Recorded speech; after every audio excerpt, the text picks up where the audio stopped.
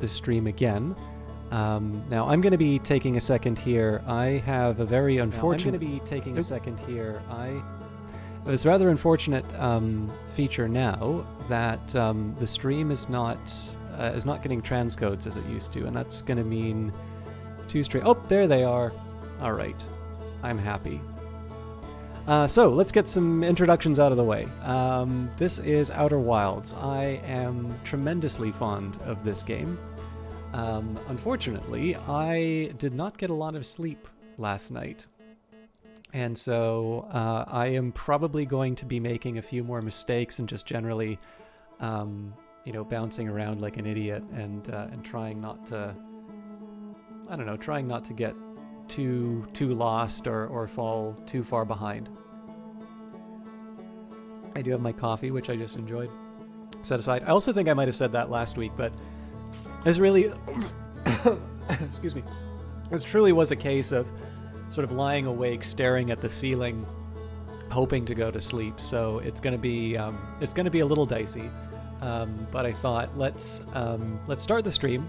We'll go as far as we can. I may not be able to go as late as last time, but it's a really engaging game, and I think it's there's always going to be another excuse not to do a broadcast, but there's something to be said for just gritting your teeth, doing the work, and trying to do the best that you can. The to my view, the consequence, like, so I need to be addressing the sleep issue on its own. It shouldn't be me sort of sacrificing some of this other stuff to get it done. Now, I think there is something to be said for the log. I probably overuse it, but I think there's something to be said for going back to rumor mode just for a quick recap of what's going on. From the last couple of streams, you can see we're starting to make all of the connections. It'd be interesting to see whether or not we are... So you can sort of see the rumors. Ever since I did that blog post where I talked about the networks of Cultist Simulator, I've definitely been thinking about networks and sort of what they mean. If you haven't read that post, some of this terminology won't mean as much. But what's sort of interesting, right, is they do color code things. So you've got, I wasn't entirely sure if the gray was supposed to mean that we'd seen everything we needed to, or if it was sort of color coding a particular path. And it looks like the color coding is basically saying, well, here are the rumors that you're investigating. And what's sort of interesting here is that when you take a look at this, graph, you get some ideas just in terms of how all of the different threads wind up connecting with each other. It used to be that we had all these little individual fragments that didn't necessarily relate to each other, and they're now starting to coalesce. And of course, I maybe haven't necessarily been very articulate, but I seem to have a somewhat more formed idea of exactly what's going on inside the game. So maybe not exactly what's going on, but I've been a little bit more forthcoming with some of my ideas. So I don't know whether or not we really want to read all of these details. I think there might be something to be said. So to my mind, we have sort of addressed everything in this little cluster. And that ultimately it's Gabbro's Island, Statue Island, and specifically the path that led us to the Ash Twin project is probably the avenue that we want to be investigating. You can also look at this sort of two different ways. You could say, well, from the Ash Twin project, there might be some connection to the Black Hole Forge, or the Black Hole Forge might be making a connection to the Ash Twin project for us. The Hanging City is obviously something on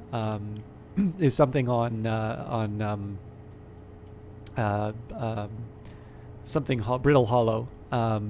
So these little almost green rumors, although not perfectly. So definitely these colors are not related to locations. Obviously Feldspar's camp is not on Brittle Hollow.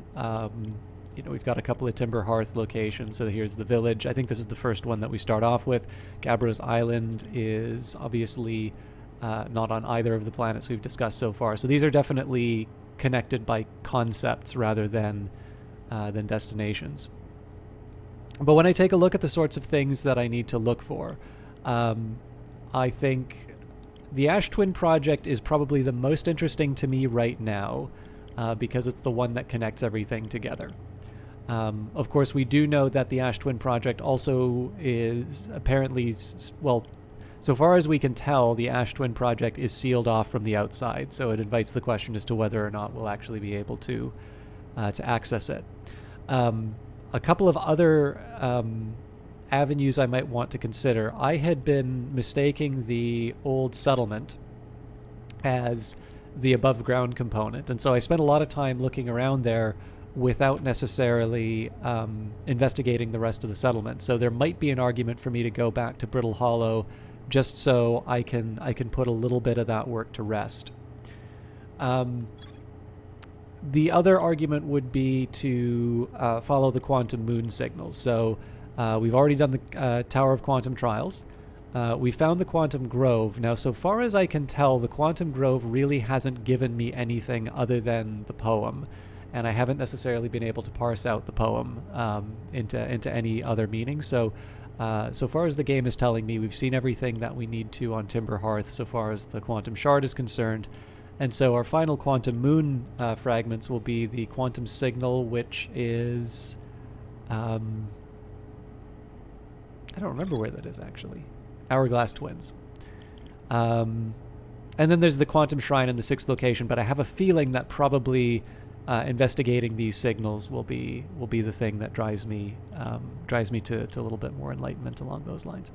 So it seems to me that we have a few different options available for our exploration. I could say, well, I've got a thread that I haven't quite finished yet, and that's the old settlement, and maybe I should take one last ride out to Brittle Hollow to finish sort of whatever I wanted to look for there. This, of course, doesn't mean... There's a whole bunch of other stuff on Brittle Hollow that I need to check out. For instance, the anglerfish fossil seems to be connected to the Hanging City. I'm going to get... I'm going to guess this might have something to do with the Forge, but I guess the Black Hole Forge has its own thread, so maybe these are separate.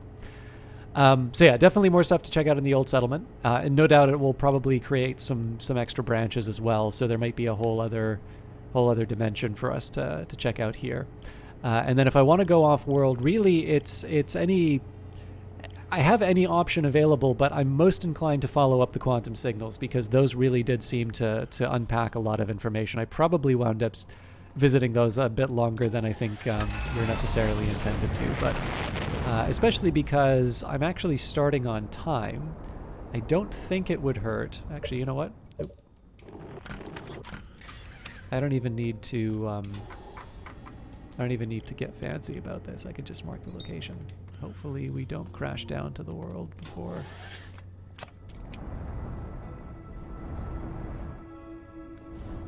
All right.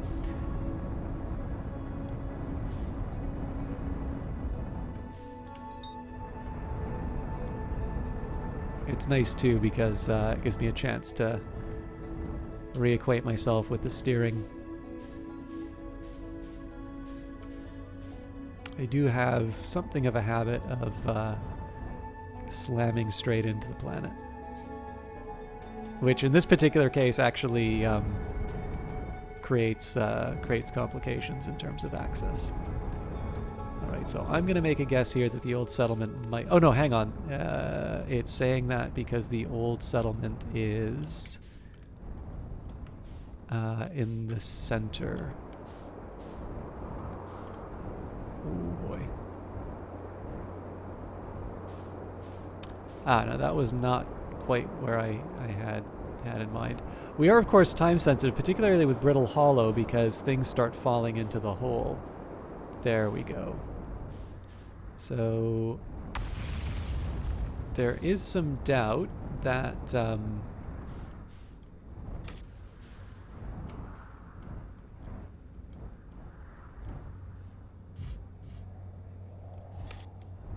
there is some doubt that I'll actually be able to get back to the ship after all is said and done. But we're an adventurer. We're not going to let something like that get in the way. Oops. It's the side with the tree that I need to be focusing on. Again, I haven't always had the easiest time getting fuel on this part of the map, so it wouldn't hurt for me to be have a little bit of a lighter touch with the boosters. But on the other hand, I also don't want to create a situation where I I needlessly fall into the black hole because I want to try and conserve fuel or something. Now there is an interesting question here, right? Which is it's all well and good to say that we haven't fully explored the old settlement, but which parts haven't we checked out? The Hanging City, I feel like we've spent some decent time in, as is the case with the gravity cannon.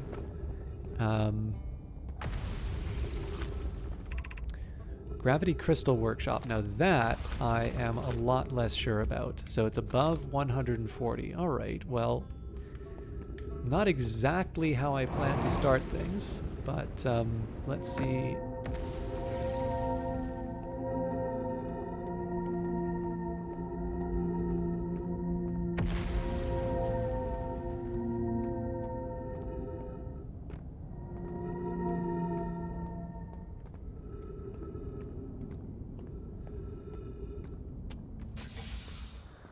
All right. You know what? I think there's going to be a slightly easier way to handle this. So the question, of course, is what is the workshop? What does it look like? So here's what I'm going to do. I'm going to put, fire the scout launcher.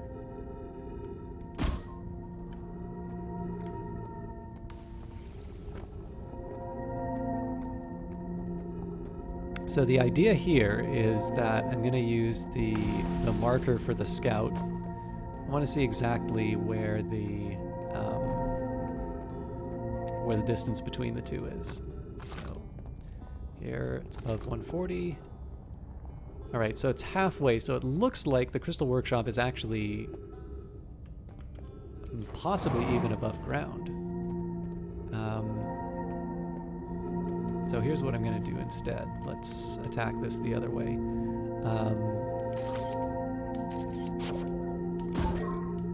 It doesn't have to be precise, but it'd be nice if I can get on the ground at least. Oh, come on. All right.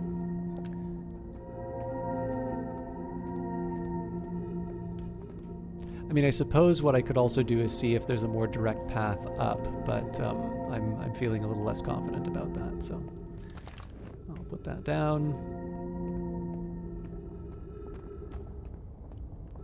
And in the best case scenario, I get right on top of the scout again, because it seems to me that saying 140 meters, yeah, that takes us to the sky.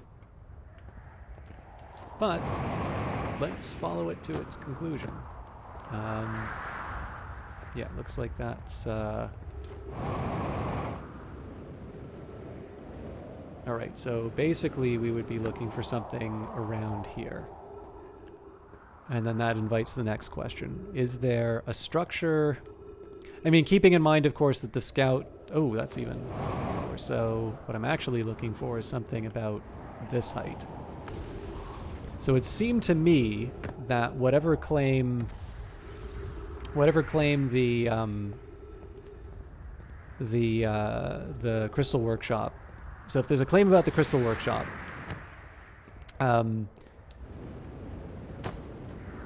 I cannot rely on the sort of the placement of the signs. If I did, then that would mean that the Crystal Workshop is in the middle of the sky. Might have been an idea for me to stop by the ship again to refuel, because obviously we're a quarter of our way through our fuel for no particular reason. Now, the real tricky part on this one is that just because the creators of this location thought something was self-evident does not necessarily mean, so it says above 140, you know, there's any number of ways of interpreting this. When it says above 140, that could mean straight up. It could mean that there was some other structure of it. Oh, this might be interesting. All right, this maybe is less interesting. So, for instance, this could be upside down. And if we say, you know what? Before I get too creative, not the gravity cannon.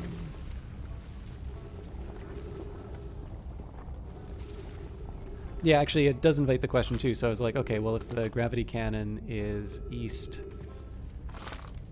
200, that would mean somewhere in there. Okay. Let me reorient myself before I go too far down.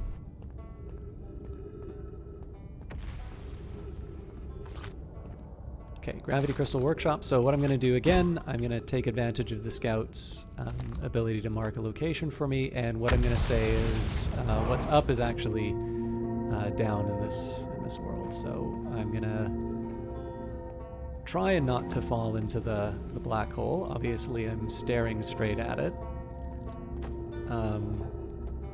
But again, here the aim is to try and just force myself to think, try and gain the perspective of the person who might have been creating that. All right, so one thing I want to try and do would be find a way to change that. Try and find a way of changing this elevator. I don't think I have the option available right away. Now, I wouldn't mind risking this black hole if I knew I had a destination on the bottom of that, but yeah, it looks like that just goes straight into the black hole. So, of course, if I follow this this idea that if I allow the possibility that the you know, what's up is down, then that might mean that the Crystal Workshop is actually in the black hole, which makes things quite a bit more complicated, because then I don't know whether or not I'm supposed to be you know, jumping in. So let's have a chat with Rybeck. Oh, you launched. That's great. Great job, you. Wow, I guess that means I've been out here a while, huh? Well, this is Brittle Hollow, but you probably already knew that. Lots of history here. It's great. What are you doing here? I'm here to see the Hanging City. It's always been my dream to see it with my own 4 eyes ever since I was a hatchling. An alien race lived in the solar system long before our species even existed. How could I not want to see what their civilization was like? Only, you've probably heard others say it, right? I'm afraid of space. Seriously, I'm more surprised than anyone that I'm out here. Do you want to know how I even got this far? I fell. Tripped over a little gravity crystal. It's dumb luck that I landed somewhere my little scout says is halfway stable instead of being sucked into what's below. I've been gauging the stability of the ground around me using my little scout, and this seems to be the place with the best surface integrity, so I'm just going to stay here until I'm ready to move on. But that's enough about me and my problems. You didn't come all the way to listen to me blather, did you? That'd be... yeah. Should I explore it here? Oh wow, where shouldn't you explore here? Not the black hole, actually. That's very no. Which is unfortunate, because most of the exciting stuff is all below the crust, including the Hanging City, which is just to the north. You can kind of see it from here. There's also this big dome on the South Pole called the Southern Observatory. You can't get inside from the surface. Trust me, I tried. But if it's like the rest of the Nomai structures here, there's probably a path to it beneath the crust somewhere. Good luck with exploring. If you learn anything about the Nomai, I'd love to hear it, if it's not too much trouble. I learned something. Cool, what is it? I found a Nomai escape pod on Brittle Hollow. Wow, so then the Nomai probably came here from somewhere outside the solar system. And if they must have been in trouble if they launched their escape pod. But what kind of trouble? And where did the escape pod launch from? I'm so curious. This is an amazing discovery. I hope that we find out more about how and why the Nomai arrived here. I saw the old settlement. Isn't it amazing? Hard to believe the settlement is still standing, but there it is. Really makes you appreciate living somewhere like Timberhearth, you know? Somewhere that isn't being constantly bombarded with meteors and rocks and stuff. Yes, actually, I was just thinking, but I'll move on. I saw the Hanging City on Brittle Hollow. You visited the Hanging City? Oh gosh, how was it? Was it amazing? Was it beautiful? Was it scary? The Hanging City is where the Nomai settled permanently on Brittle Hollow. It was their most advanced settlement here. They chose to build their most advanced settlement so close to a you-know-what is beyond me. Maybe that kind of thing makes sense to the Nomai, though. Maybe they needed the black hole for something. Found a Nomai writing about a quantum pilgrimage. Uncle Cranky, how are you doing? A pilgrimage to the quantum moon? The Nomai mentioned the quantum moon in a lot of their writing, so it was clearly special to them, and special enough to make a trip out there by themselves. It sounds like a coming-of-age ritual, like how hatchlings stay hatchlings until their stomachs are strong enough to drink sap wine. Maybe once a Nomai journey to the quantum moon, they were considered an adult? Okay,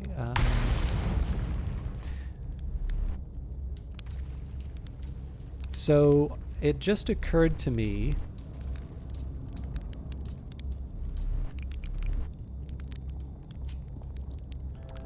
I probably should have been a little more thoughtful about the old settlement.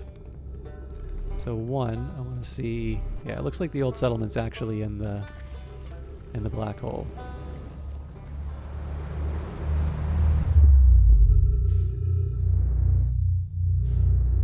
Oh, no, it's not. Well, I blew it.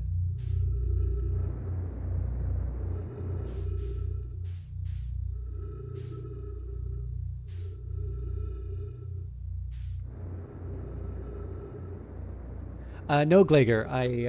I started about, well, 20 minutes ago, but obviously there was a little bit of the debrief and what. Oh yeah, I don't need to tell you guys when I started because Twitch reports that now. I really just did a little bit of a recap. I think I said this last week, so I suspect I'm starting to strain credulity here. But I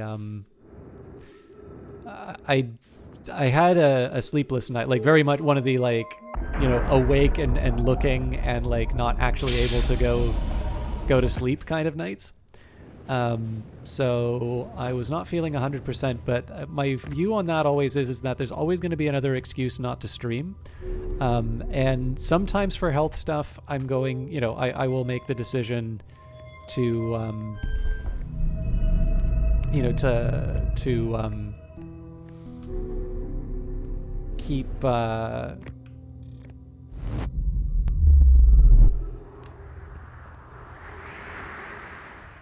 keep from streaming just because I think in the long run it's better for me not to tempt fate. But in this particular case here, it's like, well, if I didn't get enough sleep, it doesn't show runtime. Oh, sorry, yeah, I should be considering that. It does look like we've got encoding options though, so I'm happy about that. It only took us a couple of retries. I am rather surprised I still have my ship. So we're getting a little bit close. I mean, there is the question as to whether or not there's any value in still exploring here. But I will take a minute to refuel things. I don't think we've suffered any damage yet. No.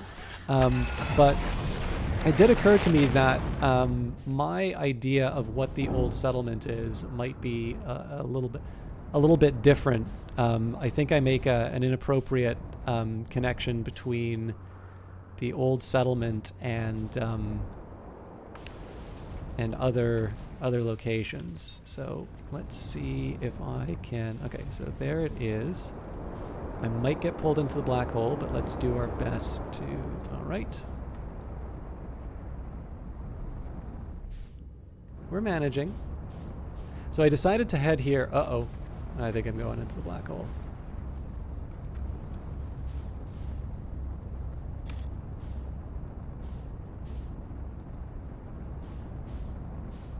I mean, then there's the whole question of how I actually, like, get on any of this stuff. This will be something to try for the next reset for sure. Oh, you know what? We might make it. Right. Yes. Okay. So this is the mistake I was making. The old settlement is, in fact, I mean, logically, this makes total sense. This is just me being a bit of a dummy. The old settlement is, of course, where the escape pod is, and I think given how red that sun is, let's hop out and do our best. But yeah, so I decided on this as my first exploration location.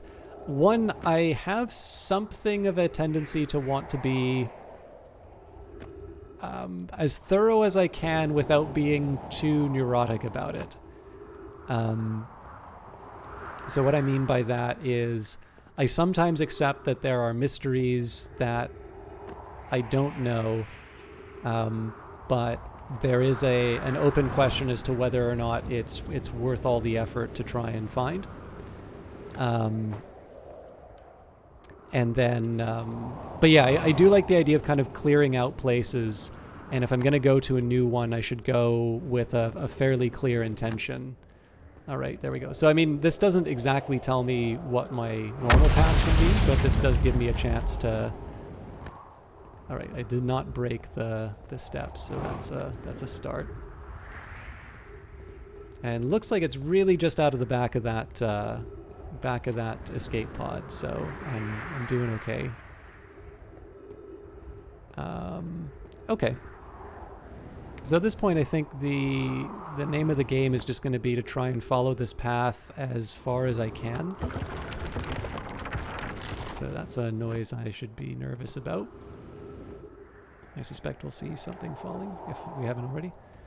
And yeah, at this point, I'm just going to see if I can find the item that I'm missing. Use caution. A black hole sleeps below. You must not slip. Good advice.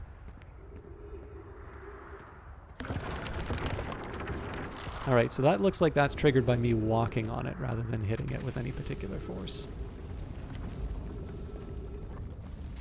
So I can definitely see why the game is telling me that I have not explored the old settlement very thoroughly. This is always one that we've sort of looked at. In fact, the circumstances under which we check out the old settlement are almost identical to how we're checking them out right now, where we know we're near the end of the timeline.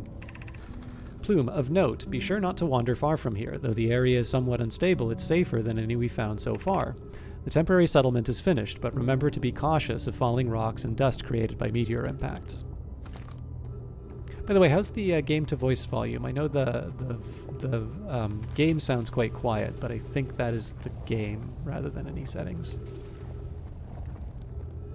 Now, I believe I have read this stuff, but again, if I keep looking at everything and saying, I think I've read that, I've read this now, I'm not necessarily going to make any progress. So let's just take a second to smell the roses and make sure we get what we need. Thatch, this knowledge is too dear to lose. Here is everything we can recall about the signal we encountered while aboard the vessel. The signal looked like an eye, round, with a circle at the center, much like a pupil. Suppose the signal was looking for something. The signal was older than the universe itself. This is the most significant detail. No, my clan has ever encountered anything like it. How can anything in the universe be older than the universe itself? Imagine what a rare and profound knowledge it might offer. We must find this eye of the universe. Hello, Midori Musha. Can't stay, but wanted to stop by and say hello. Hello! You know, Midori Musha, I remember back when I said, maybe you preferred to be called Midori, and you said, if I did, you would shorten my name. Now, I notice I haven't changed the way that I call you your name, but I don't necessarily think you've held your end of the bargain. What changed? This is what you get for not staying in the channel. You get the 3rd degree. How dare you?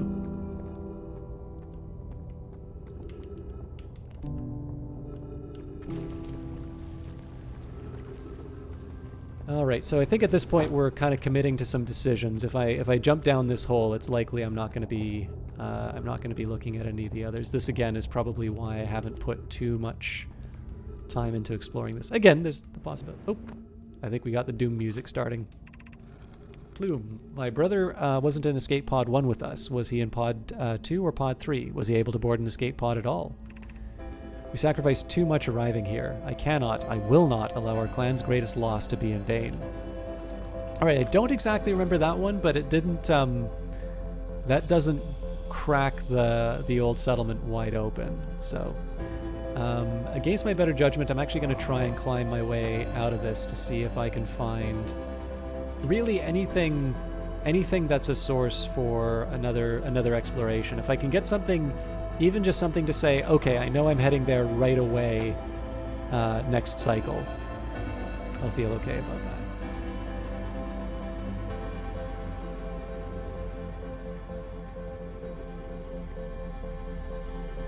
Have a good night, Midori Misha.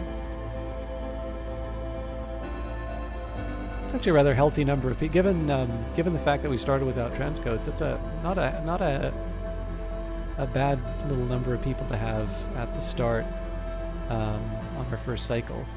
It's kind of nice because, you know, all the intro fluff while I'm warming up and all of that you know, that gets missed. There aren't too many people who have to endure it if they don't want, but they still get to experience the game. All right, I was kind of hoping to see what's on that other level just to see if it's... All right, we maybe haven't seen this. Oh, went away. We can hear the other escape pod's distress signals, which gives me hope. Foley, are you still here? I am unsure how to survive in this place without you. I'm unsure how to be me without you. Uh-oh.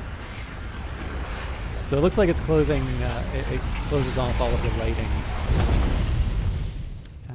at the moment. I'm going to enjoy some coffee before we start the next timeline. But that was kind of a warm-up. That was just to give me an idea of where we need to go. But it's pretty clear that there's stuff we haven't checked out there yet. So that's where we're going to be spending our first little time. Again, I do plan on doing a full stream, even though I'm obviously quite tired. One of the things I'm worried about being tired is just missing some of the stuff that I had talked about before, or not. I gotta get my coffee down. You know, missing out on some of the stuff I'd checked out before, or what am I trying to say? You know, just being a little more foolish. Oh wow, I think that might be a scout. I've never seen that so clearly before. So I don't think there's any new rumors from that. Yeah, so this is basically where we're heading. I'm not so much... I'm really interested in the HUD, but what we're doing is following through on this. And one of the reasons why this has not been properly accounted for is the fact that I keep mistaking it with the more permanent settlement, the Nomai built.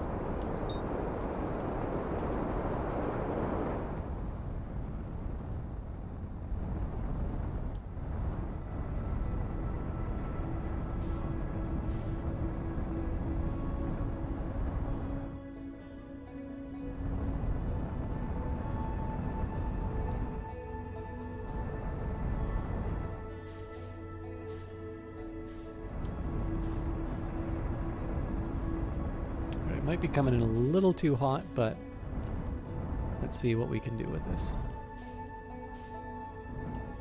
No, I'm just being a big baby. Alright, so let's see. Yeah, we should be able to get a little closer to our target. Again, the prospects of being able to keep my ship are a little more doubtful, but we'll carry on.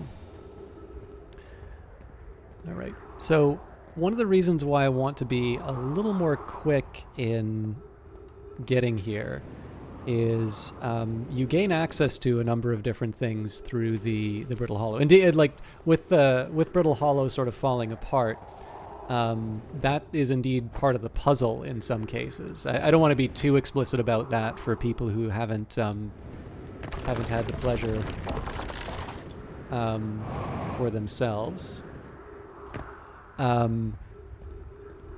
So my plan... This is a neat little thing, by the way, the fact that some of these will collapse.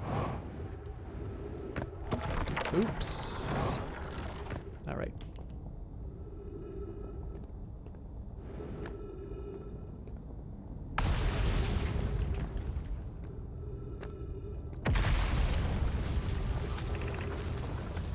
Yeah, so back to where we were before. Anyways, yeah, so I wanted to just be really clear on what my path and what my priorities were. Now, this might be interesting to follow. Let's just see. Given concerns about our settlement stability, where should we construct a new, less temporary shelter? We need to stay close to the escape pod so Felix can monitor incoming messages. We can't be rescued if we aren't present to respond. I don't believe anyone is coming to save us, Thatch. Now we must save ourselves. I agree. We're here because the eye signal called us and we followed. But if we're to find it, we need to not merely survive, but thrive. This is a wise point, Plume, and eloquently made. If moving to the northern glacier will keep us safer, then that is what we should do. I believe we should migrate to the northern glacier. Building beneath the crust again would shelter us from the volcanic moon's eruptions. What if we use gravity crystals to craft a stable path? So I suspect this doesn't necessarily get me anywhere I haven't seen before, but it's interesting enough and it's beautiful enough that I want to see for myself. Now, if memory serves, we went to a similar location before, and it sort of had the ghost matter. That's got to be a little hair-raising when you go between the gaps. So I suspect this is going to be taking me to places that I'm already familiar with. But,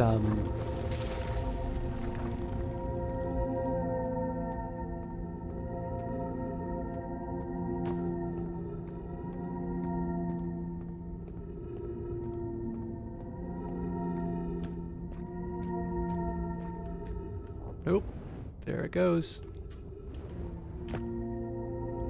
Alright, so I'm curious if that's a permanent path to... How you doing? Or sorry, not how you doing. Yes, it's a creepy ice cave that possibly just made me trip up. Well, okay, you know what? As long as I keep my head, let's see where this goes.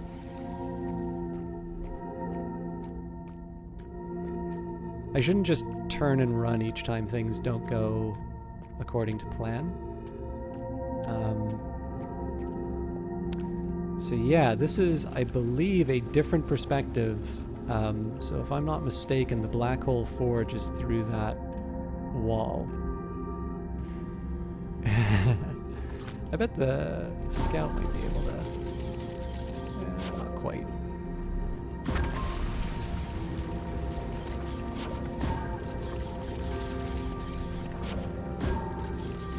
Yeah, that definitely looks like it. I don't think I'm going to be able to, like, land it on it, but... now, I'm not really willing to do the full, like, YOLO jump to it. I'm going to see if I can find a path back to the old settlement. Because, again, the important thing here is that, other than the Black Hole Forge, it seems that all of the other locations have been resolved. And I think it would be very useful to learn whether or not I'm able to sort of reconnect with these other locations. So I believe this should get me back to the old settlement. There we go. It might even be that I just have a straight path to that, and I had an unfortunate a little misadventure in terms of where I put my steps.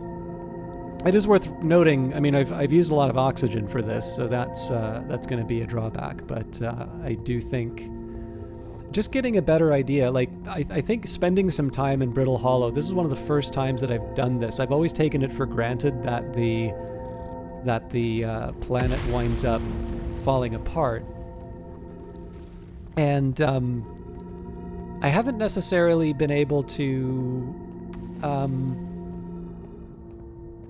I haven't really been able to like stop and do a proper investigation of it. So getting little bits of information like this. Now again, I don't think this is going to be the sort of thing that goes into the logbook, or that I say, oh well, you know, this just blew it wide open, you know, I don't have anything else to check out here.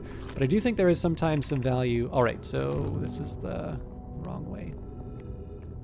I do think there's sometimes some value in just taking a moment and orienting myself, particularly because once everything starts falling apart, it doesn't hurt to say, okay, here's a little spot that I thought I wanted to check out, but I didn't want to commit like the whole journey to it.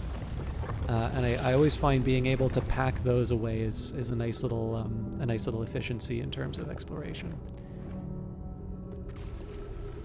I mean, again, it's like Dark Souls. There's something very liberating about knowing that you're probably gonna die, and that you just get as much information as you can from each run. But I won't get too reckless with my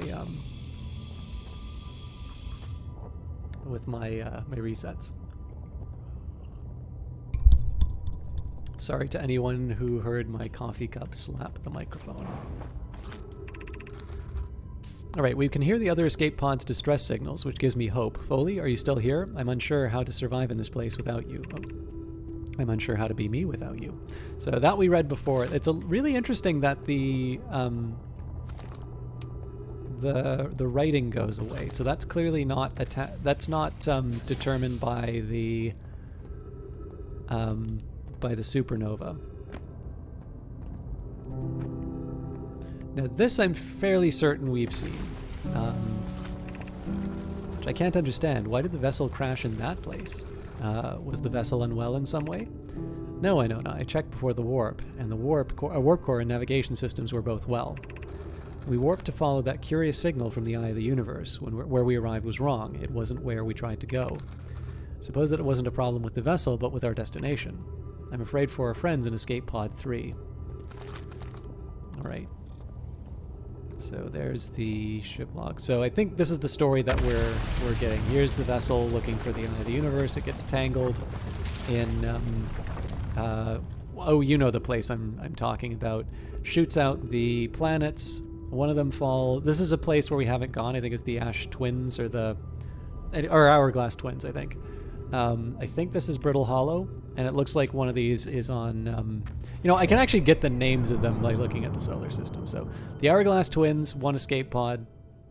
We've got one on Brittle Hollow, and then, oh, that's the white hole. Dark Bramble, that was it. Now, it's possible we've seen everything we need to here, given that it said the ship log is updated. But again, why waste an opportunity to investigate? So I want a little more... I think I want a little more certainty that I've checked everything. And of course, the drawback here is it's really easy to get turned around with all of the steps. So there goes one of my walking paths. I might have actually closed the option of being able to go back up. It does say the old settlement's not too far away, but it's a long way down, and it's not so obvious what the path up is. Let's not give up, though. I'm actually doing pretty well as far as fuel is concerned, so yeah. I shouldn't take the weird geometry, or I don't think geometry is the right term, but shouldn't take the weird structure of the settlement as a signal I can't go anywhere else. All right, so this is the landmark for the old settlement. I believe if I go this way, and then this should give me the introductory plaque. The one that says, watch your step. Yep. So I'm feeling reasonably confident in what I've got here. I believe this is where we just found out about the survivors and whatnot. And I think if we move back, yeah, there's the plaques right there. So we know that when we head down the path to the eye of the universe, we can ignore the left-hand side. Now, I think we've already checked out the right-hand side. We've definitely already gone in here. Less obvious as to whether or not I've checked out... Well, it looks like I have checked out below, looking at the state of the writing. But again, I'll just take a quick second to poke around these areas. I don't think we should see anything new. But again, given that we're probably getting close to the end of this cycle, I'm not entirely sure it would hurt to...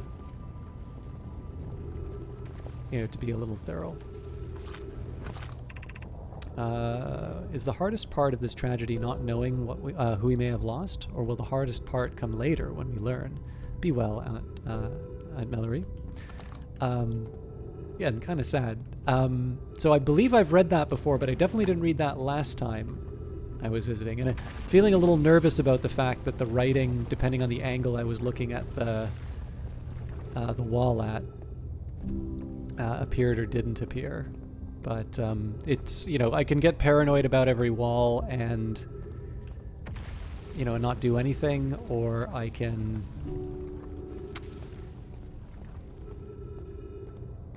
I can just say, you know, I'm doing my best. I'm trying to keep aware of anything that comes up, and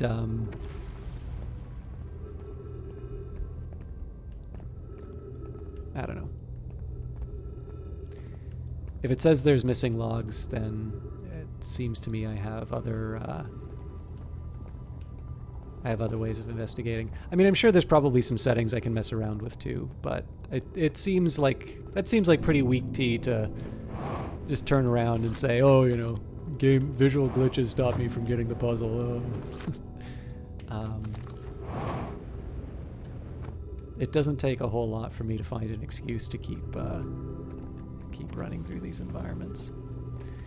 My only regret is it's kind of hard to see if there might be another area for me to check out. So I think the only real sort of hanging item, and even then it's not a mystery, right? Because I mean, it's dark bramble. I guess the model is dark bramble. You know what? Let's see if I can get back to my ship. I actually think I've seen what I needed. Is there an actual goal in this game or just exploration? You know, this is Twitch streamer bait. It's actually designed to seem like there's tremendous significance, when in fact what it really is it's a very convenient vehicle for me to just sort of project my opinions and keep people on the hook. It's kind of this honeypot for discussion, where everybody like gets so invested in the mystery, and it gives just enough hints that there's something actually going on that you want to see it through to the end. But you know, like certain TV shows, it never really pays off on the whole mystery thing. No. Real Outer Wilds, the friends we made along the way, yeah. To my understanding, this is supposed to have a very a real showstopper of an ending.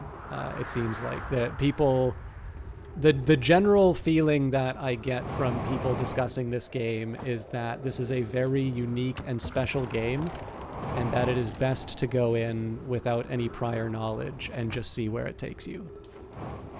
Which is obviously a big claim, right? Because how many times do people say that to you? You know, it's like, this is like television all the time now. You haven't seen Game of Thrones? Oh my God, you haven't lived.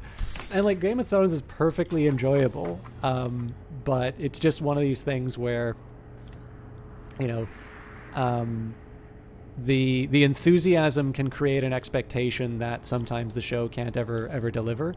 And so I've actually really appreciated that people who have advocated for the game have said, it's something very special, I think you will like it, and I encourage you to go in without any prior knowledge. Sorry guys, I just gotta, I need to get my pencil. You'd recommend watching the first 4 scenes of Game of Thrones only. That's where they stick to the books, and it's great. I mean, I enjoyed, I guess I saw 3 seasons of it. I know a couple of people who worked on it. But the guy who shot the Red Wedding, actually, I think he was brought on like as a special director of photography. So I saw that, whatever season that was. But I mean, there's just so much. I was talking about this with someone the other day, actually. Like, I really like movies, but I've been rewatching a lot of older movies. And just one of the challenges I have now is that there's so much. Like, with the streaming wars alone, there is a ton of very high quality material coming out. And I used to kind of be able to claim that I'd sort of seen, maybe not everything, but I'd seen a lot. Like, it was hard to stump me on like on a movie night. It used to be the thing where somebody's like, oh, you know, it's the guy with the hat, and you know, he walks in, and I'm like, oh, you mean Blade Runner? And like, yeah, Blade Runner. I don't think anybody has a hat in Blade Runner, so that would be the bad example. But like that, I used to be that guy. And the problem is that I am that guy if you talk about older movies. But if you talk about anything on like Netflix or Amazon Prime or anything along those lines, I probably haven't seen it. So.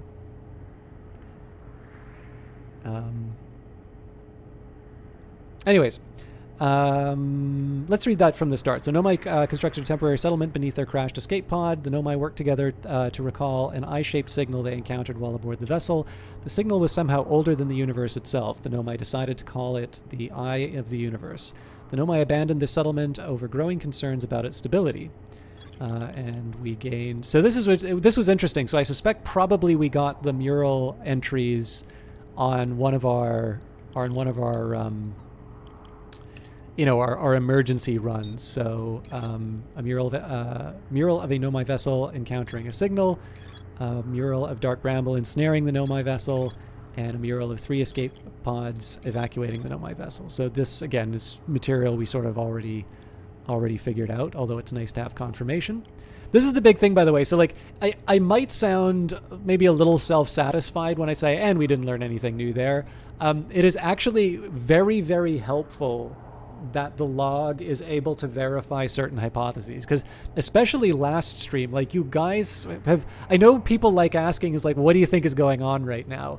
And the problem is that I feel on the spot when I get asked that, I am a little conscious that people want to, so I try and give voice where I'm like, okay, so here are some possibilities I'm thinking of. So, like, the whole question about the eyes, right? You know, Harthians have 4 eyes, Nomai have 3 eyes. The Eye of the Universe is a single one. Does this imply that humans are some point in between? Now, there's nothing else in the structure of the game that really suggests that. It just happens to be that 2 eyes at the moment is a representation we don't have. I mean, it does seem fair to say that the Nomai are more advanced than the Harthians, and that the Eye of the Universe is more advanced than them. So, you know, it would be hard to say that humankind has surpassed either of these species in their capabilities. Though, of course, that also leaves room for more of a meta point of view, which says that it is the player, and of course the player who is figuring things out. The Eye of the Universe obviously has omniscience, but the player is the one who's able to take the benefit of the memories and the intuitions that they draw. And so the 2 eyes are present in... They're present in the game, but in the sense of the person who's controlling things, too. You've read Orwell, 4 eyes good, 2 eyes bad. But yeah, so like, this is the big thing. It's like, I can throw... It's very easy, as the title of the stream suggests, it's very easy for me to throw out hypotheses. You know, it's a Barmy theory generator. And I love it for it, right? It's neat to try and piece together the different puzzles, both in the sense of moving around through the environment and trying to solve the puzzles that way, but also trying to piece together the fragments of what's going on. This is, of course, the sort of thing that I liked about Cultist Simulator. But... I think, you know, it's one thing to generate a lot of hypotheses. You have to test them at some point. And the inclusion of the log, even if it's not necessarily super informative in terms of saying this is the next place you need to go, at least for me, like, I kind of like leaving that to myself. I do like the fact that I'm able to sort of prune some of the more extreme thoughts, or the ones that aren't very harmonious with the information that I have. Anyways, the vessel. The Nomai warped to the solar system in a spaceship called the Vessel. They were attempting to follow a signal from the Eye of the Universe. The vessel crashed somewhere in Dark Bramble.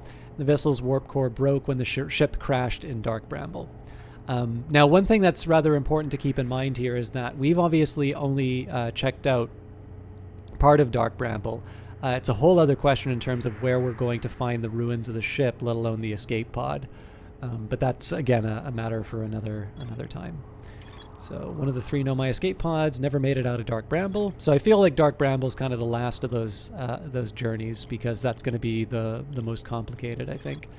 And then one of 3 Nomai escape pods landed somewhere on the Hourglass Twins.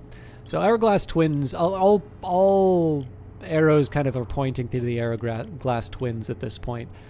There is a little bit of an argument for, where was it? The Black Hole Forge. So the Black Hole Forge is suspended below the Hanging City. I found a switch in the Meltwater District that raises and lowers the forge. The Black Hole Forge District is the highest district in the Hanging City.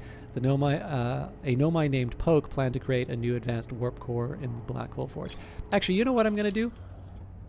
This probably is a little optimistic in terms of my speed. I think I'm going to go back down to the old settlement, and I want to see if well, I don't think I'm going to be able to go to the settlement now. You know, if I committed a little bit more, I probably would have been able to do it, but...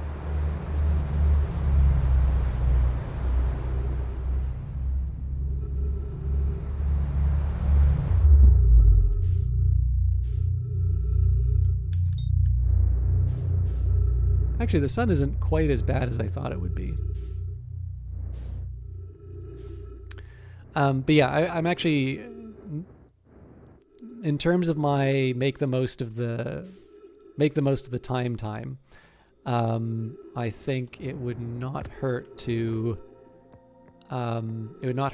try. Oops. It would not hurt to try and get to the Black Hole Forge. I've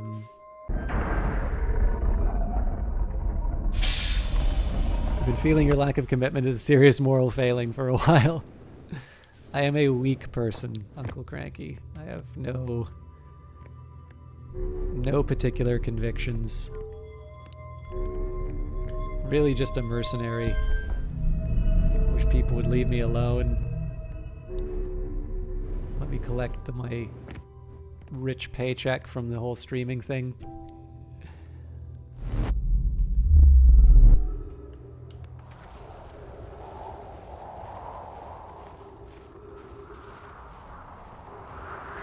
All right. I'm not feeling too confident about my ability to, you know, to be honest with you, actually, I'm not 100% sure. Oof. Could have been a little more careful there. To be totally honest, I'm not even sure I know how to find the old settlement again. I definitely can't look at the rumors. So let's head to the ship. The ship will at least get me a start. Also give me a health pack.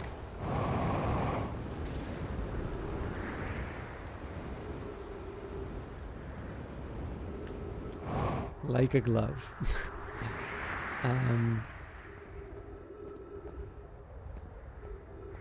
Okay, I want to see if I can follow those crystals to a... let's see if I can follow those crystals to the Black Hole Forge. Again, this is 100%. I accomplished what I wanted to here. I'm now going to try and, you know what? I think it's better that I use my ship at this point.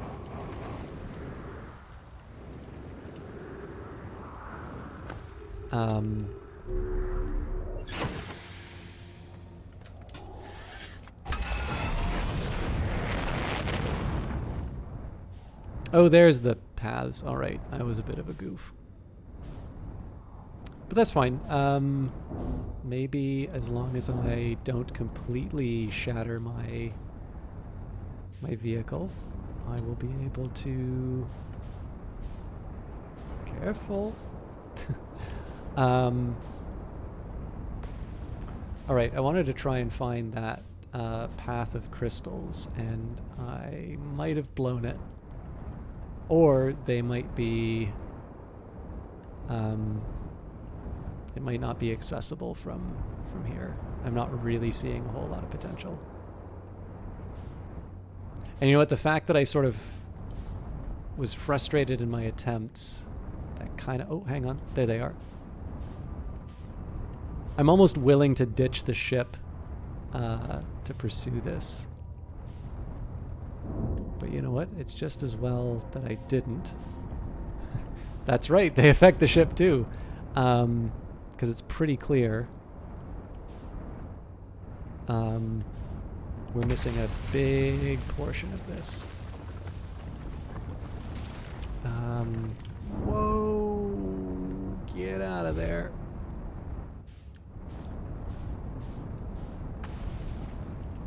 Do I even have anything I can still access? Yes.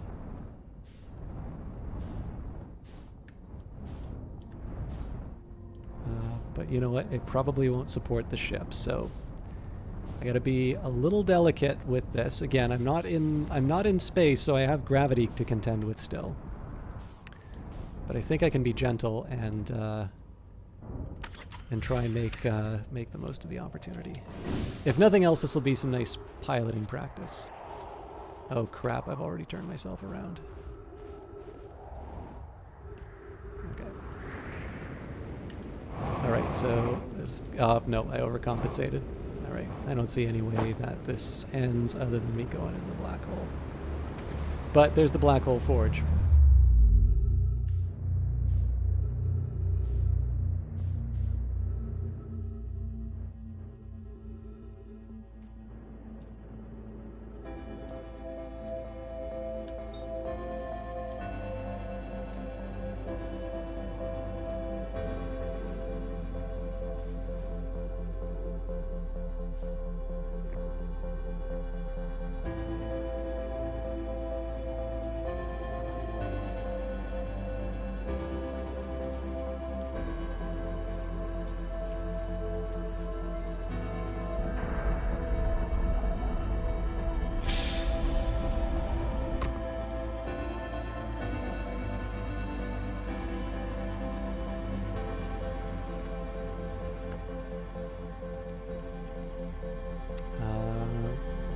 It's pretty optimistic to think that we're going to get there in time, but we'll at least watch it. Need some moral Metamucil. Need to inject my morality, much like your AFKs during your streams, right, Uncle Cranky? By the way, I should have said this earlier. Oh, that just takes me straight out of the game. Uncle Cranky was here right at the start, but I didn't talk about him. Uncle Cranky, I've been delighted to have Uncle Cranky in the stream, particularly with this game. I really enjoy Outer Wilds, and it's neat to be able to share this experience with him.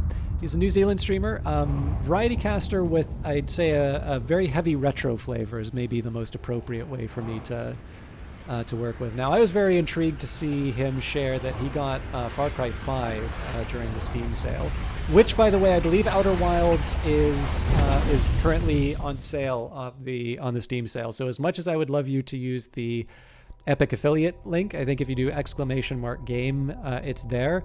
But I am willing to guess that it is more likely that Outer Wilds will cost less on Steam. And again, the intention on these sorts of things has always been to share. Yeah, exactly. And I know Outer Wilds is new on Steam, so they might exercise sort of a different pricing strategy. But I wouldn't be surprised if this thing is on sale because, I mean, if it's no longer an Epic exclusive, that means it's been a year since it's been out, and traditionally you see games go on sale.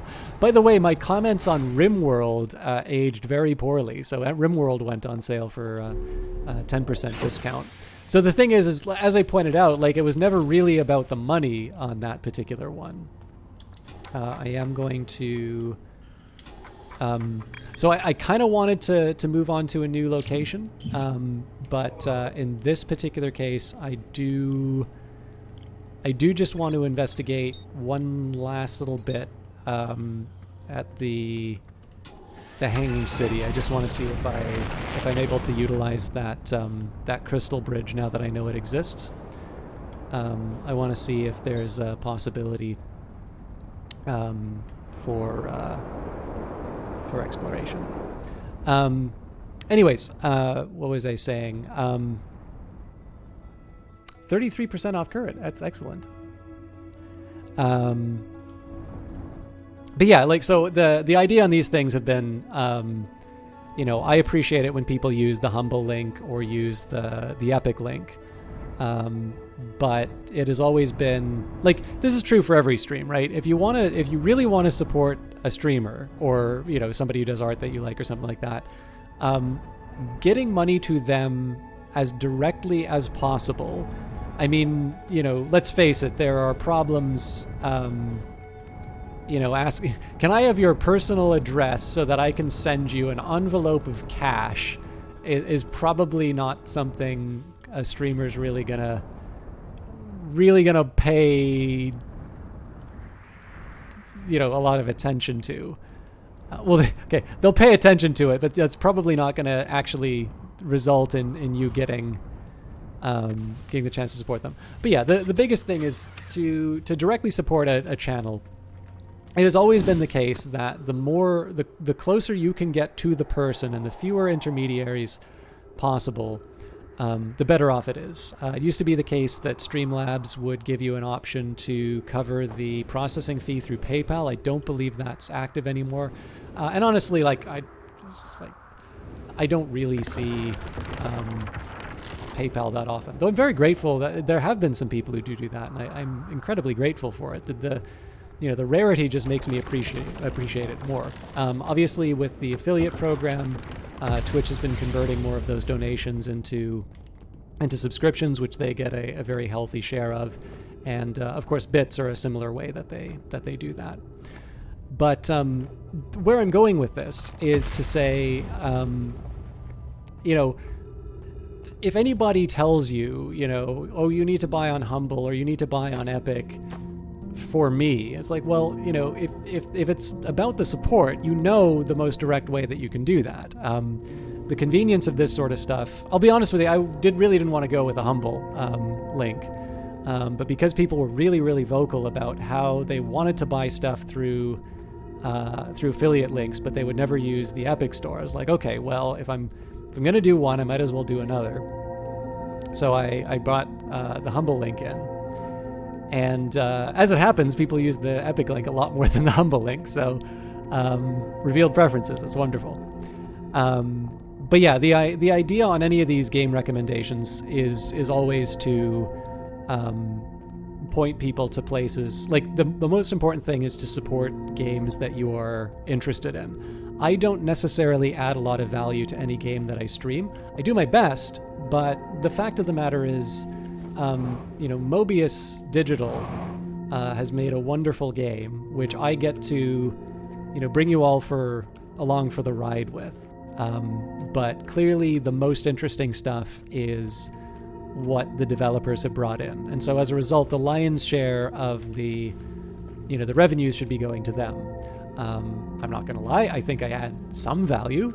So it'd be nice, for me to get a little something for my trouble.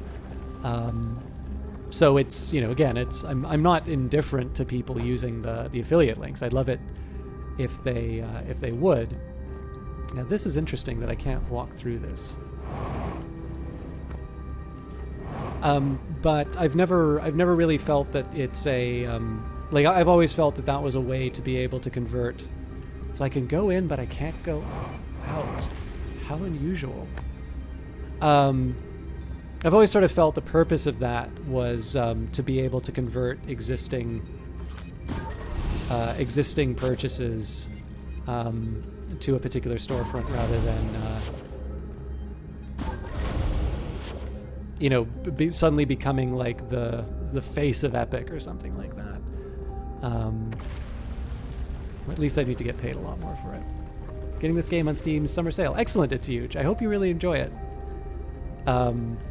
Also, I didn't know it was a 33% discount. I think that's I don't actually know exactly what that makes the full cost, but I think 33% off for a game this recent is a pretty sweet deal.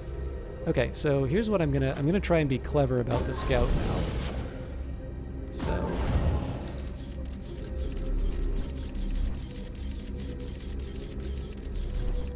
I'm mostly... Okay, so let me just orient myself. First of all, I gotta find... Oh, interesting. I'm trying to find me.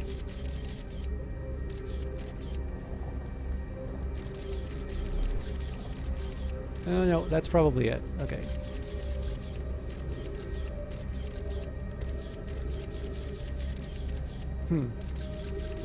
Is there really no other way I can... Ah, yes. Okay. It's a little inconclusive, sadly. I'm trying to see whether or not I can do something heroic on... Well, you know what?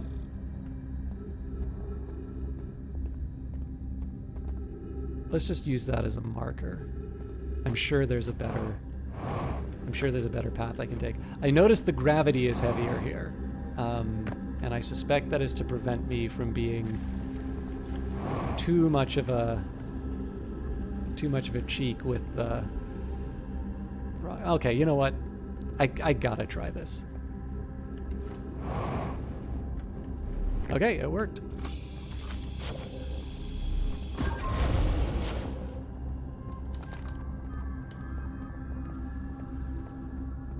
I did totally lie when I said that I only wanted to, I only want to check out the old settlement, given the fact that I now have a chance to check out the Black Hole Forge. It seems pretty cool. Oh, okay. I see what's going on here. So I raised the Black Hole Forge. Well, no, that doesn't exactly work. Oh, hello.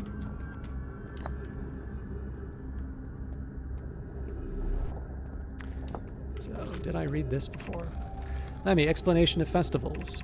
All the Nomai clans from all over the universe meet in one place and share what they've learned in science and art. It's called the festival. We can't go because we're stuck here, but Felix says we used to go too. At some festivals, one clan's big discovery can mean all the Nomai get to advance too, like Anona's warp core, which made it so everyone can warp long distances and explore more. Each clan has a festival envoy to show their most interesting work. Our envoy was Thatch. A single festival could last a long, long time. Okay, all the Nomai clans from all over the universe. Okay. Don't forget, festivals happen every 10 years. All right. So I feel like that's setting something up which will be paid off later. For now, I'm just going to take this out. And it's clearly information we didn't see before, so... Solanum, formation of this universe. No one knows how this universe was made, but one thing we do know is everything used to be very hot and very dense, tightly packed together. As this early universe expanded, it also cooled down. Once it had cooled down enough, particles were able to group together and form things like galaxies, stars, and planets.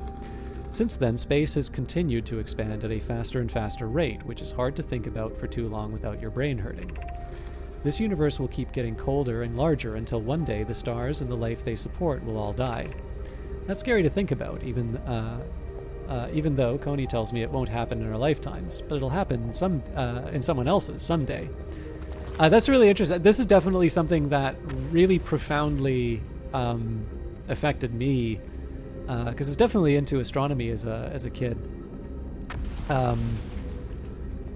This prospect, and it was so interesting when I finally read Bertrand Russell on this, and he was talking about people's fears along these lines and how they said that's not really what they're worried about. They're worried about something else. And I was kind of thinking to myself, I was like, no, I'm worried about that. Like this is a thing. Like, you know, it's. I realize that it does not affect me directly, but there is just something about the idea of,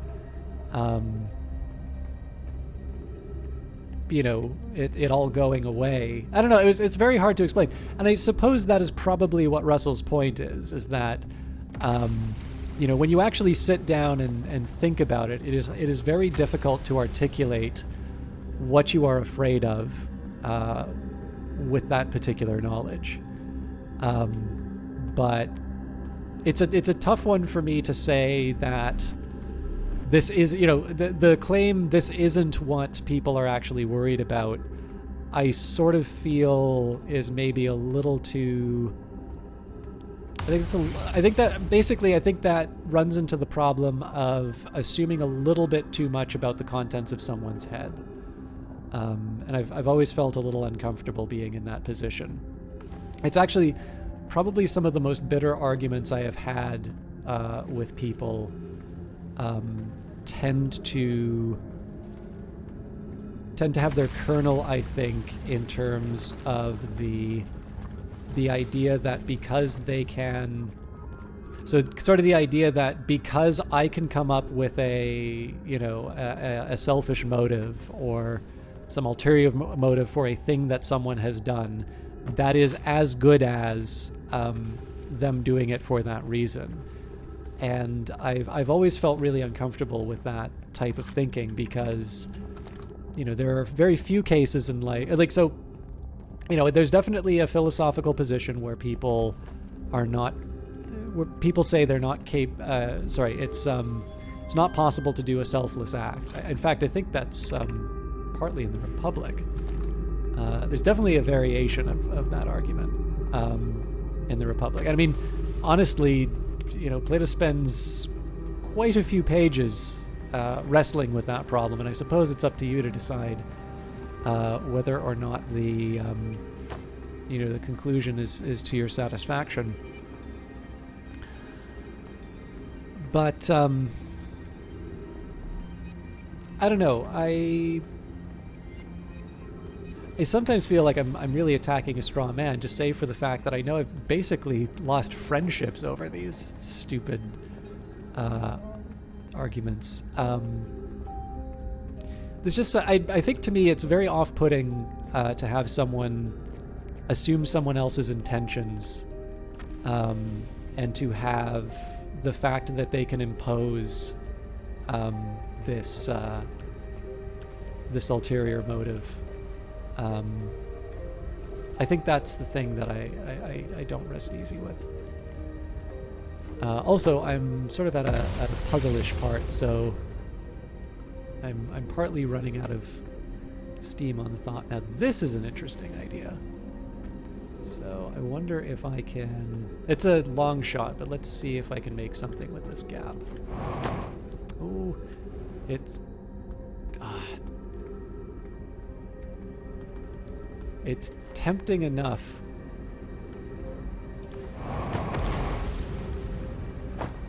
Thing is it costs a lot for me to...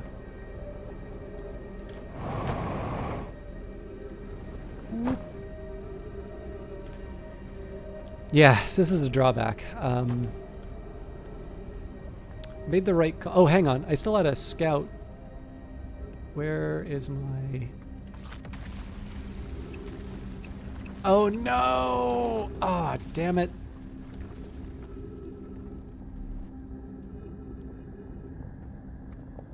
I'm trying to remember where I put the damn... or where it came from. There was that ice path that I followed.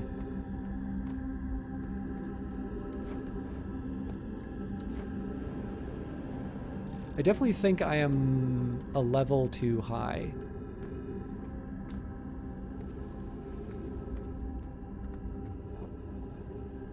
Screw it.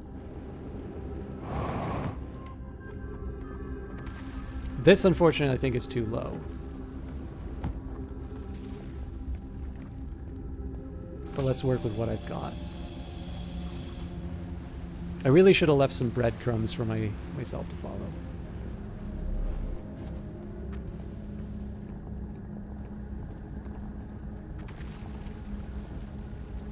I'm pretty sure I will have read anything in this scroll, but I'll bring it along. I feel strange trying to recreate Anona's warp core without him. At times, it still feels strange to no longer be his very young apprentice, and for the Black Hole Forge to be in my care and not his. Hypothesis. This will always feel strange. Even though my time with him was short, I miss my old mentor and deeply. To have the chance to try is thrilling, but I don't want to disappoint everyone. I think I can do this, probably. But what if if excitement has clouded my assessment of my own abilities? Was I wrong in volunteering to build it? I was born in this star system and never saw Anona's warp core with my own 3 eyes. I only know what he taught me. But what if I've bitten off a larger portion than I can consume? I really love the Nomai's. This is I know this is a technique that people recommend for memorable writing, which is to recast cliches in new terms, and it's like it really does not require too much thought. Like, I think you can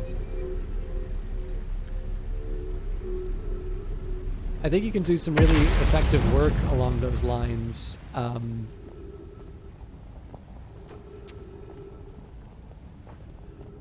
You know, I mean, to me, the biggest advantage of that approach... Oh, I've really gone into... I know I've been here before. The question is, what do I do with this information?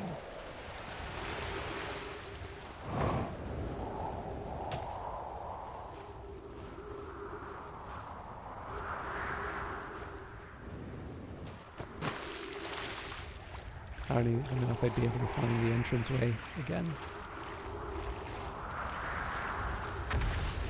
Swallow the running water. Okay, well, you know what? Let's run back in. But yeah, so just to recast a cliche in new terms, I think one of the reasons why that is, I was going to say rhetorically effective, but I suppose that's more related to spoken.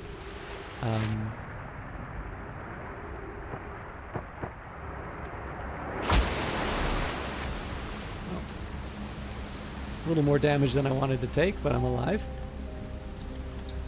Of course, I'm back where I started, so... Solution 1, we could retrieve the warp core from the vessel.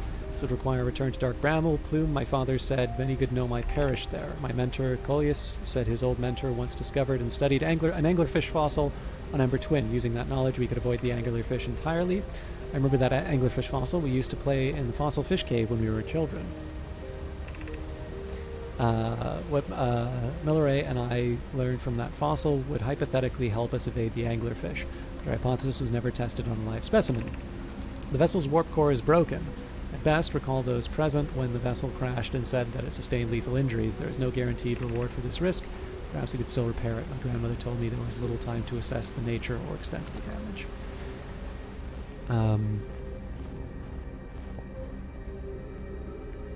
So again, the aim is I gotta go up there.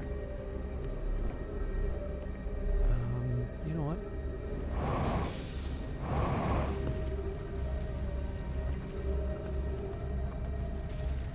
All right, I found my way back.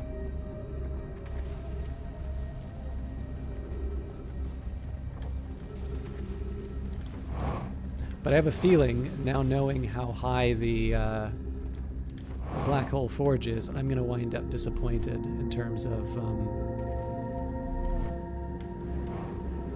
I'm going to wind up disappointed in terms of just how far I can go with this, because this is a lot lower than I thought it would be. You know, these things weren't so insistent on me coming up last time. Alright. Again, the last thing I want to do here is wind up in the black hole. That's going to be a big waste of time, so... Oh, come on.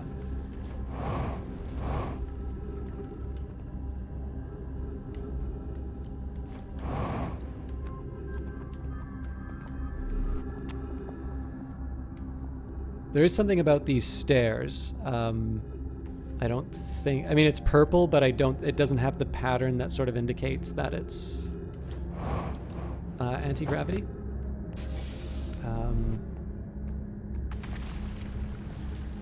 Might be worth a try if I find the opportunity. But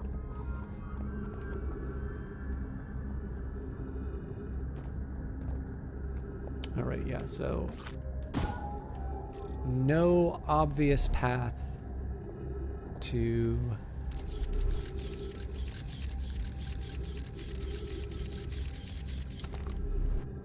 the upper portion. Obviously, there's a big question in terms of how... So, here's a way I could test that, right? This is the same color as the other part of the stairs.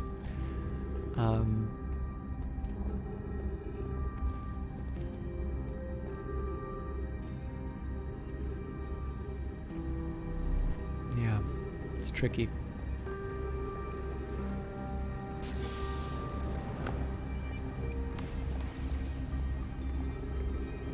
I think the biggest thing that I'm running into is that I don't have... Oh, this is going to hurt. All right. I don't have the clearest idea of the path that I'm supposed to take to get up there. And I should really be... What I should really be trying to do right now... That's so interesting that this gets blocked. There's got to be something about the collider.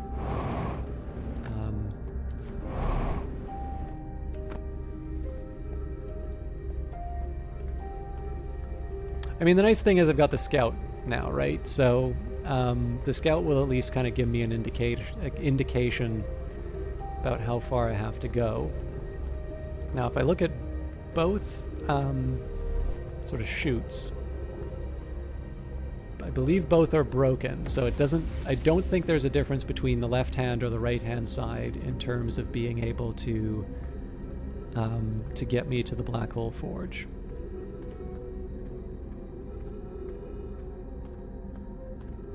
So essentially, this is the end of the line here.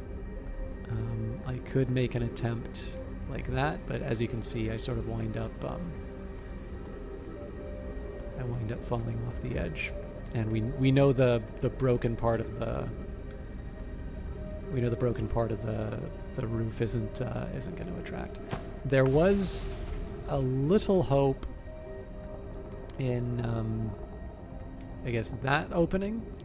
I suppose there might be something about here, but I'm not entirely sure what kind of heroism I'm going to need to, so, like, here's an example.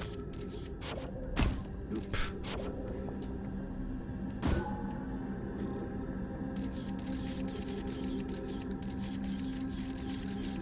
Right, like, I gotta find some way of flying 77 meters to get onto that. What does interest me, of course, is that thing. I have a feeling this is the key to this location, and the challenge, of course, is I need to figure out exactly where the other part of that teleporter is. Given the fact that we're kind of at the end here, let's just see. Yeah, that doesn't get me anything. It gets me close enough to feel cheated.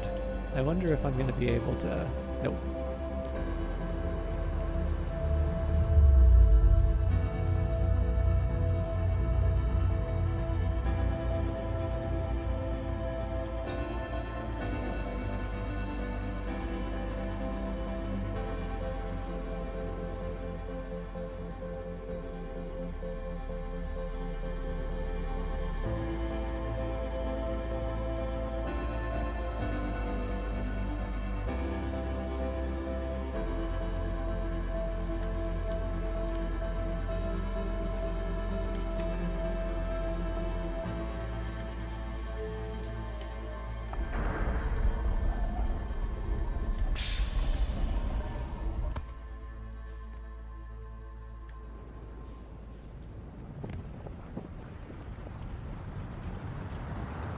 So, like, this teleporter, I don't think is ever going to take me...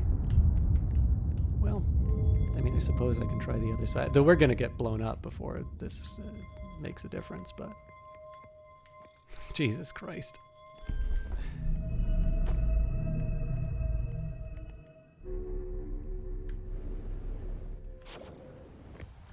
Yeah, so our destination doesn't exist anymore.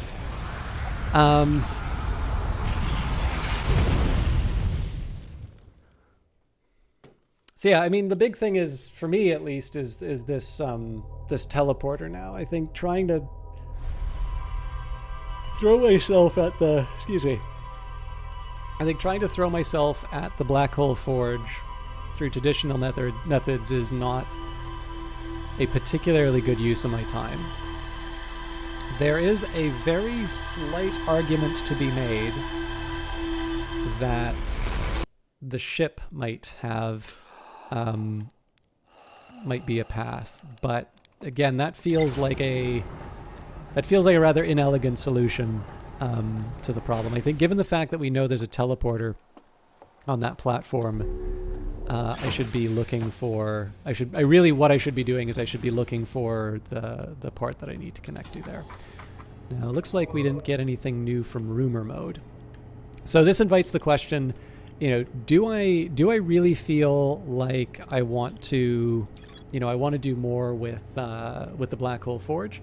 It seems to me that there's really not a strong argument for me going back there right now. What I'll ultimately accomplish with that portion of the timeline is, I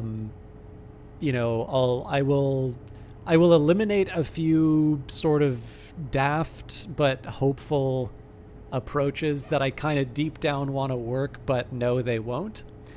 And what I won't be doing is looking for the other half of the teleporter. Now, the one challenge is that I haven't really been looking for teleporters. And so there's a small challenge in the sense that I, in my, I guess, given my focus on other areas, it's possible that I've already found the place that I need to go to access the Black Hole Forge. It would seem to me that given the somewhat tight timeline that I have, I think it would be unreasonable to say that, I should be able to go from the forge control to the teleporter in a matter of minutes.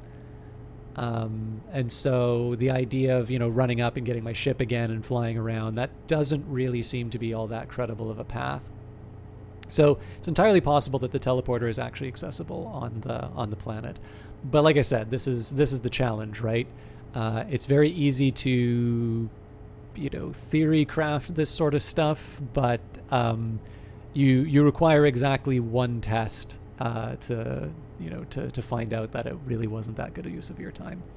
So it seems to me that the easier path to us right now is to start looking at the places we haven't visited yet. And right now, all paths are kind of pointing to the Hourglass Twins. Yes, Dark Bramble as well, but we've been to Dark Bramble, and I don't have an immediate sort of option in terms of where. Actually, I should double check on this, but also the northern glacier is where I wind up after the Whitehole Station, so that's not quite as interesting. Sorry, there was something I was going to say. Yeah, so I can sort of say, okay, well, we can go to a place I've sort of visited before, and I don't have an immediate path in terms of where I might go.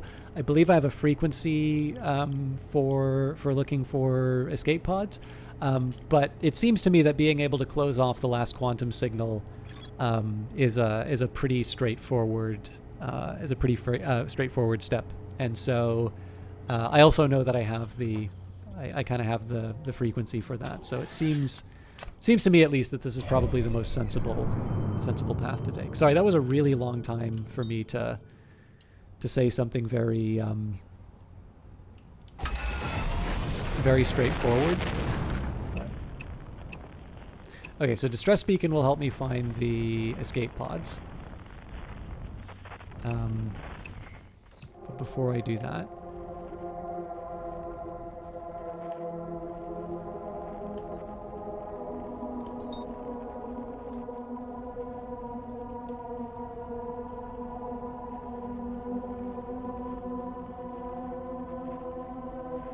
This is also getting close to the sun, so I want to be a little mindful of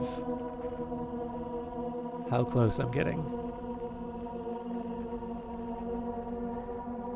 So it's looking like the shard might be in the center of this thing. I am willing to venture a guess, though, that this is not... I don't want to just attack that direct... Well, you know what? What's to stop me? Oh, the fact that it's not there. Alright. And the landing gear is damaged too. Alright, so I've just made a little bit of a challenge for myself. I'm going to do my best to land this thing despite the damage to the gear. And before I go pursuing anything else, let's correct my errors.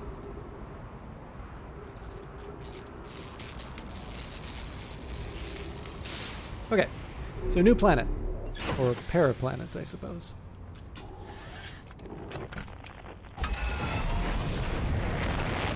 We know there's something on this planet, but it's, given how close we are, this strikes me as a really good way for me to damage my ship unnecessarily.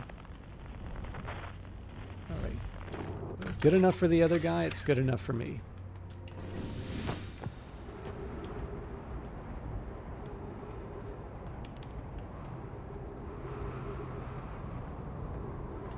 Sorry, guys. I just got hit with a pretty intense wave of drowsiness. I'm just going to take a quick second here to first drink some water, and then I'm going to take a fairly big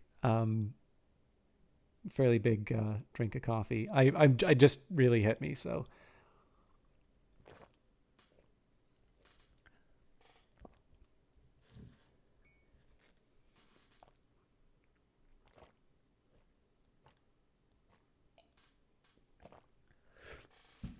All right. Sorry if you had to hear all that slurping. Hopefully that'll give me a pick-me-up. I've resisted the urge to go full douchebag and be some Red Bull pounding. But no offense to people who like Red Bull, by the way, but I did used to. I did used to run into the bad habit of kind of using energy drinks as a crutch for poor sleeping. Problem was that when I was working in film, so like film has okay, I am pleased enough that the gaming discourse has gotten to a point where some subset of game fans are uncomfortable with the idea of crunch. Now, I think that kind of support and that that moral stand has limits. For instance, I don't think anybody is going to not buy Cyberpunk.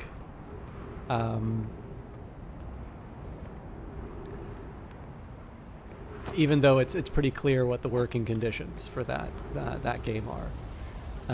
So there's limits in terms of where people are going with that. This is so cool.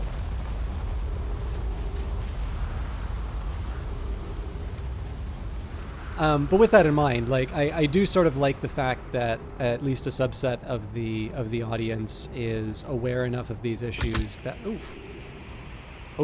that's no good. I'm assuming that's going to drain my oxygen, so let's I can patch it. Yeah, I was going to say, man, that's a really harsh one to get hit with if you're far from your ship. Anyways, where I want to go with that, I have a lot of sympathy for the crunch stories because the economics of film are such that it really is financially viable to a lot of line producers or ADs. So like if you've got Johnny Depp for 5 days,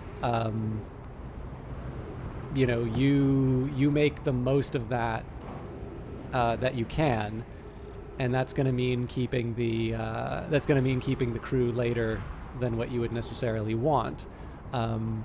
The gear is rented by the day, not by the hour, and so clearly one way of saving on costs would be to maximize the hours worked with the capital that you've rented. So, if you could do, you've got a couple of 7.5 hour days, you pay for 2 days of camera rentals. If you've got, if you do one 15-hour day, then that's so interesting that it forces me to the Scout launcher when I'm in here.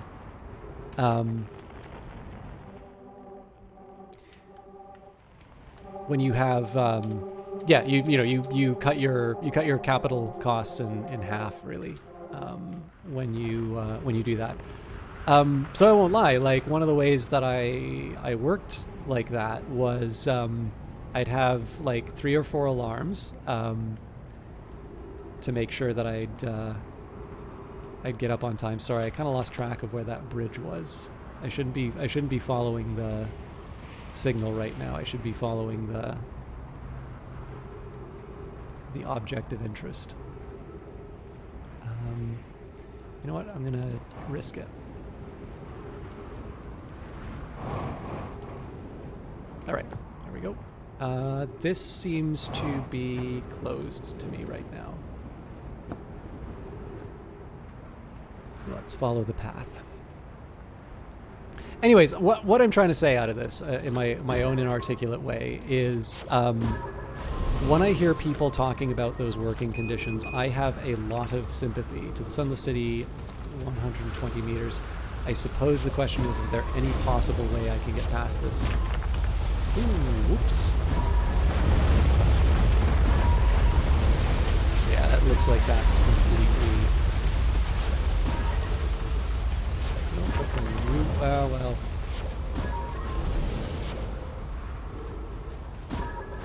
I mean, I gotta make some decisions really soon. Crash Site Caves. Okay, Crash Site Caves sounds promising. My ship's 260 meters away. I think it's foolish hope that I'm gonna get there in time. So at this point, I just need to hope for... oh, is this gonna give me oxygen? Saved.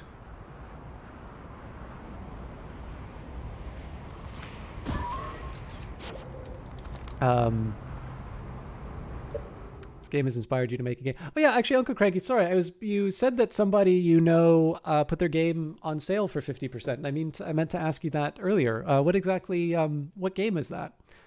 This game has inspired me to make a game of your own, some sort of spelunking simulator, but it's revealed that the caves are actually the lower digestive tract of various immense eldritch beings. After Cthulhu eats the world, here's what happens. The game. Anyways, yeah. What I was meaning to say is, I have sympathy for that kind of dialogue. Unfortunately, I forgot why I got on this topic. It's happy that people are aware of clutch. Oh yeah, sorry. Envelope. What happened to the classic large stack with a dollar sign on? Yes. Yeah. Sorry, guys. Like I said, I'm feeling a little woozy. So I'll just cut the thread, and if I think of it again, I'll jump back on. Of note, this passage leads to breathable air. Refill your supply tank here. We cannot tell how far or deep these tunnels may wind, but do not linger as the area is exposed to the heat of this alien sun. This is very cool. Given the fact it's in a cave too, I'm not entirely sure I'm ever going to be able to see. This actually would not be a bad time for me to illuminate with the...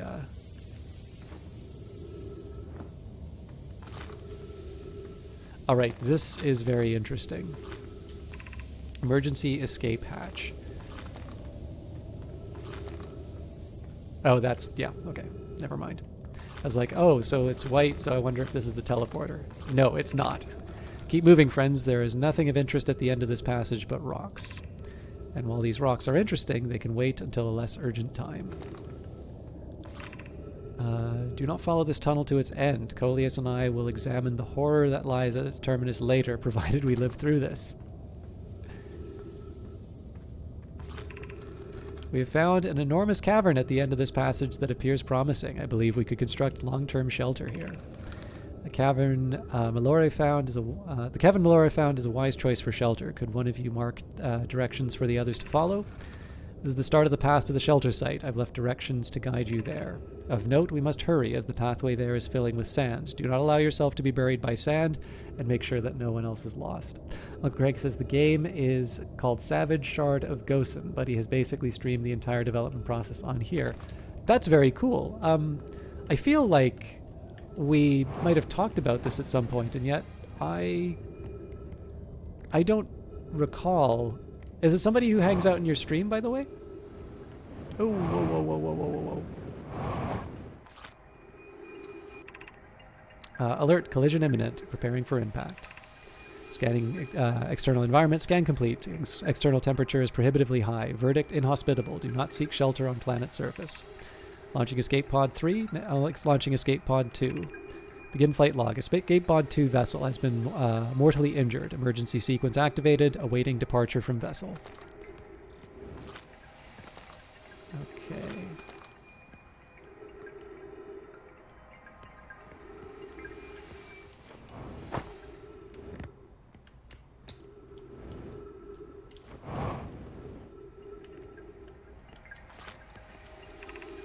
We need status reports for all systems, but initial things first. Is everyone unharmed? Our escape pod's passengers are afraid, but physically well. Anona, everyone survived the crash. This is a relief, at least. You have my gratitude. Burr, were you able to find the other escape pod's distress signals? I can hear both signals somewhere in the star system, but I don't believe either escape pod crashed on the same planet as us. I should have been paying attention to the unidentified signal. It's probably that. Yeah, it's gonna make me go right up. There we go. Blaster 1, great to see you. How are you doing? Guys, for those of you who don't know Blaster 1, now Dead by Daylight's not exactly my cup of tea, but he's been killing it lately, and I think, if I was not mistaken, I saw you streaming Resident Evil Raccoon City recently as well. Blaster 1 is the father of someone I met on Twitch, but is now a streamer in his own right. And actually, overall, a very sort of storied and multi-talented individual. They have ideas for a movie. I believe you were working on a movie. I'm not quite sure where its status was when I found out about it. But also has game ideas. I particularly liked hanging out in his channel recently because we got to talk about Star Wars Squadrons. This was before they had revealed the... before they had revealed some of the gameplay footage, and we were talking about the LucasArts flight sims and how they were pretty good. And it really does seem to be that that Squadrons is trying to... Oh, that's... Okay, that might be the anglerfish. It really seems to be that they're trying to capture those experiences, but bring them to a modern game. So it's definitely... it was definitely really fun to be able to hang out with them. So, all true stories, yeah. You know what I mean, Uncle Cranky. I just like. I mean, again, even though Dead by Daylight is not exactly my sort of thing, it is a Canadian game, and it's really exciting to see Canadian developers find this level of success. Okay, that's definitely an angler. It's interesting though that it stops me from going inside. So I bet I'll scare the crap out of all of us by... Oh, neat! It's dead! Oh, that's such a good touch.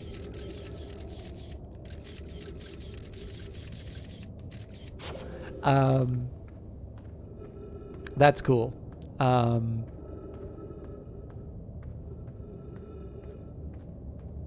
Sorry, I'm all over the map on this stuff. But yeah, Blaster 1 is definitely a cool guy, and I wanted to particularly mention the Resident Evil stuff. I should maybe mention that I might have picked up a Resident Evil game in the summer sale. I got quite a bit, I will admit. Not exactly the amount that I really wanted to be spending on games, but there were some opportunities, and I did get a decent enough tax refund that I figured it was an opportunity. But I know for me playing any Resident Evil stuff. Oh, so this has been closing the whole time. I'm stuck. Neat.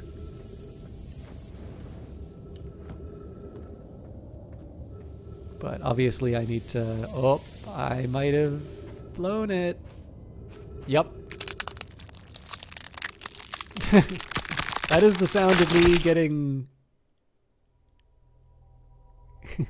That's the sound of me getting crushed by sand. But yeah, like I said, anytime if I were to do... No, this is no promise, right? Because I know everybody gets super excited about Resident Evil and be like, when are you streaming it? When are you streaming it? I don't have any immediate plans for it.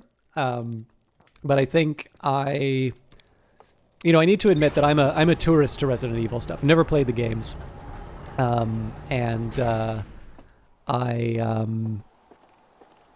Obviously it's a very storied series. It's a very beloved series. There's a reason why they keep sort of remaking them and bringing them in. And I think one of the things that's cool about watching Blaster 1 doing it, is it's really something that he clearly loves a lot. And I guess I'm sort of aware that people who wouldn't necessarily play strategy games really like watching me play strategy games because it's a genre that I really like. And I feel very much the same way when Blaster 1 does Resident Evil. It's clearly a game that means a lot to him, and it's always fun to watch somebody engaging with a game like that. All right, I found a cave with an anglerfish fossil inside, but the opening is only big enough for my scout. The Nomai learned how to evade anglerfish, theoretically at least, by studying an anglerfish fossil they found on Ember Twin. Now, I haven't actually encountered the live anglerfish yet, but this is obviously going to be helpful.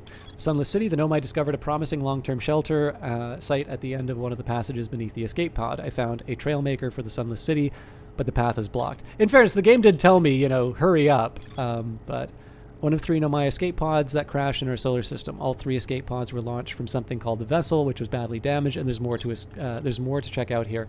So that's actually going to create a little bit of a dilemma for me. I'm going to want to explore both the escape pod and the city, and of course I know that as things fill up with sand, I'm going to be sort of on the clock. By the way, I don't know if you've heard of this Game Blaster 1. This is this used to be an Epic exclusive by Mobius Digital called Outer Wilds. It's very adventure game-ish. There's lots of sort of puzzles, and there's lots of opportunities for sort of roaming here. But unlike, I think, what we normally associate... So I mentioned this specifically because we've talked about LucasArts games and how wonderful they are. You're not really going to be seeing the same things. So it's not like this is Full Throttle 2 or something. But I feel like there's a sort of a spirit here in terms of being put into a world, being able to experience a story. Being able to experience a story on your own terms, sort of in an order that you want. It's not a direct mapping, but I sort of feel like this is the things that appealed to me when I played LucasArts style adventure games, like Day of the Tentacle, for instance. We did that on stream. It's not just that I'm sitting down. So it's not like when I saw Johnny Big Time playing Death Stranding, and I was wondering at what point he would be allowed to play the video game that he bought because of all the cutscenes. In this case, I sort of felt that there was an experience with the. It says there's more for the escape. Sorry, there is more of an experience to be had with the escape pod, but I think at this point I want to.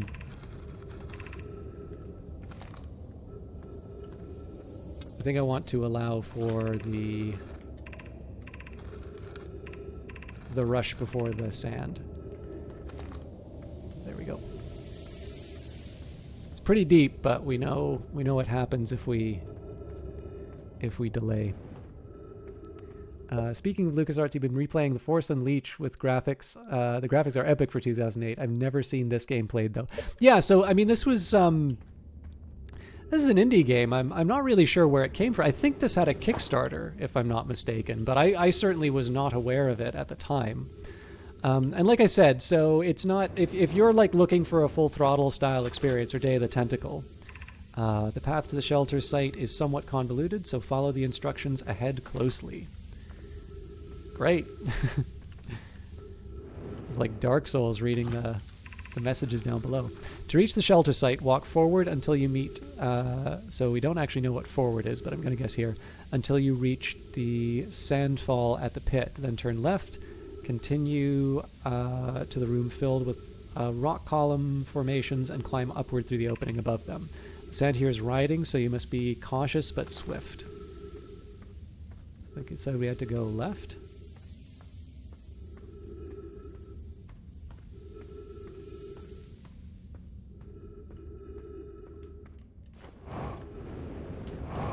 But yeah, so the spirit of sort of exploration and being told a really interesting story that you go through things like puzzle solving and whatnot. I sort of feel like that's there. That's definitely.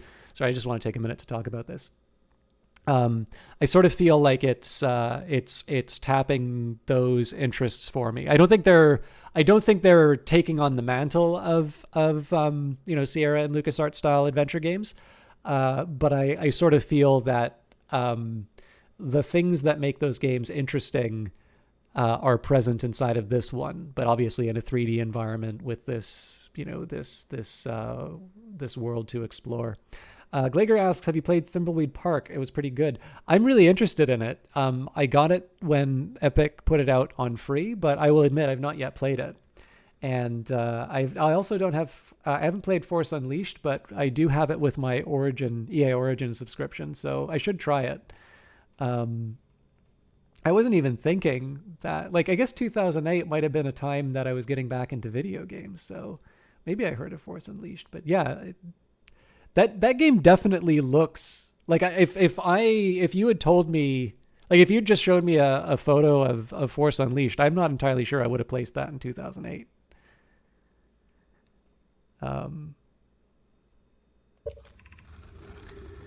Be cautious of the crossing the chasm ahead. The bridge Meloria and I crafted will do its job, but it isn't strong. Once on the far side, look for the tunnel hidden behind the falling sand. Follow it, and you'll reach the shelter site.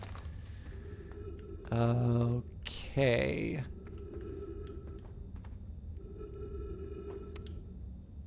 The thing I'm worried about is I don't see any bridge. Oh, okay, good. I was worried I was going to get the suit punctured.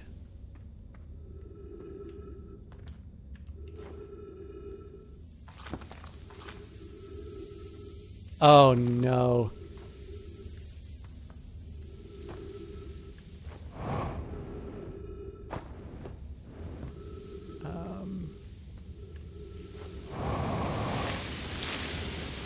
Yeah, I can't risk that.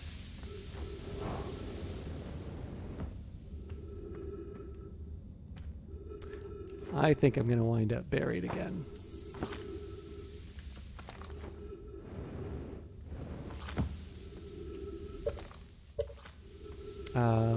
Sanji's riding, so looks cautious but swift. Okay, so it said hang a left and then go up. So I feel confident enough on that front. I mean, this is what I think when they're talking about full of stone columns.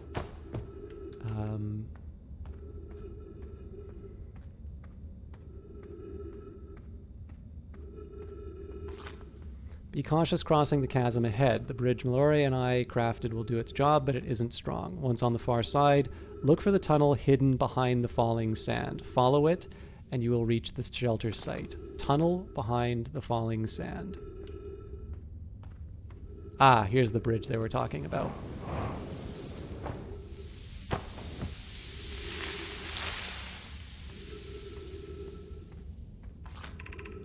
You're doing well. There's only a little further left to go until you reach the shelter site. You can rest there. Hurry before the sand comes.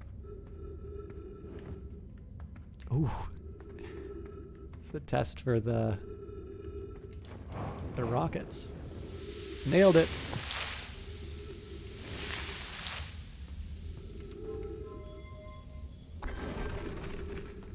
It's like Frostpunk but with sand. It was the first mocap game. Really? I feel like motion capture was a thing before 2008, though.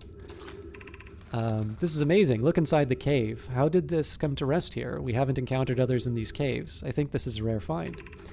From what we can see, Coleus and I believe the specimen must be very old indeed. Imagine what we might learn if we could examine it. We both agree that it's unlikely this dry planet is the horror's place of origin, especially considering what we observed during the vessel's evacuation. In movies it was. Okay. Clearly this hole is too small for it to have fit through. Hypothesis. There is another entrance to this cave. If there is, Coleus and I will find it. We can't leave valuable information undiscovered.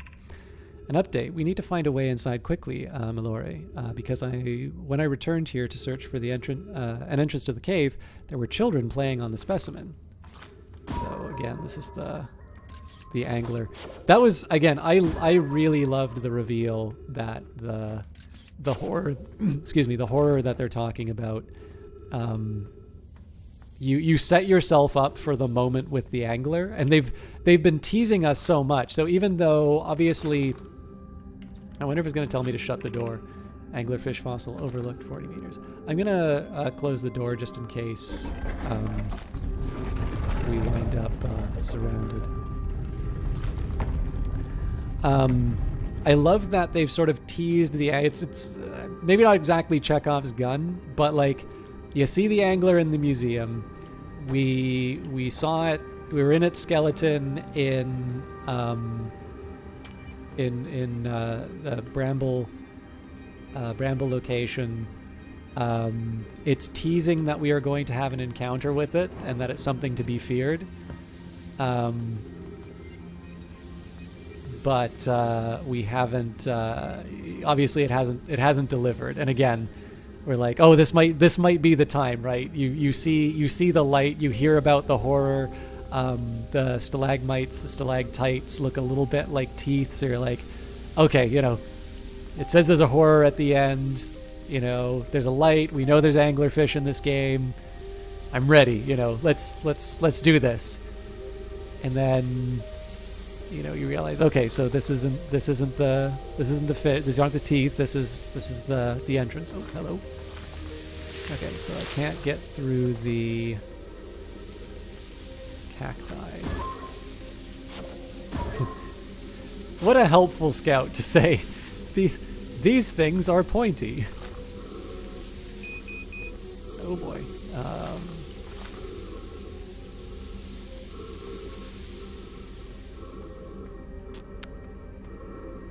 I should find oxygen before I waste too much more time here.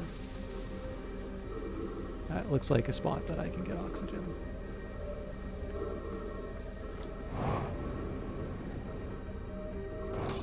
Oh no, I landed on a cactus patch. Why? But yeah, in any case, so you really feel like, at least for me, like, okay, this is the time I'm going to see the angler. But in this case, nope, there's still more. Should we build the sun station to power the Ash Twin project? I almost can't comprehend this is being suggested seriously. The purpose of the sun station goes against every standard we hold ourselves to and everything we believe in as a species. If we fail, and the probability of this is not insignificant, we will without question destroy ourselves, all life here, and the rest of this star system. I wish to protect these species. Oh, interesting. The potential annihilation of an entire star system is too severe a cost. We shouldn't build the sun station, no matter how badly we want the knowledge that comes with it. Fear of failure is a poor reason not to try. I believe if we're cautious, the sun station will work. I believe in Pi.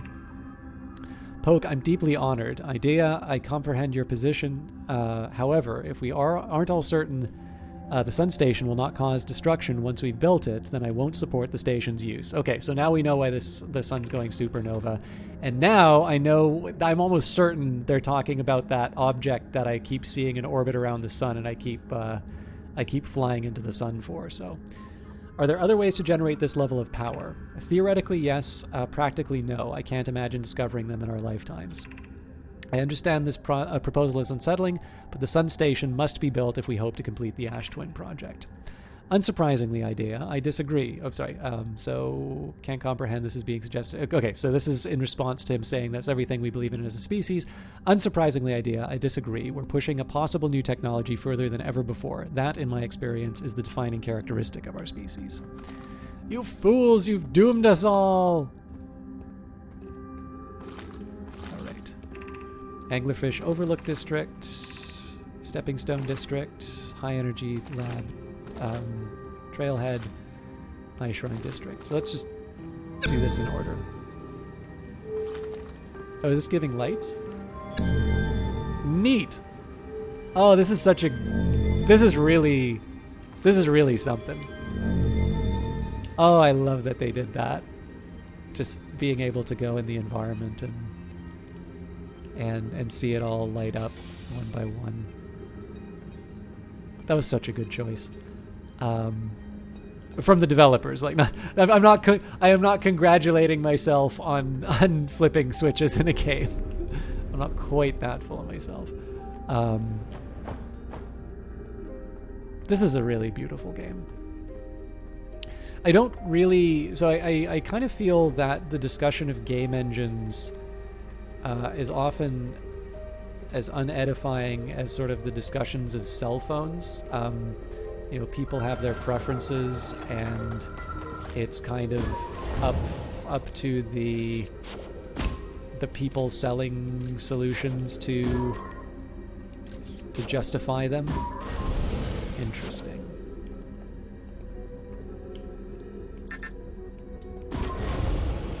Yeah, so I'm like right in front of the thing that'll hurt me.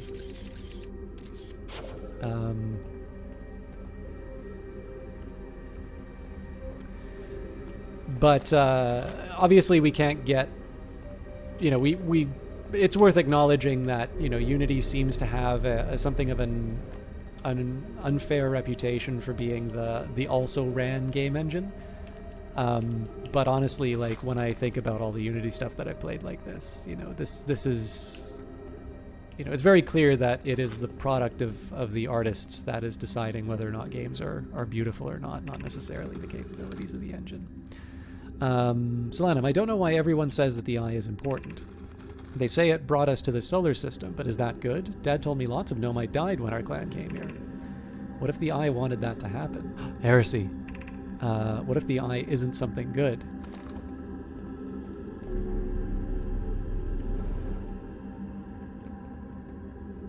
I'm going to be very sad when the cycle ends. Because I feel like there's so much to see here and not enough time. I'm a little stymied about the inside of this place, but...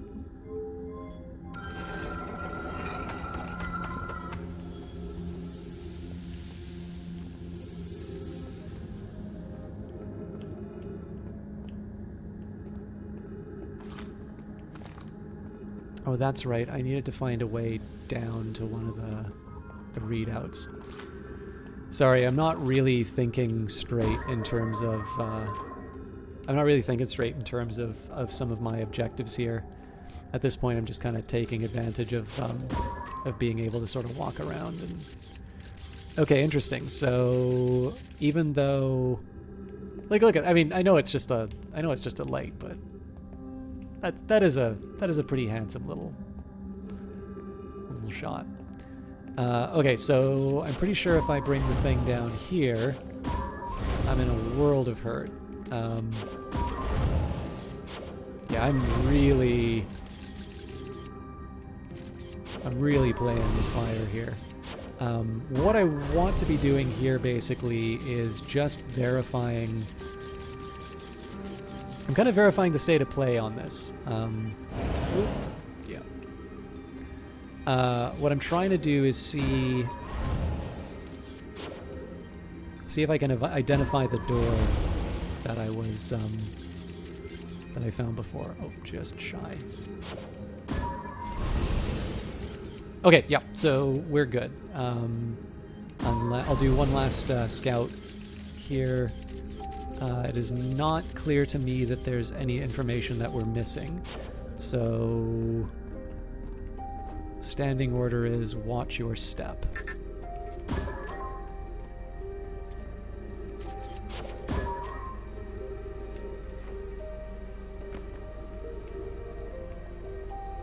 Ah, I bet this is how I'm going to get to that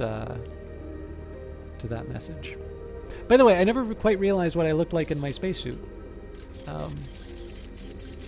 I look very different.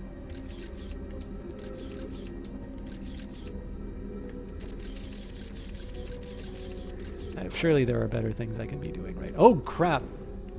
The sand is coming up. Ow!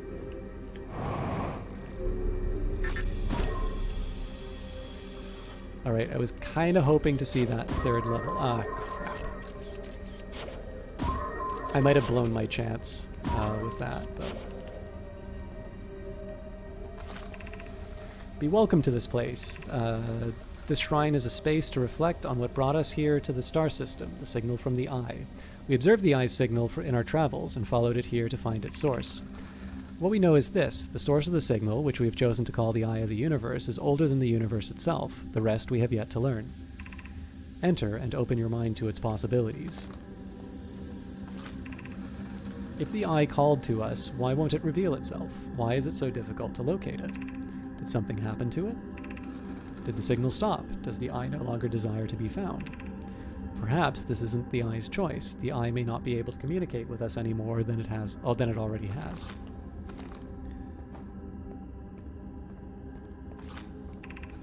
Is the eye natural or artificial? Maybe someone built it. The eye is older than the universe itself. How could something exist before its creator? Angry Cat, we've been streaming for about 2 hours, 10 minutes. But this is kind of our first real run in on this planet. So I think probably there will be a nice big recap in the logs. Again, I'm really feeling a bit woozy, but I'll try and go for the extra time, because I know I also start the game there have been times I've started at this time, so I appreciate that I kind of pulled the rug out from under you. The eye is older than how could something exist before its creator? It could be naturally occurring, though this doesn't answer how the eye could be as old as it is. Did the eye deliberately call out to us by sending the signal, or did we hear the signal by coincidence? We could be seeing meaning where there is none. Suppose the signal was produced incidentally. Does this mean that the eye is any less important, though? Perhaps the eye wanted to be found. Could it be sentient? Maybe it chose us. Does the eye desire something from us? Could it need us in some way?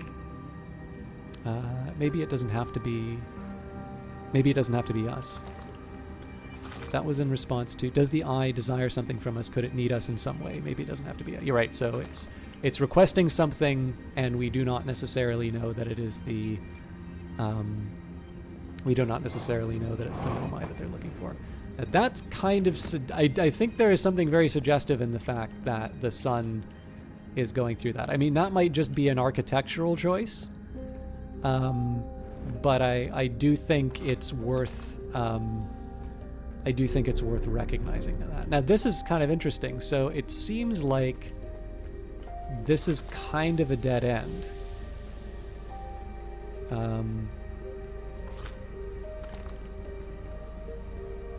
I mean, the sand is rising anyway, so I'm not sure how much time I really have left for... Oh, wow, that's rising really quick.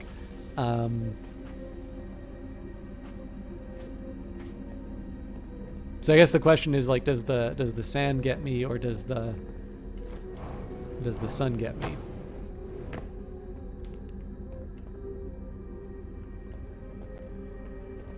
I'm a little surprised that there's a spot like this, actually. Oh.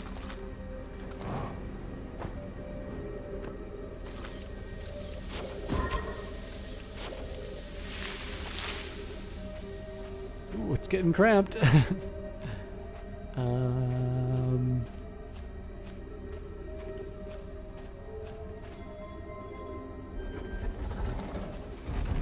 don't think I'm going to be able to get through that. I think we're getting smushed.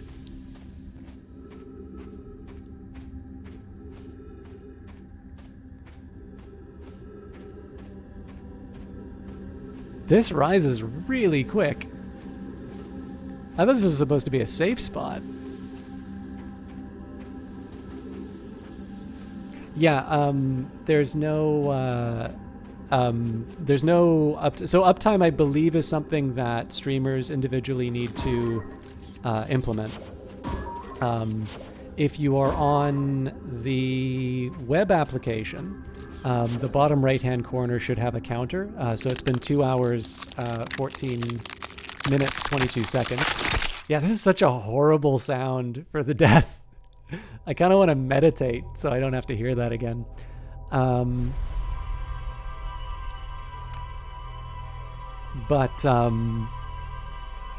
But yeah, I know Twitch has supplied us with a tool for that now. All right, guys. I want to go the distance if I can.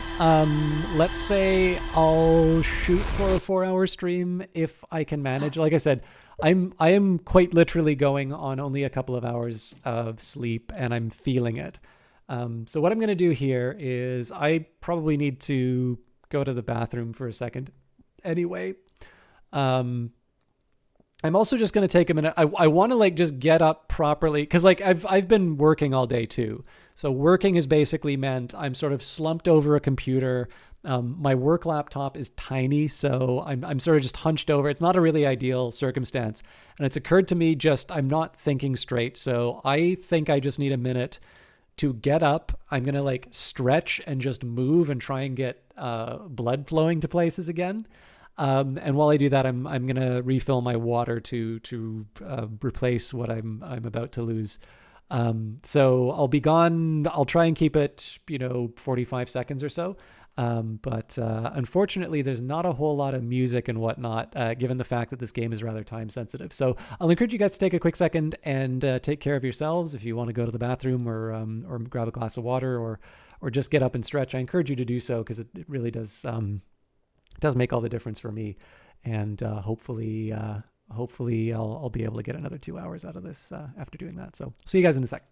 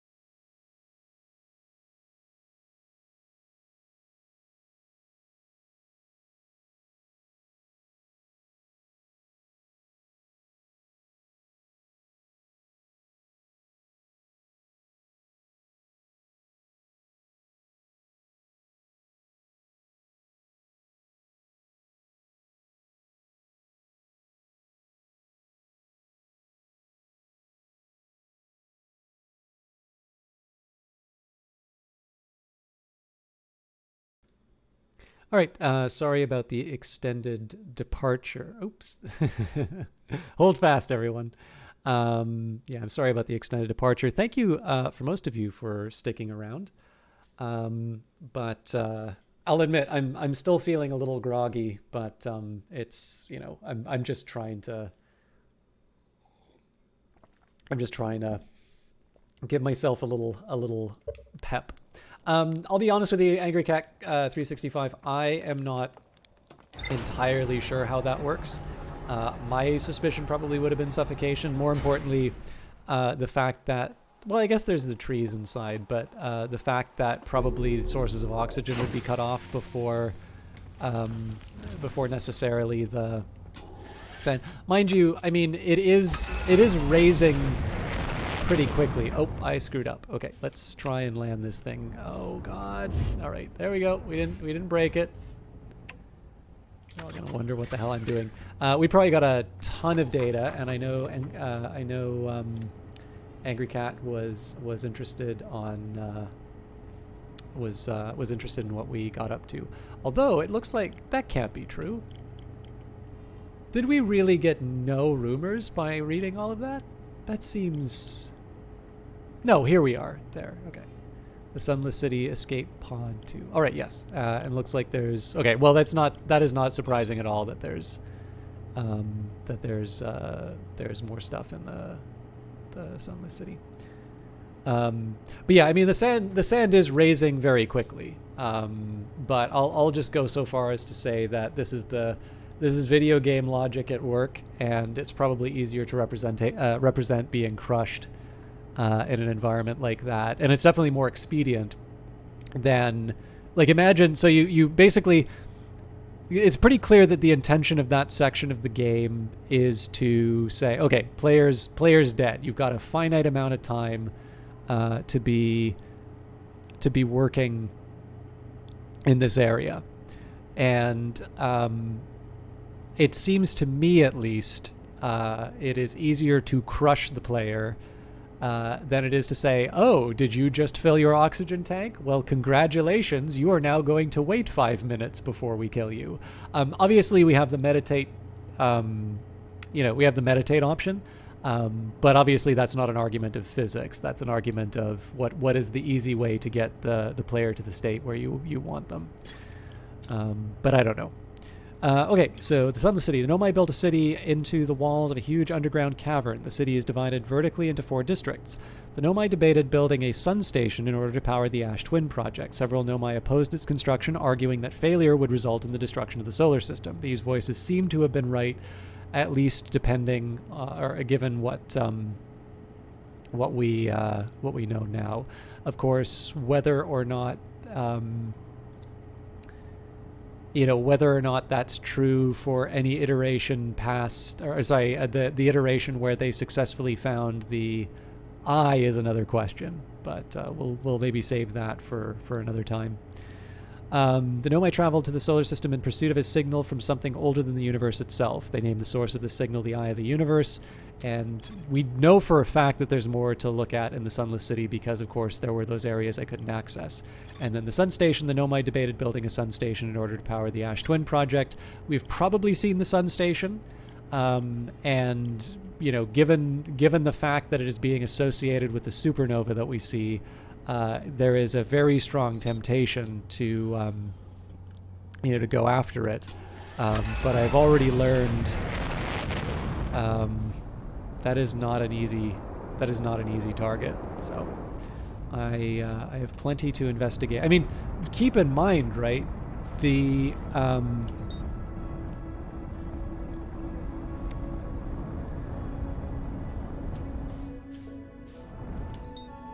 Keep in mind that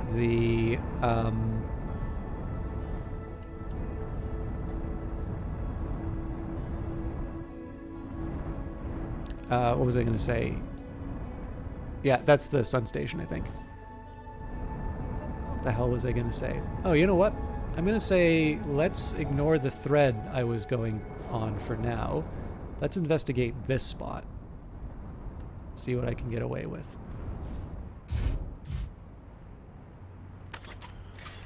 again, it's hard, right? Because we know we're on a timer.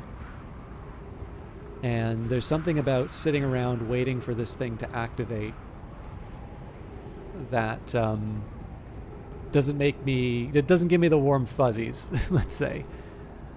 But I'd love to know where this thing goes. Assuming it's a two-way portal, by the way. Like, there's no rule saying that it has to be. So I'll take the opportunities I can. All right, so something broken. Rami, note this door will need to remain closed for some time. Pi and I are running an experiment based on the extraordinary findings from the White Hole Station.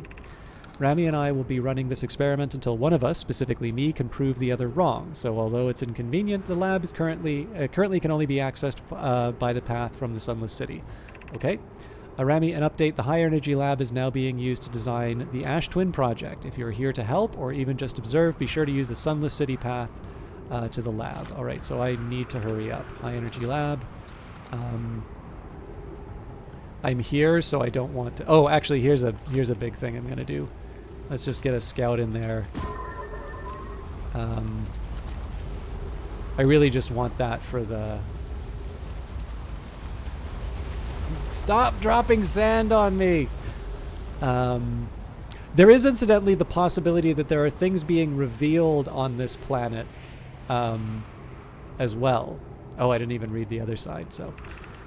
inviting sand inside would disrupt our setup, and that could have enormous consequences. We realize this is an intriguing prospect, but the door must remain closed nonetheless. Alright, so I think the High Energy Lab is now a new high-priority target. The Sunless City, 300 meters. Oh, that'll be interesting if I can get there from here. There might have been an argument for me to try and get some oxygen, but that just gives me a reason to be a little bit faster. By the way, I just want to... I haven't been muted, right? I noticed there wasn't as much chat activity, but I'm not particularly bothered by that. Crushing sound is definitely one of enormous consequences. Yeah!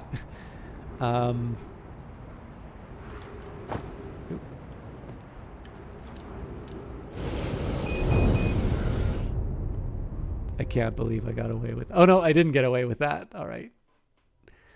So, yeah, that was... I suppose that's the catch. If I want to use my scout as a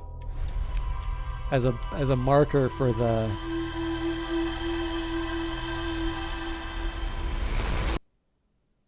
If I want to use my scout as a marker for the High Energy Lab, I can't use it for... I can't use it for other things.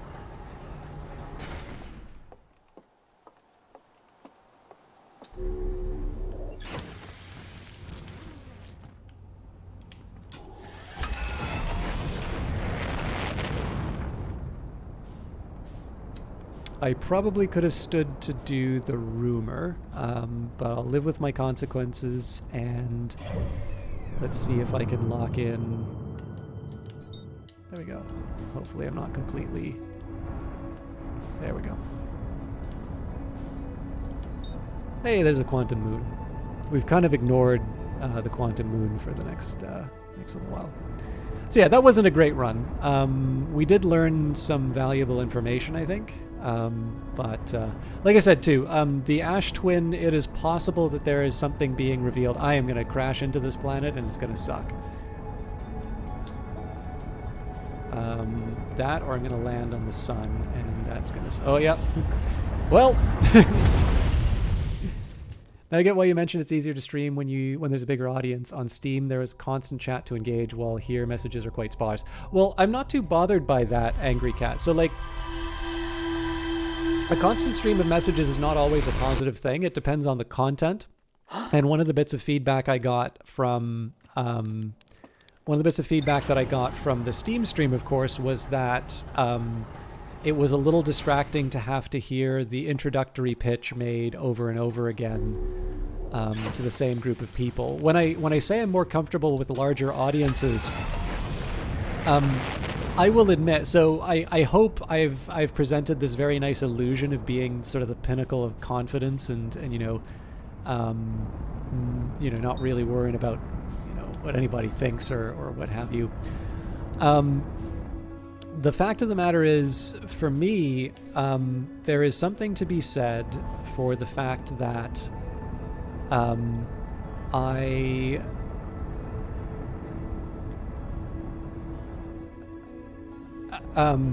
trying to think of the best way to put it. Like, when I'm presenting in a seminar or something like that. In fact, seminars can be somewhat hostile. But like when it's to a large group of people, there is a certain lack of like there's no one individual person that I'm talking to, and this is purely my own feeling on the matter. But I tend to feel a bit more comfortable in that kind of an environment. Oh man. I'm really not looking for distractions, but that staircase is just too suggestive to give up. So my view, back when I was a moderator and I sort of was considering people for a stream team, you know, a lot of people look at stream teams as a way to network and to sort of build their audience, and I think that's a completely fair. I think that's a fair assessment, and I think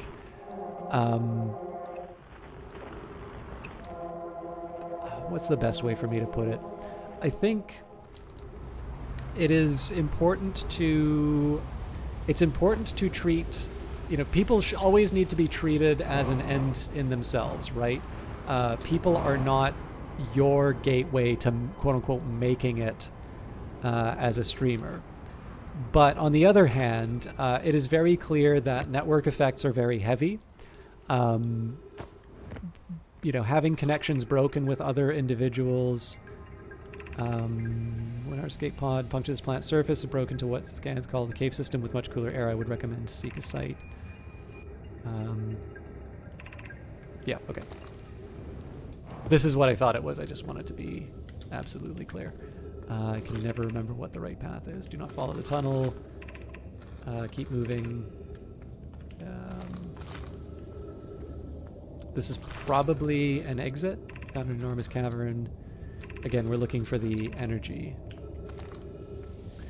But yeah, sorry, what I'm trying to say here is that when it's a very large audience, I tend to think of that audience as sort of a unity, as this, you know, the mass of people that I am addressing is sort of the thing that I'm talking to. Path to the shelter is somewhat convoluted. Follow the instructions ahead closely.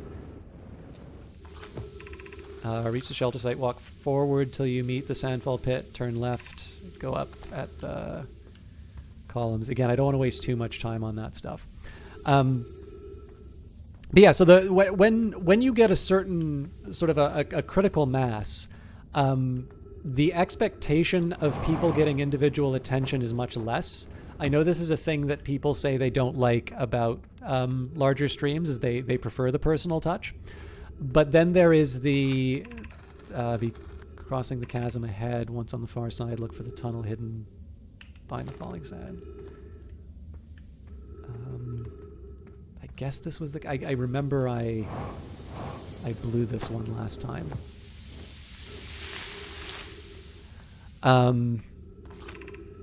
You're doing well. Only a little further left. You can go until you reach the shelter site. You can rest there. Hurry before the sand comes. Sorry, what I'm trying to say is that it is, for me at least, a little more straightforward to sort of, at that critical mass, to see the people watching as sort of this big entity, much like, you know, speaking to a large audience, or you know, I used to play piano and would do so in, you know, small minor concerts. It's, you know, I wasn't, you know, I wasn't some figure or something like that. It was very minor. I really want to know. There's clearly stuff there, but I need to prioritize. So let's light up the... Okay, first of all, let's get some oxygen. Let's, and then we'll find the High Shrine District, High Energy Lab Trail. There we go. I'm only gonna light this... Oh, okay. Oh, wow, okay.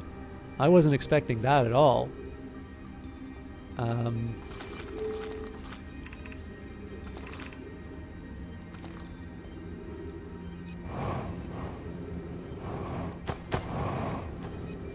So the question is, do I go down or up? I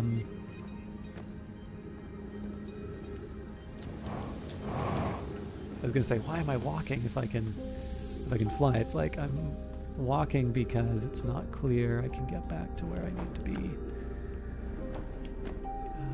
Okay, the sand's already showing up.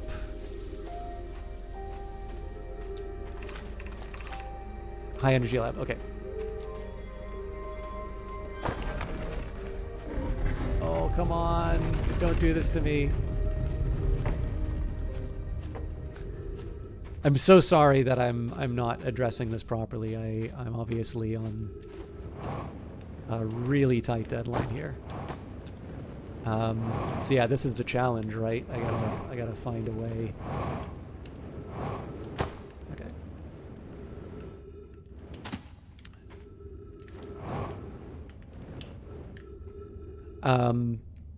But yeah, so basically the idea is that through whatever public speaking or other sort of performance things I have done, I have become a little bit more comfortable not seeing, I can address things to an individual, but that individual is a very abstract idea. Stepping Stone Cave. Okay, so I blew it. If I was looking for the high energy, man, that's going to be a hard... That's going to be...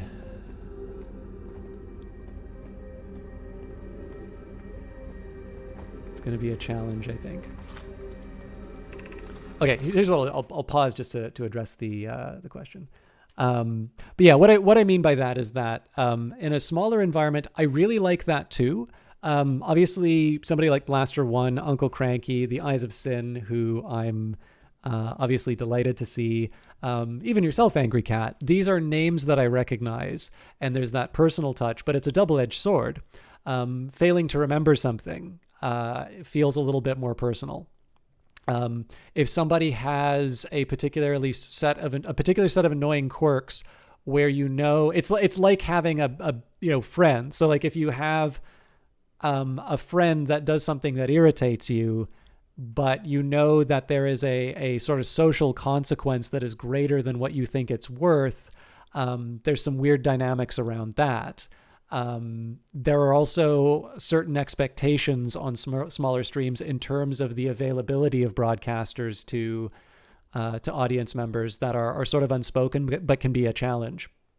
And I wouldn't trade it for the world, right? I like being able to share stuff with people. I like being able to talk about the game. But when I was talking about evaluating people for channels, one of the big things for me was to see how they handled an empty chat room, because I don't necessarily feel like anybody can react. There's a genre of videos on YouTube about reactions, but you shouldn't necessarily have to have an audience to share yourself and what you get out of the game. And I think you grow when you have those moments of silence. So when I talk about my comfort, it's actually not necessarily just about the full chat, although obviously I'm sort of flubbing it today because I'm feeling a little groggy. But that was what I meant. You say there's a weird balance where you can be personal with a small amount that's here and an awkward midpoint when there's like 30, 50 constant chat users. Also, you've heard piano players communities are often very snobby and elitist. Is that true? Blaster One, all right. I hope you have a great evening. Are you streaming tonight? If so, feel free to say that in chat, because I'm sure there's a bunch of people here who'd love to watch you. But have a great one way or the other. So Angry Cat, I wasn't a major piano player. Like I went to a school. I had a very nice piano teacher. I never felt any kind of snobbishness. But that's not to suggest that I was in some kind of competitive jazz band. That was trumpet, but I actually knew how to play more than one instrument. But yeah, I didn't personally experience that, but I would also say it would be a very broad statement for me to say that I participated in the piano player community. And I mean, more importantly, that was my hometown, which is relatively small, by most standards. So I certainly would not be, I probably what people are talking about in that case would be in bigger cities anyway. Eyes of Sin, I am delighted to see you. Let me just take a quick, actually I can do the 2 shout outs. So for those of you wanting to check out Blaster 1 stuff, there he is there. And there's the lovely Eyes of Sin, who I'm never going to get tired of sharing the emotes that she does. There are the 3 that are live right now. Now, the Eyes of Sin did let me know that her commissions are closed for the next little while, presumably while she... oh, damn it. Is it the Eyes of Sin or Eyes of Sin on Twitter? I think it's this. Oh, wait, you know what? I can... Oh, no, I can't because I'm not on Steam. I can't tab in. I'm sorry, Amanda. Could you share your Twitter and your Coffee accounts, please? I am a tremendous fan of Amanda's art. It is Eyes of Sin. Okay, lovely. Thank you.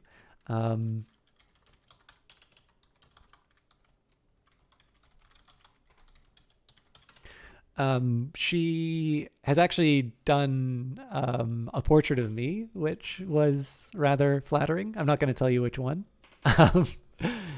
I felt very it made me feel very good when I saw that one. I really like the worlds that she creates through her art. And there's that's a support received. I don't know if that's gonna try and that looks like it's sharing your dashboard, Eyes of Sin. Anyways, Coffee is where you'll see her most recent art. Her Twitch channel will show you, I think there's at least 1 or 2 channels that she's, there's like 1 or 2 videos that are, that's on her channel. There it is, ko-fi.com/THEEYESOFSYN. I'm very sorry that I get you to do that, Eyes of Sin, but I know the Eyes of Sin and Eyes of Sin will mean the difference between somebody being able to see your art and not. But yeah, if you take a look either at her Twitch page, if you look at her Twitter, if you look at her Coffee will probably have the most up-to-date material. I'm actually very fond of this little world that she's created. There's sort of an avatar of herself. I'm very fond of the chameleon with a taste for psychedelics. There's just this wonderful creativity. And I will say that I feel like, having gotten to know the Eyes of Sin a bit better off of cast, she is a very generous and a very patient person. She has definitely not seen me at my best sometimes, and has been very forgiving when I sort of let my, let things kind of run a little further. I mean, again, like I said, I don't always feel like God's gift to streaming, and she's, she's got her own struggles to deal with, but she's definitely always had time to hear me out on these sorts of things. And I like being able to share those details about people. It's always a shame if, the revelation comes out later that someone like that hasn't been that way to everyone. But the Eyes of Sin has definitely shown a lot of kindness to me. In addition to being able, she's made herself part of the channel through the emotes that she's done. And I do like sharing the Coffee page because for some of you, it is not a large burden to be able to support her, with a single donation or anything along those lines. But I really do think that whether or not you support the art, I love the chance to be able to share it because I think it's a little bit like indie games, right? As wonderful as Outer Wilds is, as popular as this is, there's going to be more people who have not heard of Outer Wilds and have ever played it. And that's going to be the same with the Eyes of Sin's art. There's likely going to be more people who haven't experienced it yet than have. And so being able to share that with people, being able to say, hey, this is something that I really like and speaks to me, I think it has some value. And she's definitely very talented across a few different styles. Her sketches are very nice, but she also does very beautiful pixel art. Something I think easily could be translated in a game if it was animated. But I think she did a really wonderful job of that, and that's why I like taking the time to talk about her. Angry Cat says, regarding your moments of silence comment, I think many people feel the need to feel the science and have a fear of how they'll come across if they can't fear it. So they'll overcompensate and overreact when there's not enough reference points to feel. Yeah, it's a tough line. I've definitely heard people say that you talk too much. And it's not unfair in some cases. We're meeting in the fossil fish cave to play the game. If you're too big to climb through the anglerfish overlook hole, you'll have to go the long way, but it isn't that far. Go to Stepping Stone Cave and then up and into the fossil fish cave.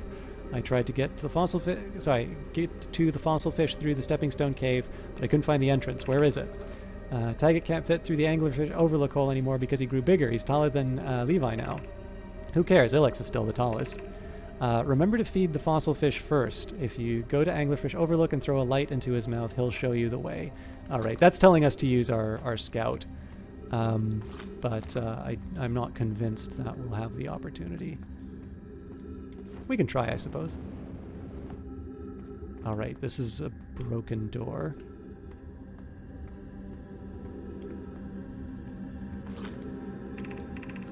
Are we playing the fossil fish game tonight? I fed the fossil fish cave a new lantern. If you go to the Stepping Stone Cave, the entrance to the fossil fish cave is easy to see now.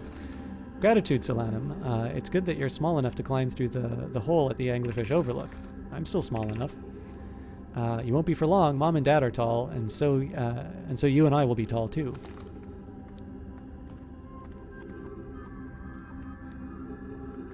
I'm gonna do my best with this. Yeah, I think the possibility of getting to the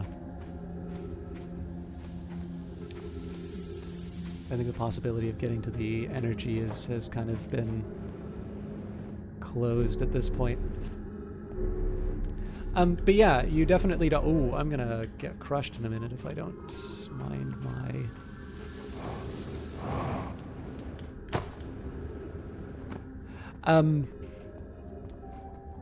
You can't, in my opinion, you can't just fill the silence with anything. Stepping Stone Cave.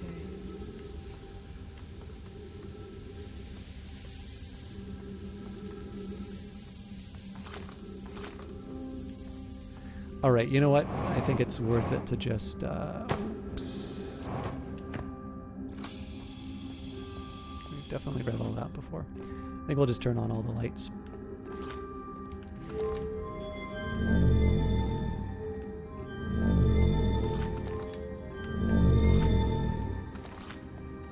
Well, you know what? Anglerfish overlook. Let's at least give ourselves a meaningful target. So let's start by dumping a light in the anglerfish overlook.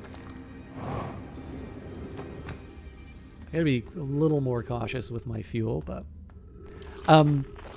yeah, what I'm trying to say here. Put it in his mouth, they said. So.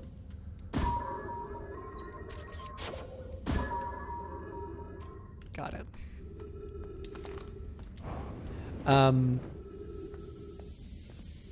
You know, sometimes there's value in like talking about your day, talking about what you care about. But in the end, it seems to me that the struggle or the effort is really about what reason have I given for people to be checking out my stuff? You know, I am, again, this always sounds so conceited, so I'm sorry for that, but I have enough of a, oh, interesting. So I can really only access this at a certain level of,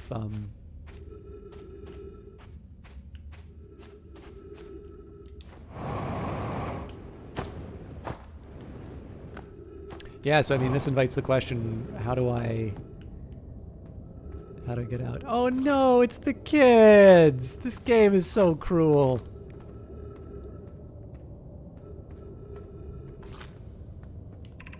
Whoever it was when we ended last time is the anglerfish. Rule change, the anglerfish now has to wear a blindfold and does not peek.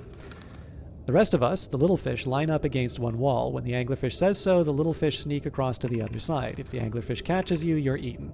Last little fish to be caught is the new anglerfish. The old anglerfish gives the new anglerfish the blindfold and becomes a little fish. Why are we changing it? It's too hard if you can't see anything. Aunt Pie says that real anglerfish are blind, so you have to wear a blindfold. The rule stands.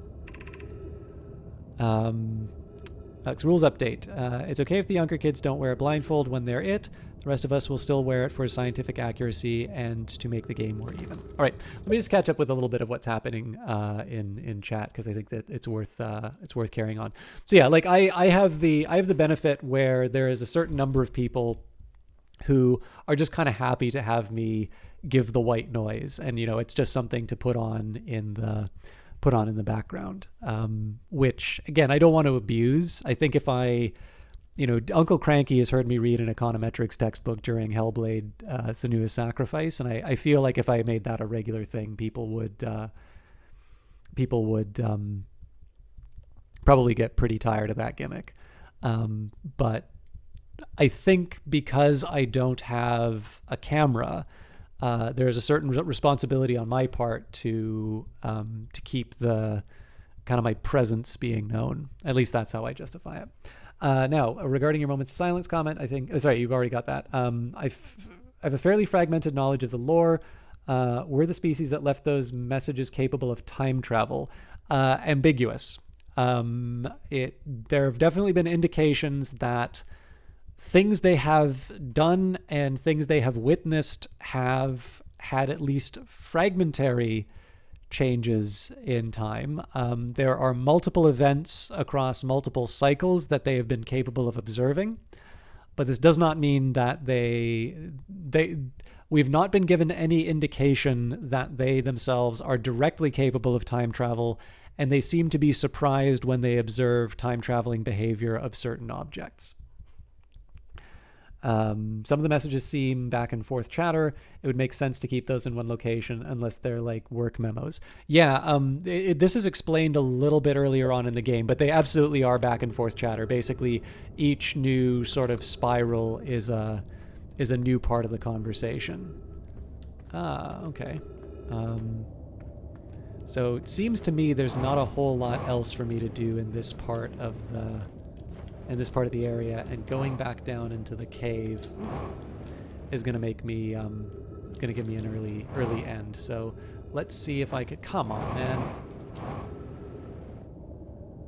let's see if I can do something a little bit more. And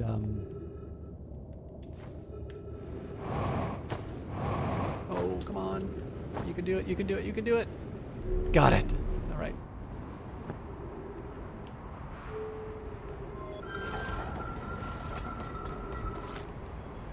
So here's what I'm talking about. Here's the root message. Malore, anglerfish study. Malore, long growth protruding from its head is bioluminescent. Perhaps it used this growth to attract prey. Allure. Off of anglerfish study. Coleus, an update, Malore. While I was here making sketches of the anglerfish, I observed the children I saw earlier playing in here again. They've added a rule to their game that incorporates our research. It's wonderful. Lori, I'm entirely delighted. It's never too early to appreciate biology. I think Eyes of Sin could say such an easy thing.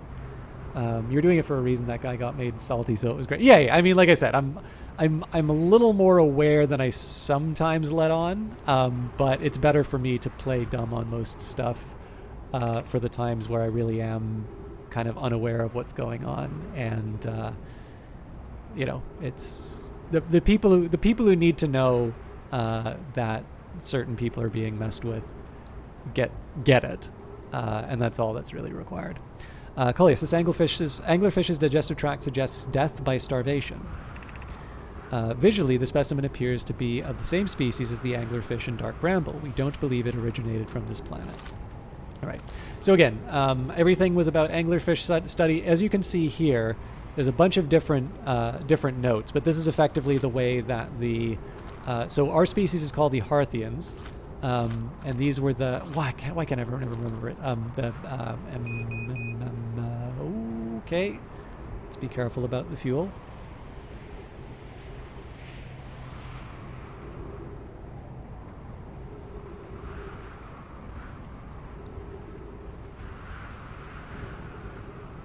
Sorry, I'll get back on track.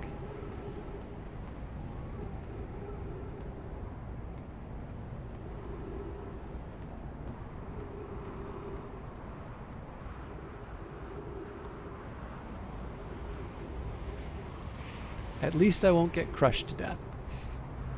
Cold comfort, but it works. Sean LeBlanc, how are you doing? Guys, for those of you who don't know him, Sean is responsible for me buying this game and playing it. We've gotten a lot of fragments on the Ash Twin, Sean, but I've definitely not been... this is definitely one of the times that I've sort of been struggling against the times imposed by the stand.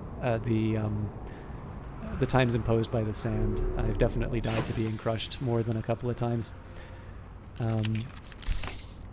All right. I'm sure I'll get the... I can't believe I forgot the name. So it is... Nomai. That was it. So yeah, the Nomai, basically, each spiral you see is sort of a message, and there can be a back and forth, or there can just be another thought. And I believe it's the museum that explains exactly how that works, but I got what I needed out of it, so I've moved on. You almost forgot about those logistics exams you mentioned on Monday. You didn't need to worry. Practice might be 100%, and theory is 85% somehow. I suspect you're not talking about what you got on that, but it sounds like you are feeling a lot better about that test, which makes me happy to hear. So, I'm glad. Anyways, guys, actually, while I'm in a paused moment.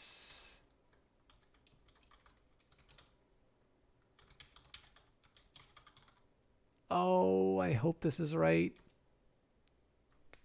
I got to bring this up on my phone. Again, I lose frames if I have Chrome open, so I think I botched that link.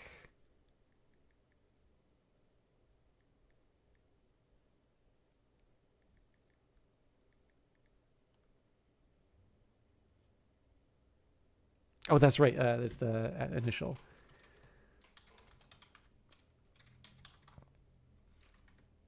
Let me try that again. So Itch obviously just got out of its a very successful and a really oh, and now I'm on Sweetheart Squad for some reason. I don't know how that happened. Sean is an incredibly prolific Bitsy game designer. I do recommend that you check out, first of all, you need to check out Itch. Itch did an incredibly successful and a really positive fundraiser in support of the protests against racism. I will admit, actually, because I know it's like 100% of proceeds were going to the different organizations. I will admit I'm a little curious what happened to their transaction processing fees, because they raised millions and sort of did it in a way that I thought was a little more credible or a little more interesting than what Humble does. And of course, you know, I'm a Humble affiliate, so I shouldn't be talking bad about the company, but honestly, they're, you know, I'm definitely interested in what Itch is doing, especially because it's resulted in me finding more interesting games. And I mean, I hope you guys participated in that, because it wasn't just for a good cause. There were a lot of really good games inside of that. But on top of it, there are lots of opportunities to see Sean's work. He's been in the Meditations app, but he releases a lot of stuff on Itch. And the big thing about Itch is this. You have to go in knowing that not everything is going to be to your taste. But one of the things that I think has led to Sean being quite successful on it, which was successful by my standards, which is of course meaningless. But I think one thing that has worked quite well, in fact, I think you've said this at a meetup, is that he's quite good at tagging his games and sort of indicating what they are. So if you're looking for a free thing to just, you know, play with a controller, or you're looking for something to play inside of a browser, it's all rather well set up. But more importantly, there have been some games where people inside of chat have said, you know, oh, this game makes me want to make a game. And I think Sean's page is really good for people who think that too. Because when I look at Sean's games, I say, well, my kid can do that. No, I don't have a kid and I don't think that. no, this is an example of someone who has done very tight, simple games that do what they need. One of my personal favorites still is a game called Why Do Bees, which I think only has one key for a controller. Um, but it is one that continues to charm me to this day. I still occasionally go back and enjoy it. Um, but there's a couple of reasons why I specifically would recommend, especially for one of the people who sort of says, I'd like to make a game one day. I'm inspired to make a game, and then you never follow through on it, because he also has tools on his page. But more importantly, he's been a big advocate for not just simple tools that allow you to express yourself, but he's got a lot of examples about how you can really torture and mangle those tools to do stuff you never would have imagined. And to me, it's also really delightful that I feel, again, I sometimes feel like a little bit of a creep doing this, because it's people's personal expression. But there've definitely been some games where I've played it and I sort of think in the back of my head, it's like, this is probably what's happening to Sean right now. And at least a couple of times I've gone so far as to say, hey, were you thinking such and such when this happened? The answer seemed to be yes. So either he's very good at indulging me, or his showmanship, his ability to communicate, carries through inside the games themselves. But that's a number of reasons to do it. One, getting in the habit of checking itch is a really good habit if you like games and you like finding stuff off the beaten track. Number two, if you want to make games, I think Sean is a very good model. He is somebody who is well-spoken. He, is very prolific and has a lot of variety in what he's done. And I think he, at least when I look at the stuff that he does, I always walk away feeling like my perspectives of what games could be and what you could do with certain tools was much more limited before I see what he did. And it's rare that you feel so inspired. I mean, again, it's hard. It's really hard to make this not sound like a backhanded compliment, because it's like, yeah, I looked at what he did and I'm like, I can do better than that. That's definitely not what I say, but like, it's just one of these things where every time I look at something that Sean's done, I tend to feel that one of the big reasons, so you look at it, you know that you have all of the tools available to you that were made into something like that. And for me, at least, it is the realization that, so why didn't I make something like this? It's like the reason I didn't make something like this is not because I didn't know the technology, or it isn't because I didn't have the tools available. It is for one reason or another, I did not have, you joke, but I would generally enjoy seeing. Yeah, I mean, this is the thing. Like, I know the effort that goes into making that sort of stuff, right? So it's I know better than to try and do it.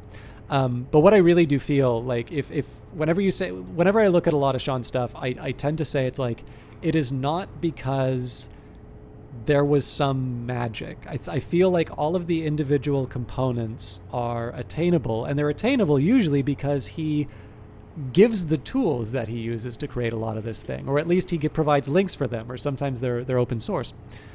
And there's something really encouraging about looking at his work and saying, it is because I have not really stretched my imagination in terms of what a game can be or what is entertaining. I feel like that is one of the reasons why I continue to get a lot out of looking at his stuff. So I don't know. I definitely find a lot of Sean's stuff very inspirational, and I like the diversity of what he does. It's always a treat whenever he presents, either with a team or on his own. And he's definitely somebody I hope you guys get a chance to look at and appreciate more. And I will, it's been long enough now. I really do need to have a proper sit down, and I really wish I would get my controller mode back. I wonder.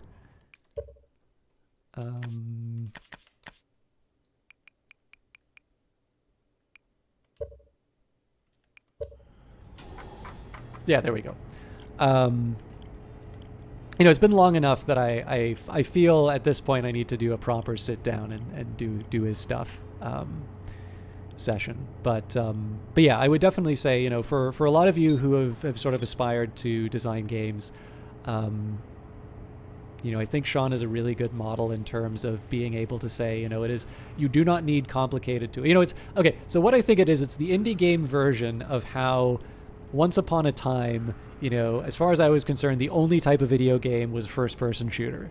Like, who the hell would play SimCity, or who the hell would play, anything but, whatever just looks awesome and, has lots of intensity and action.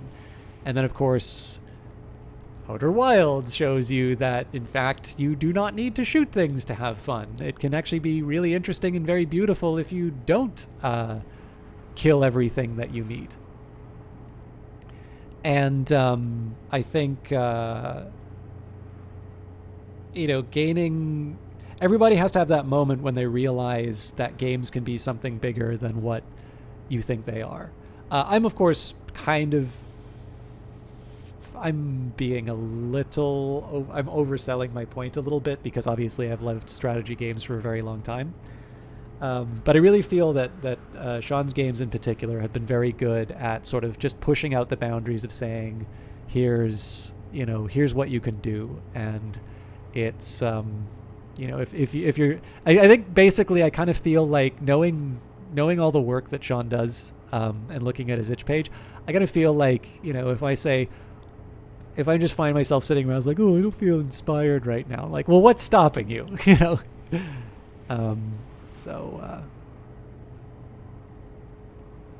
Anyways. Nomai City built into the walls a huge underground cavern. The city is divided vertically into 4 districts.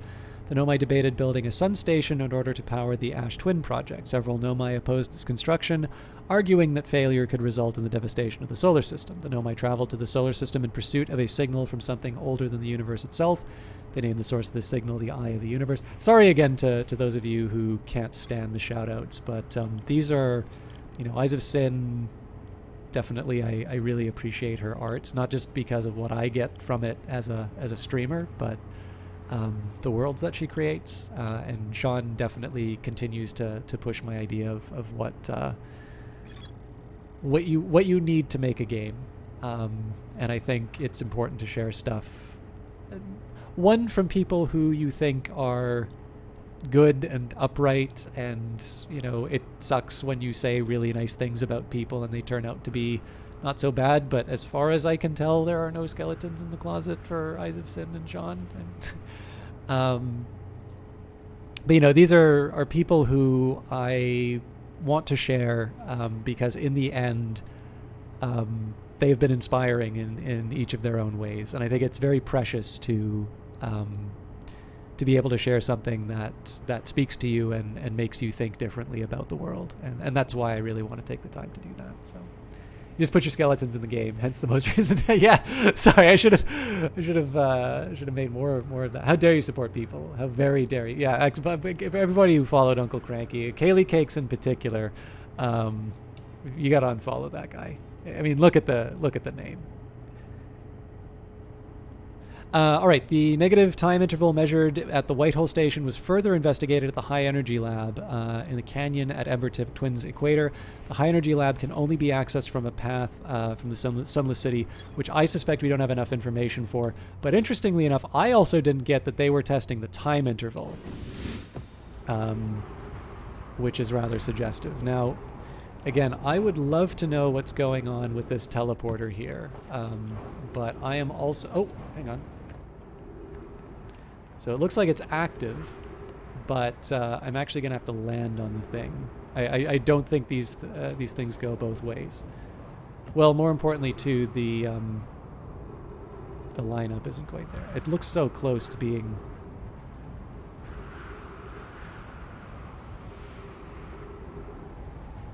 I'm going to waste all my time looking at this, I know it.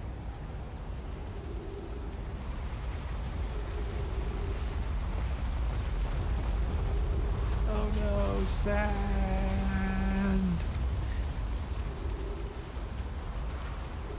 Actually, I think I'm allowed to say that. I gave an anecdote about somebody who said that all of my games were political. It's okay. So I think that's a pretty... Game ideas would be a more appropriate title. I think at this point I'm going to abandon any investigations on this side, and I want to see what's happening on the newly revealed planet. Sean was the one to point out that, you know, all of my games are political ideas, but like not as in, you know, the world would be better if we all had like a universal basic income or something like that. It is much more about the incredibly mundane, you know, like the governance parts, or like well, I suck. It's definitely about the, like, you know, oh Jesus Christ, I hope we don't fall apart. And he's completely right. Like that's, but I mean that's also because it's something I've studied quite a bit. Like lobbying, I can tell you a lot about lobbying. You know, writing a briefing note for a minister, how much a minister will read a briefing note, you know. I tend to find, I mean, I think it's probably, I think it comes across in stream a certain degree. As you can see, I've completely lost any sense in terms of investigating the game. I kind of feel like there's two things you can do with humor. And you can exalt the trivial, or you can trivialize the exalted. Trivializing the exalted can sometimes put you in dangerous territory because, you know, people are very conscious about who the object of attack is. And I don't think that that's a reason that you shouldn't try, but I think you need to be very clear about your intentions. And also, if you screw up, you kind of need to own that. Like, you can't just say, oh, audiences are too sensitive nowadays. Like, we kind of need to expect a little bit more from people. But, you know, it's also a great way to sort of encode stuff that people really don't want to hear. Well, this is unexpected.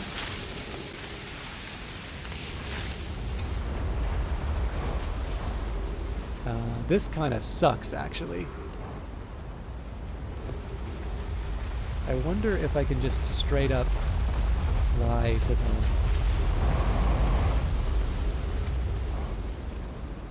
Yes, but I'm going to get caught in the sandstorm again.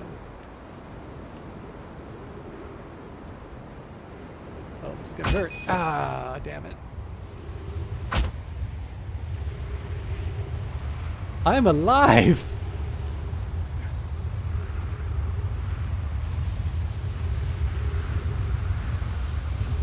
Run for your life, little fella! Oh god, this is like something out of Inception.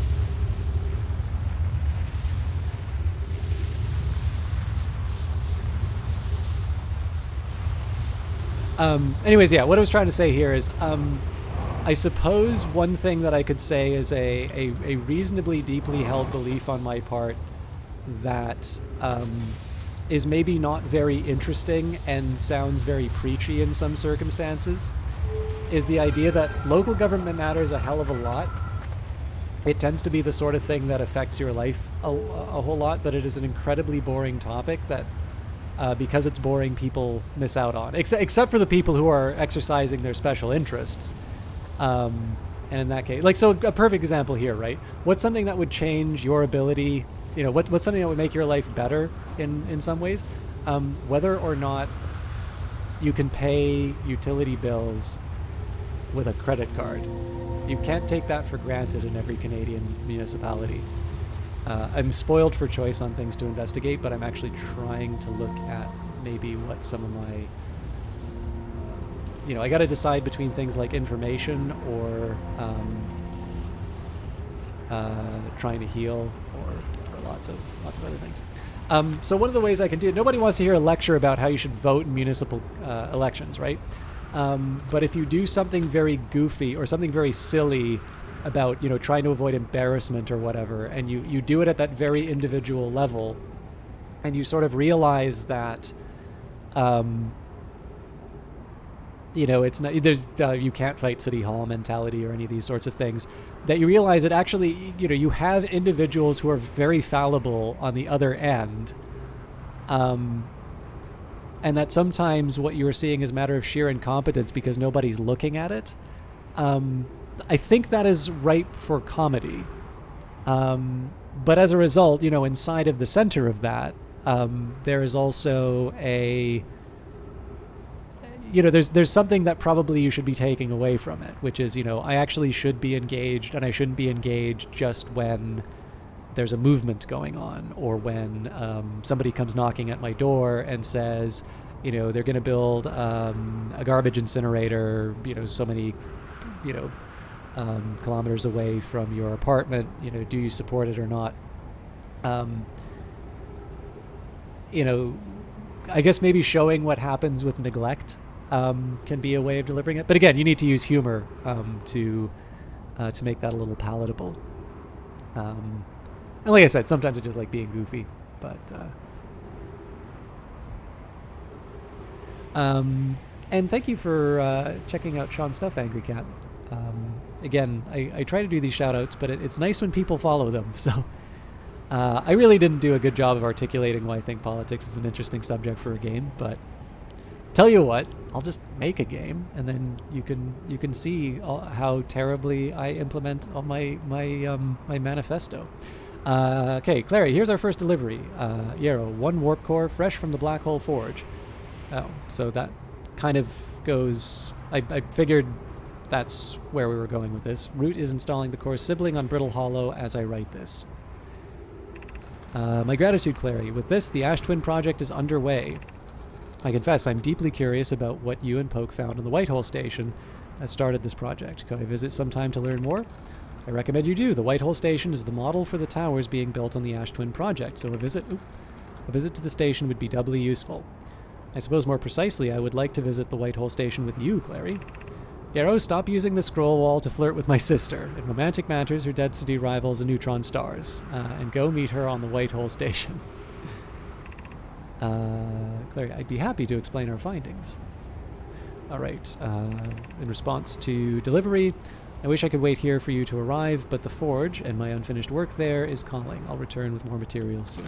Okay, so we definitely got some information out of that. I'm not sure I'm going to be able to heal in time. So I suppose now I'll step on and see... Okay, nothing dramatic happens when I step on the plate. So I suppose the next question would be... what side of the planet do I want to walk on?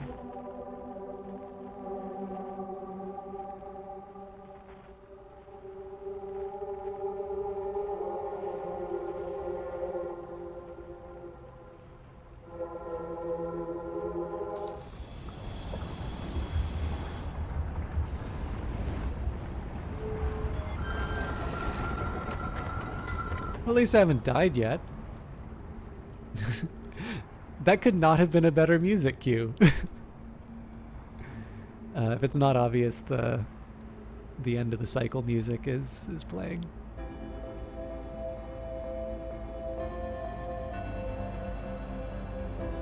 So this is the point we basically just visit what we can, collect whatever information. Oh!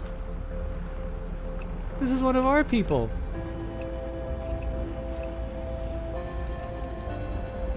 Oh, I feel so bad. Oh, damn it. Well, they have company.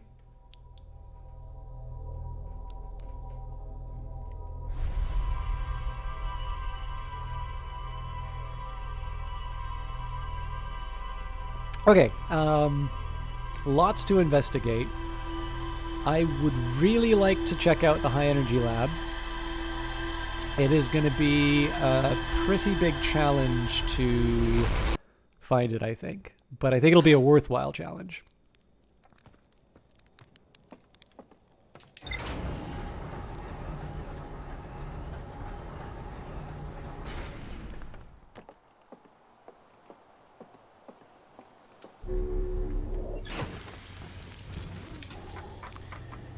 All right, Ash Twin Towers. We still haven't quite been able to connect the two sides, but Black Hole Forge. The Nomai crafted warp cores at the Black Hole Forge before delivering them to Ash Twin, so we kind of had an idea about. I don't know if I said it explicitly, but this is more of a confirmation. Ash Twin Towers. Several large Nomai towers form a ring around the Ash Twin's equator. The Whitehole Station was used as a model for these towers, which were built for the Ash Twin project. And obviously, the Sunless City and the Ash Twin towers have given us. We have more opportunities to explore for sure.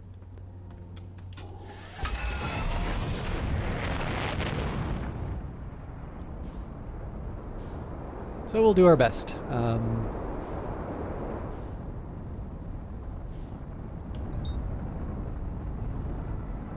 Again, I'm feeling like, I have even more reasons to go after that platform now that we.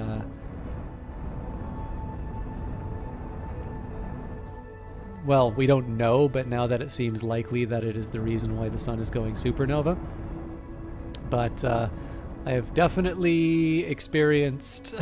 I've definitely experienced the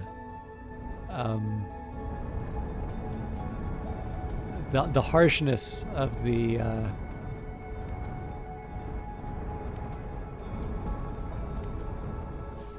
calculations. I don't know if the calculations is the right term, but again, so many options. I don't even remember if I checked out those stairs or not.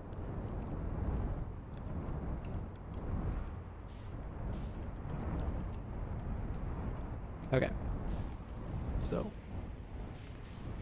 ideally I don't dawdle, but your connection broke, but when you got out of politics and games, so that many issues we overlook are part of negligence, while humor has always been one of the greatest tools bringing attention to those games, additionally making you consider politics more personally and make you at the least consider different kind of. Ishma, dude, I envy you. I wish I could rest my memory. I hear that a lot about this game. I'm having a really good time with it too. I know I digress into other topics, but I'll tell you what. I'm sorry to do a pause again. I'll close the politics thought by giving you the analogy that maybe is the better one for me to work with. There is an old British, and then I can focus on the game, especially because I know with the sand I'm going to need to focus on this. So it's probably better that I just get my ideas out. I can look at what chat says and respond if I need to. And then I can focus on the game. So there's a really old British series called Yes Minister. And then there was a sequel series called Yes Prime Minister. And it was made, I think, around the 80s. Definitely around the time when the UK is full on like Margaret Thatcher mode. And one big thing about that series is that you have this hapless government minister. So for those of you who don't have the parliamentary system like Canada or the UK, you can sort of think of them as kind of like a member of Congress, or like a member of the House of Representatives, except that they'll serve a 4-year term. And some of them, the cabinet is sort of usually drawn. I don't believe there's a requirement that they be members of parliament.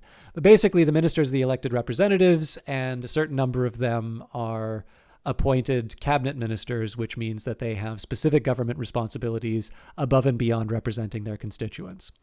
And the chief conflict of Yes Minister, which I actually think is quite a funny show, but like it is old and it is British humor, so it's very narrow humor. But I have a feeling that if you've seen Yes Minister, you probably know a bit about why I am the way that I am. I mean, my mom had cancer, and my dad used to listen to it on, like, we had to take long road trips to Vancouver. And so my dad would usually listen to British comedies on the audio recordings on the ride there. And so, I'm kind of branded by the stuff we had to hear on the trips. But the central conflict of that one is that basically you have the minister that wants to do things, reduce government or just generally make things better. and the enemy is the civil service, which wants to just create more bureaucracy and ensure that they still have their jobs and whatnot. And it's sort of personified through the two civil servants, Sir Humphrey Appleby and his the more junior civil servant Bernard Woolley. And again, that is very much a product of its time, one that says that the government is the enemy. So, this is all, if you want an American equivalent, this is kind of the Reagan sort of view that smaller government is better, that a lot of society's ills are from government intrusions in people's lives. And, it would be much better if we would reduce it. So yes, this is a very conservative point of view. I'm pretty sure Anthony Jay, one of the writers of it, is a card carrying conservative, but it's also one of the few examples of conservative humor that is, I feel, funny to most people who watch it. Now there's a modern show. Well, it's old now, but it's a more recent one called The Thick of It. And there was a movie version called In the Loop, which is about sort of the progress to the Iraq War. And what's interesting about it is when you see the transition from Yes Minister to The Thick of It, the antagonism is still between the government minister, but now it's the communications kind of the head of communications and strategy. It's played by Peter Capaldi in this just legendary character called Malcolm Tucker. It's amazing if you have not seen it. Volcanic profanity. So if you don't like that sort of stuff, do not look for clips for that. But otherwise, go nuts. I think it's a pretty good show. But notice the difference, and it reflects a little bit more of a shift that might be more relevant to our lives, which is it's not so much about a government bureaucracy that's getting in the way of real change. It's more about how can we spin events towards our favorable outcomes, or to keep ourselves in government or that. This idea that maybe the facts don't matter. What matter is how can we get our story out on time. And the problem is, of course, that the thick of it was being quoted in Parliament as if they didn't realize that they were being ridiculed. And so I tend to think in these sorts of things, there's going to be very few people who want to watch like a hard-nosed political show. But by looking at the tensions that exist in those two shows as a particular conflict, what is the main source of sort of the tension and the humor, you can get a little bit of an insight in terms of what the preoccupation of the society is at that time. This is not to argue that the thick of it is right or Yes Minister is right. It's more just an idea that humor can be a way of sort of presenting the situation we find ourselves in a particular lens, through a particular lens, and maybe give us a lesson that we would find normally boring, or nobody wants to listen to a guy on a soapbox outside of Parliament talking about mining regulation in the Northwest Territories or something like that. But that was sort of what I was trying to get at. But I mean, the thing is too, like if it's a comedy, it has to be funny. If it's a game, it has to be enjoyable to play. Like you can't just preach to people is the other trick. So what I want to do here is I want to set down a scout to be able to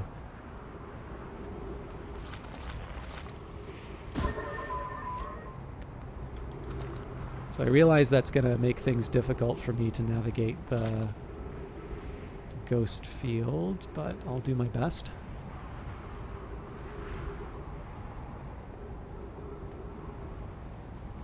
Found a way through once.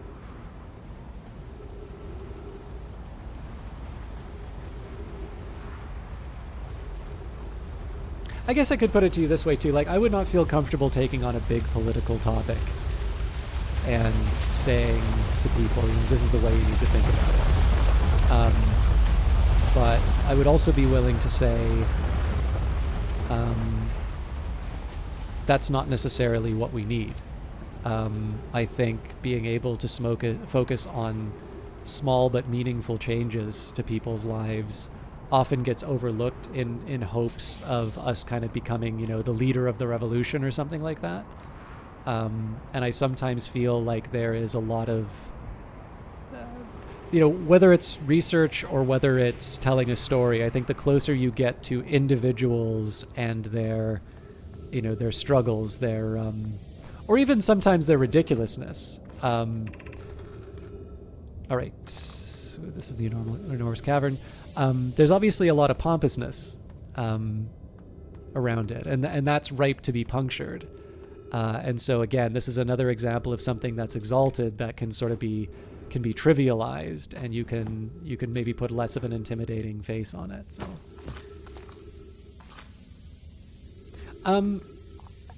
I would be willing to say it probably is not its own full language.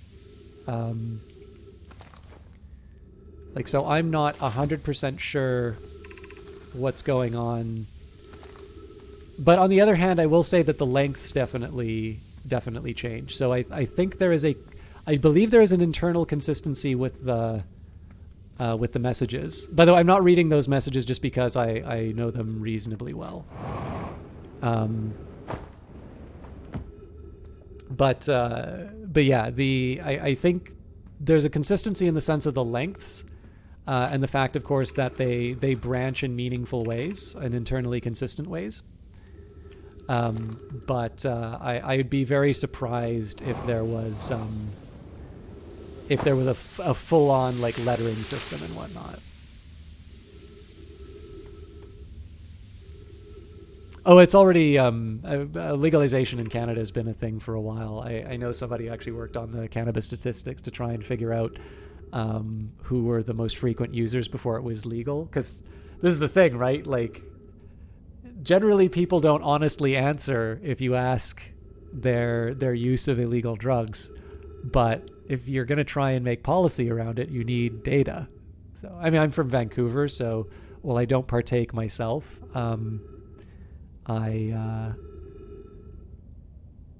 it's certainly a consistent. It's a known thing. Obviously, the enforcement was very lax in that city. You're doing well. There's only a little further left to go until you reach the shelter site. You can rest there. Okay. This is the one that I always get tripped up on because there's the big jump, and so far I've been able to dodge a puncture. But there's always room for a first. All right, so I don't want to go to the angler if I can avoid it. The reason why I put the scout down, of course, was to be able to make it to the high energy. All right. So again, the challenge here is there's a lot that just got lit up, and it's not at all clear where I need to start. Given the fact that this is one that closes pretty quick.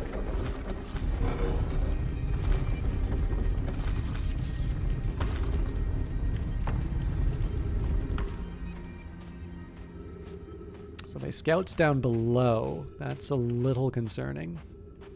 Okay, so if I wanted to go through that cavern, that's now been closed.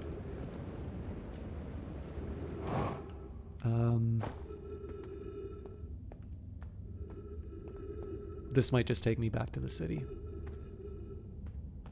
I suppose that's interesting in its own right, but... well... let's see where this goes.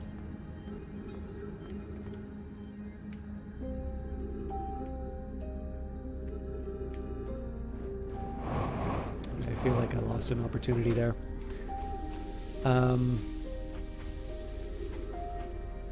Yeah, so that's gonna be... I'll admit, that's gonna be a very tough one. I think I need to find a more reliable way to follow the cord.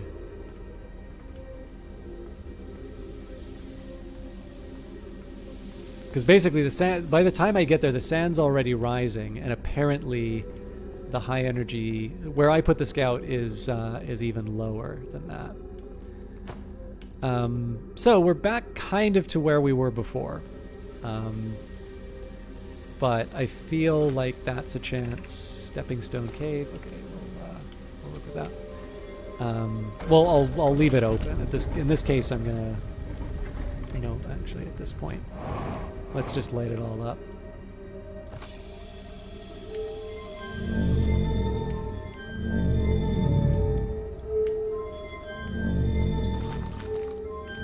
This is really just about taking whatever opportunities I can. Let's get the oxygen up.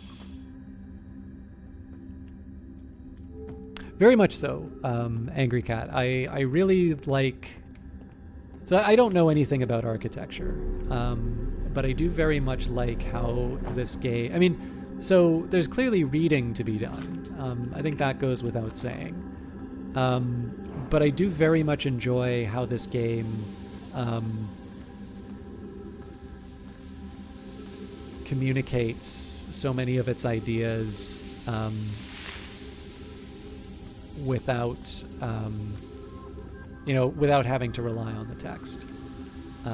You learn something about who these people are, the way that they... And there's lots of different ways that it's revealed, through the way that they write, through the way that they talk. There's a new perspective, even little details, as I kind of pointed out before, instead of something like on the other hand, on the other appendage, something along those lines. They're all just nice little details that sell you on how, in some cases, some similarities. Like, when you see the skeletons of the little kids playing anglerfish, you feel bad about it, right? They were kids at play, and they're no longer living, and it's hard not to feel. It's hard not to feel any kind of compassion or sympathy for that. And you don't need a cutscene for that. You don't need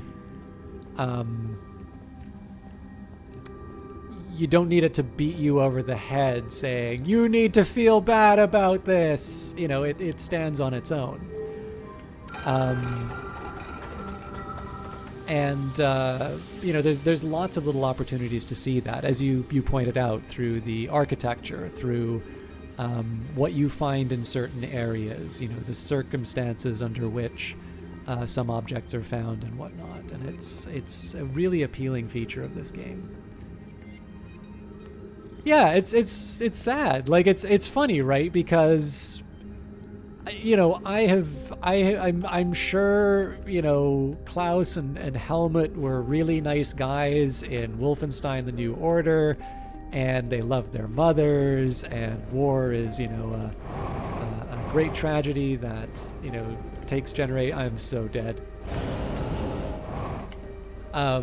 Generations of young men from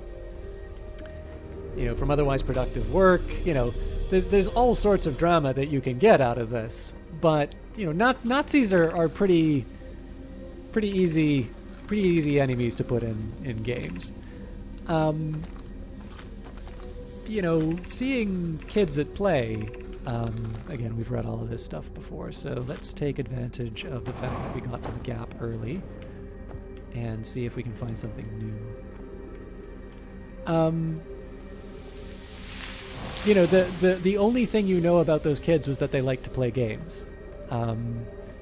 And they're not playing games anymore when you see them. And there's just something sad about that. And again, like I said, you don't need an audio log, you don't need a cutscene or anything like that. It's just simply the context of the moment. So no, don't get me wrong. Like, look, I've worked in movies, right? So I'm gonna appreciate a good cutscene as much as the next person. But I think it is just inherently more interesting to play a game like. I just want to make sure I'm not gonna. I might be landing into something nasty.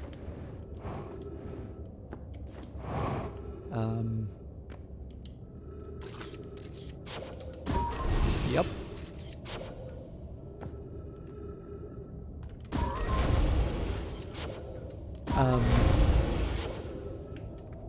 But this game sort of stands out by making me care about stuff without maybe relying on some of the tools that that other media need to use.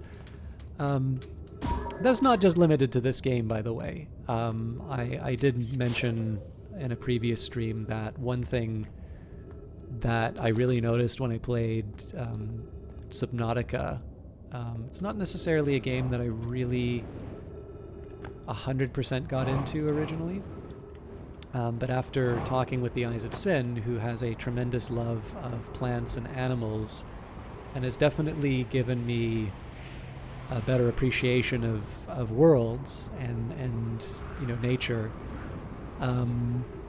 I feel like I really connected with the environmental themes of that game in a way that I maybe didn't before. I, not necessarily through any gameplay choice, I am going to check out the gravity cannon. I just want to get a bit of an idea in terms of where I am. Looks like it's a whole, just a network of canyons though, so I'm not going to be able to make much sense of that. Okay, so let's hope that the gravity gun has something interesting for me. Possibly an unused gravity gun. And I do believe it's being affected by the sand, so one thing I really need to be focusing on, if I can, is getting the lower stuff dealt with sooner. Okay, so in the city, not that I'll be going back, but the shuttle is currently resting at the Comet. Call the shuttle home. Activate the gravity cannon. Well, let's bring the shuttle home, because last time we did that, we got some information.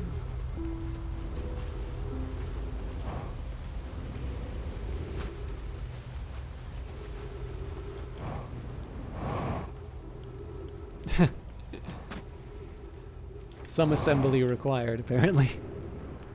Whoa, what? That's supposed to be like that?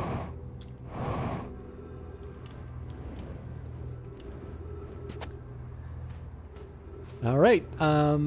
Well, if I'm gonna launch the oh, you know what? I think that opportunity's been closed.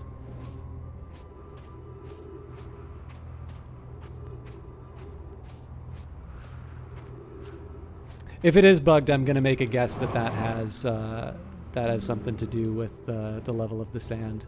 That definitely creeps up on you. But it seems to me, one, I need to eat a marshmallow, and number two, okay, I need to hopefully not float off into oblivion. But let's jump to my ship so I can heal, and we'll spend our time looking at all the other goodies on the other planet.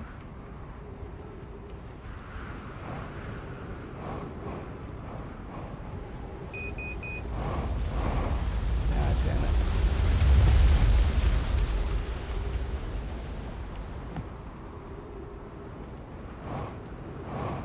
Ooh, be careful, be so careful.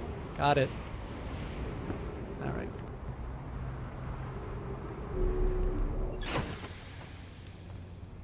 Anyways, yeah, I don't know. I've just become a lot more attuned to how I think differently about certain games, and to a large extent, sort of due to the prodding and the, interact. I mean, this is one reason why. I think I've said this before. I am not a huge fan of the publication, The New Republic, but even though its articles very frequently frustrate me, I follow it on Twitter. Because there is a benefit to hearing voices other than ones that I'm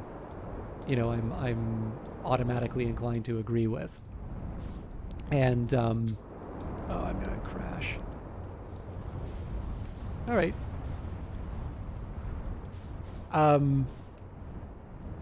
In the case of something like Eyes of Sin, this is someone who I get along very well with, but again, she has a different perspective on things, and you benefit from. I mean, again, this is pretty pat, right? Like, I think most people kind of get this. But one of the really important things about that is that it makes me more attuned to things I see in games. So basically, what I'm going to do here is I'm going to take this as my starting point, and I'm just going to go around the perimeter as much as I can.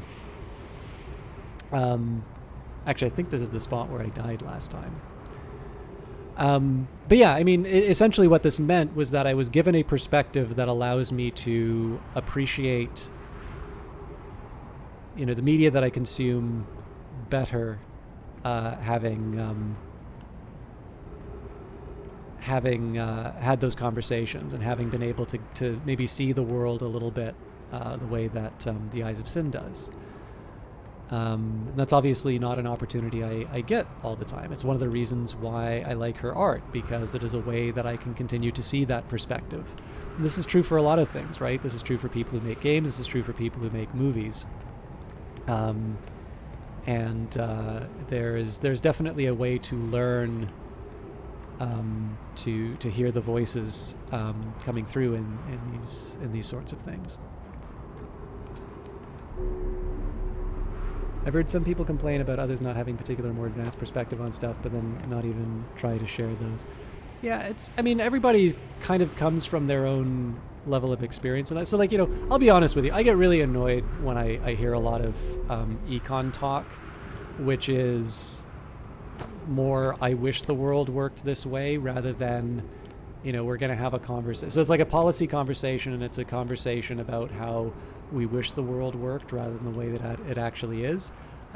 Because my job would be a hell of a lot easier if I was allowed to say, the following things are true. I'm implement. Here are the axioms. People are inherently good, and there will never be nobody can take a bad action or something like that. It's just not going to be credible, right? Sometimes people need to need to hear the simple message before they can move on to the advanced one. But again, this is the benefit of hearing different perspectives. I probably would have a very different view of Outer Wilds if I only kept playing strategy games and I only talked with econ majors. Being able to read classics. Actually, one thing I'll say for classics, right? I mean, I know there's the whole idea of it's a bunch of old dead white men, although there's Hypatia, not that we have any records from her, Sappho, but the point is well taken, right? It is definitely the sort of thing where and obviously incredibly outdated attitudes, obviously the ancient Greeks and the practice of educational pederasty is not something that that's always going to lead. So if you want to study it seriously, you have to talk about it. You really can't pretend that this wasn't a factor of ancient Greek life. But yeah, that's a super awkward class to sit through. Because it's intolerable, right? That is something that is mind blowing. But if you read, this is kind of an argument for the humanities. If you do a literature course, whether it's world literature or English literature, although world literature, obviously you have the benefits of, voices you won't normally hear. I sadly never did get to do a world literature course, but the nice thing is that everybody wants to sell their textbooks after the course is done, so they're usually pretty cheap on used book sites. Whatever speaks to you. And again, philosophy, there's lots of different paths to go through it, but basically to confront ideas that seem alien to you and to try to connect with them and understand what's sitting down below. It is so easy to look at a lot of ancient, the pre-Socratic, right? The world is all fire, the world is all water, the world is all air. Even something like Democritus, who did have an atomistic view of the world, but clearly not the way that we understand atoms now. You can say this is nonsense, and why would that? Aren't we so much better for thinking about it this way? But these were serious people who were doing the best with what they knew, and there's definitely something to be said for gaining the perspective that comes from that. And again, there's lots of different paths to it, and I sort of think that, having seen that, again, if I had just stuck, listening to econ lectures and I only talked with people who existed in my specialization and I only played strategy games, I probably wouldn't appreciate a game like this as much, because there's something about, getting the perspective of you're thrown into a world that you don't know. You're gaining the perspective of a species which has set in motion a series of events that is leading to something that, by any of our understandings, is terrible. And yet we we want to understand it. We want to gain a greater idea. So in that case, and again, it's why I like games like this, because like I said, there's some people who are not going to have the opportunity or the interest in necessarily finding the stuff that was interesting to me. I really like classics. Some people aren't going to like that. And so games can be a way that people connect with that type of empathy and that type of understanding. Friends visiting from the Hanging City, we are planning the Ash Twin project at the High Energy Lab on Ember Twin's equator. I became lost on Ember Twin, my gratitude that Rami found me, but the High Energy Lab is the building with the large solar panels. I'm surprised I didn't see it. I imagine our otherwise immensely clever Konai would lose his head if it weren't anatomically impossible.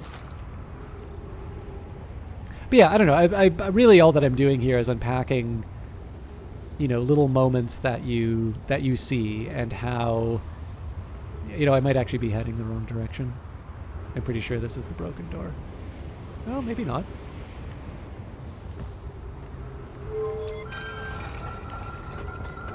This is the nice thing about picking one direction and just running with it. Like you don't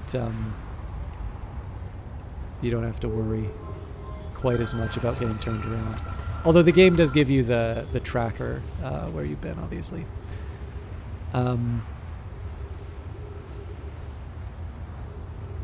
Yeah, I don't know. There's just really something about being able to, go from a few lines of text, you see the bodies, and you feel sadness. That is not an easy thing to... It is so simple, and yet that is not an easy thing to do. And it's definitely something that I think deserves to be recognized when we encounter it. I believe I've read this before, but it wouldn't hurt to just do a double check. Hey, Woban. We're on the Ash Twins. First delivery, yeah. Black Hole Forge deliveries. Stop flirting with my sister.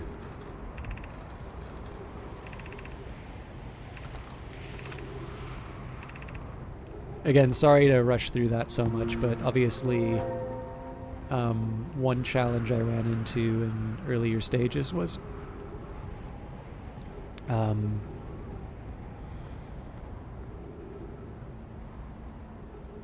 I spent a little too much time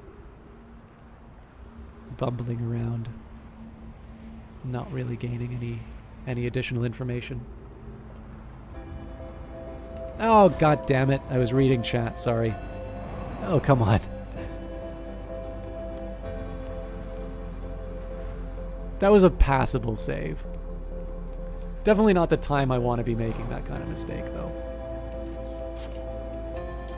I really don't want to take the elevator. Yeah. Let's go for it. Oh, this is the top.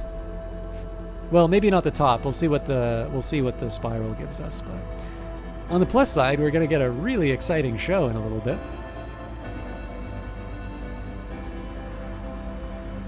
I will also admit, I have broad strokes about what I want to do on this planet, but this is definitely one of the cases where I feel the least secure in terms of any of my decisions. This is a lot of our... I mean, maybe these aren't our spacesuits. Maybe those are the suits of the Nomai.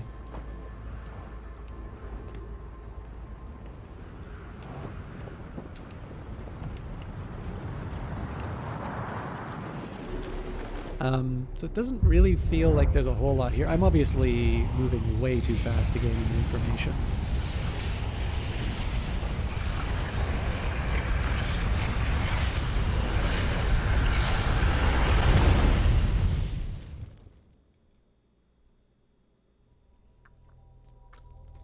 If you needed to find something in your room and you were watching this on the television, I hope you were able to take the momentary illumination to...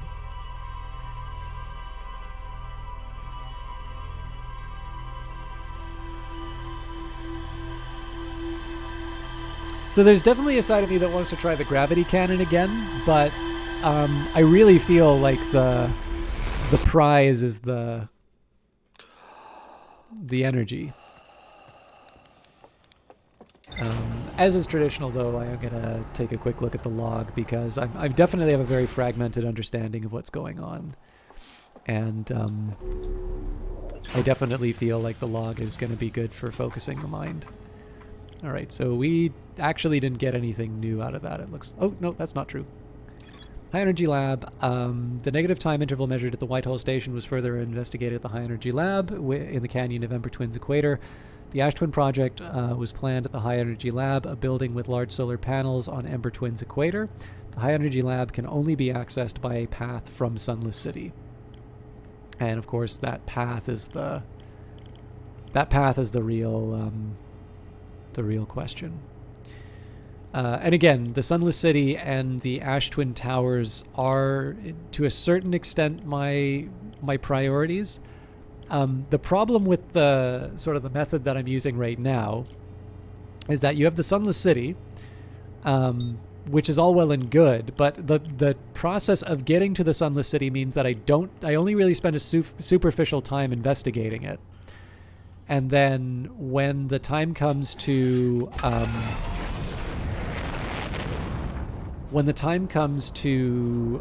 to switch to the other half, I don't have a very clear exploration formula. So we kind of seem to have gotten past what we... Like the whole let's see where the path goes, with the exception of maybe going the other direction, which is definitely going to be a challenge. Oh, please don't. Okay, we're gotta take a little of the pressure off of that approach. Attempt number 2.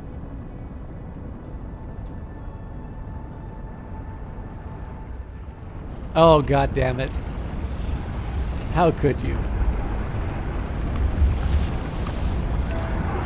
Autopilot will save me.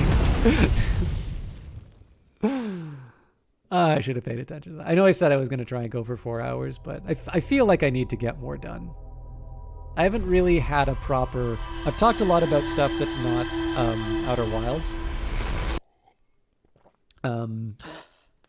But I haven't really... I don't really feel like I've gotten the breakthrough that I wanted. This is not a promise for an indefinite playthrough, but I'm going to do my best to try and try and take a moment of saying, this was something I can take to the bank.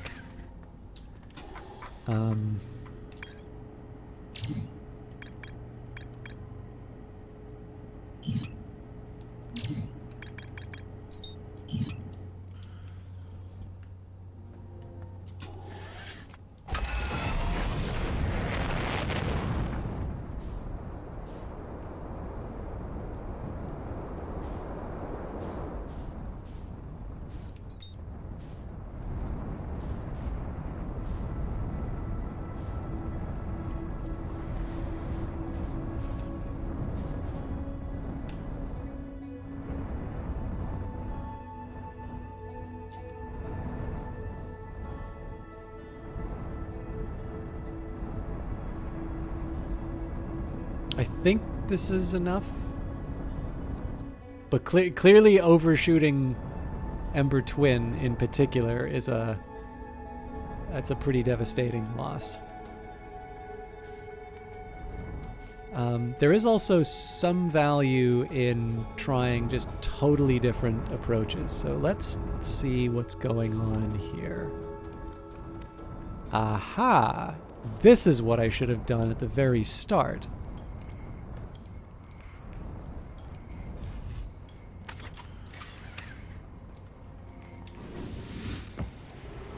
Yeah, talk to the person who's been there before. What planet is that? Oh, that's got to be Timber Hearth. He's so little. Goodness, it's you. Hello. I would take it your first launch went well then. Welcome to the Hourglass Twins. Mind the sand now. What are you up to? Hornfels asked me to update our star charts, so I'm out here observing. This is one of the best places in the solar system to spot astronomical events, you know. What's weird is, I've actually seen a couple of supernovae today. Usually I'd be fortunate to see just one. Keep an eye for eye or two on the stars, and maybe you'll spot one yourself. Again, little details like this, right? Don't keep an eye on the stars, keep an eye or two because you have more to spare. Tell me, what can I do for you? How do we know if I've spotted a supernova? Supernovae look like like extra bright stars to the naked eye, but if you zoom in with your signal scope, you can tell that they're actually enormous explosions. Massive stars go supernova at the very end of their lifespans, which is why it's so unusual to see two in a single day. I wonder if some of these stars are older than we realized. So I think the implication here is that we're seeing our own system going nova. What are you doing out here? Right now I'm documenting stars. Hohenfels noticed our star charts are out of date, so they asked me to update them. Please don't tell the others I said this, but sometimes I think I'm the only traveler out here interested in doing any science at all. Or maybe don't tell Hohenfels either. I think they're pretty deep in denial. Where should I explore here? To be honest, I haven't left this lake bed. I don't mean to brag, but I'm really quite good with my little scout, so I've been taking pictures of everything from right here at my campsite. That might be an indicator about how I should approach this. Have you seen the old shipwreck site on the Ember Twin's southern hemisphere? The one shooting a bright beam of light into the sky? It's not one of our own crashes, surprisingly enough. This one's a Nomai ship.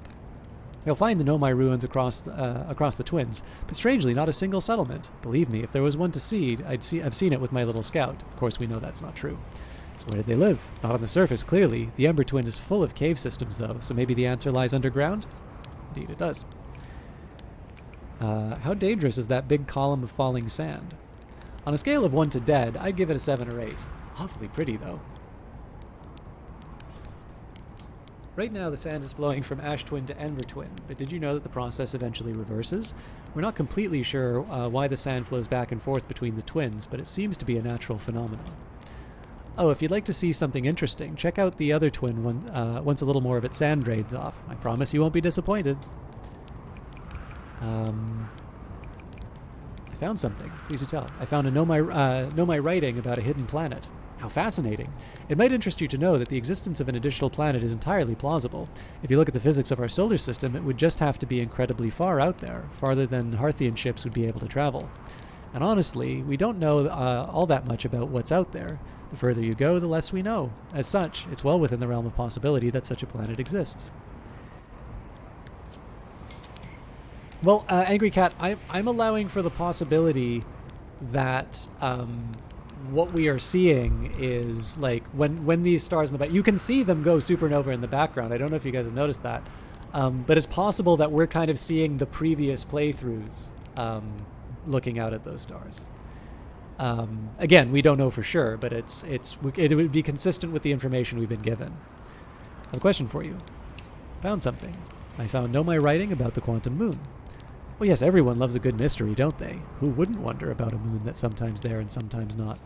I've observed the quantum moon orbiting each of the 5 planets, but sometimes it quite simply disappears from the sky altogether. Maybe there's another place it travels to. Unfortunately, if there is, I've never seen it. Perhaps if I take a closer look at these star charts. What are you up to? Alright, yeah, so this is everything that we needed. So, while I'm at it,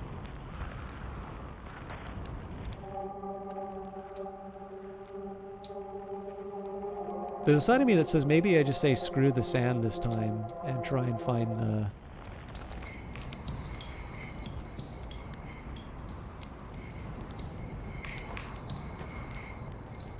I'm assuming I can't use the telescope. That would have been fun. What was neat? Oh, there's one of the supernova, right in the background there. My cursor's just went behind the mountain.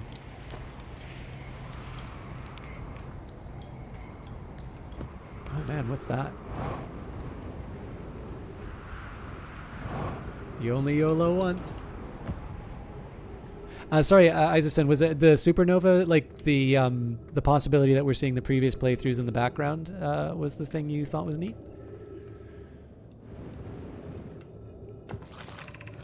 Friends, if you find any sign of Coleus, I implore you to tell me. He vanished without a trace during our research trip, and he's been missing ever since.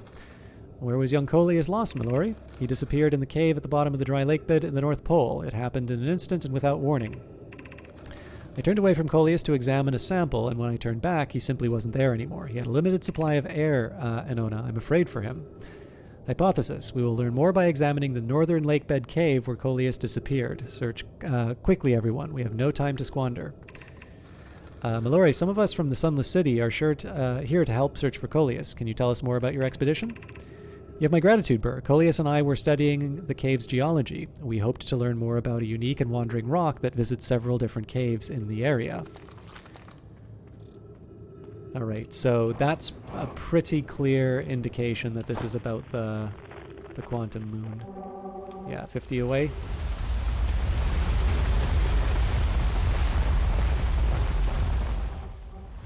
Oh, we are so close to that, and yet we have like no evidence that there's actually anything there to find. This is the crash, I think. Yep.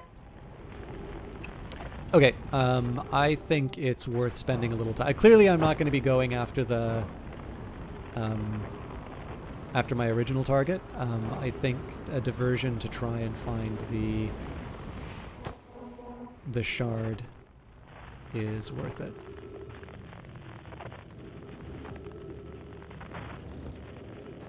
Unidentified signal nearby. Fascinating.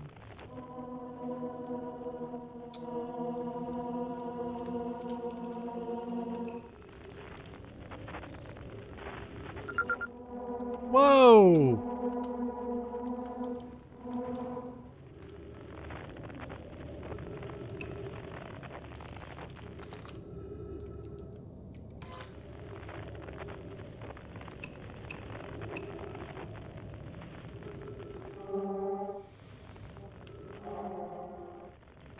So what I'm trying to look at right now, and again, this is sort of a waste of time, but I just want to know if there's any signals that I haven't identified yet. The big challenge now, of course, is that normally there's some kind of a shrine that we associate with one of these things.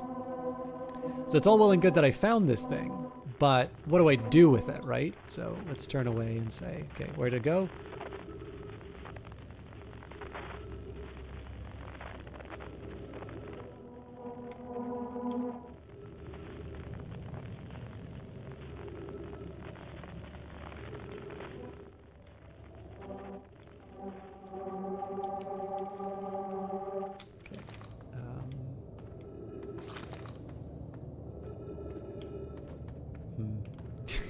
Damn it!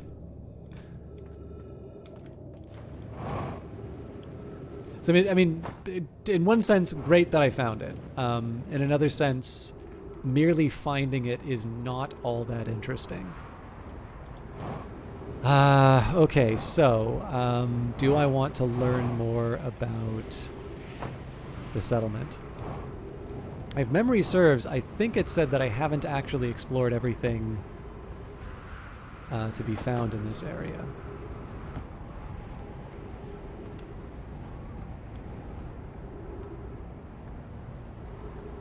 But I really am wasting time on this, like to a point where I sort of feel like there's no benefit in... Well, okay, let's make a run on the sunken city. But if I feel like the walls are closing in...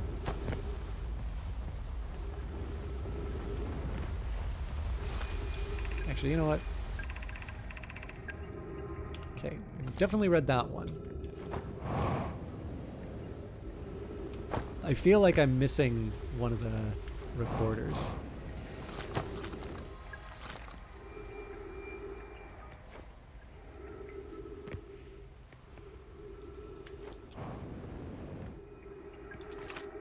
But I'm pretty sure we read this. We need status reports of all systems, everyone unharmed. Yeah, we've definitely read that before too.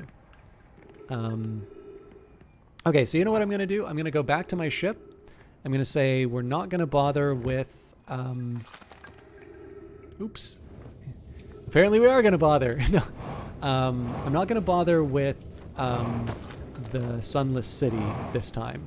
I'm going to make it a pure investigation of the Ash Twin. Which, by the way, I really love the names, the Ember and Ash Twin. I think that's one, calling it the Hourglass is cool, but also calling it the Ember and the Ash Twins is I like that quite a bit. Frankie might call it the Dark Souls of naming.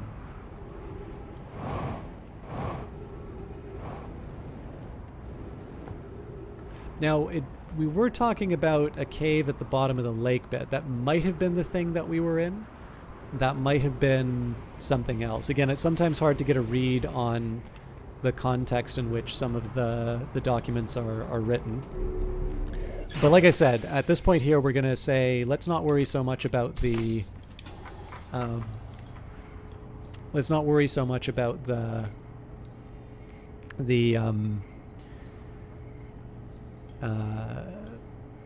sorry, let's not worry so much about the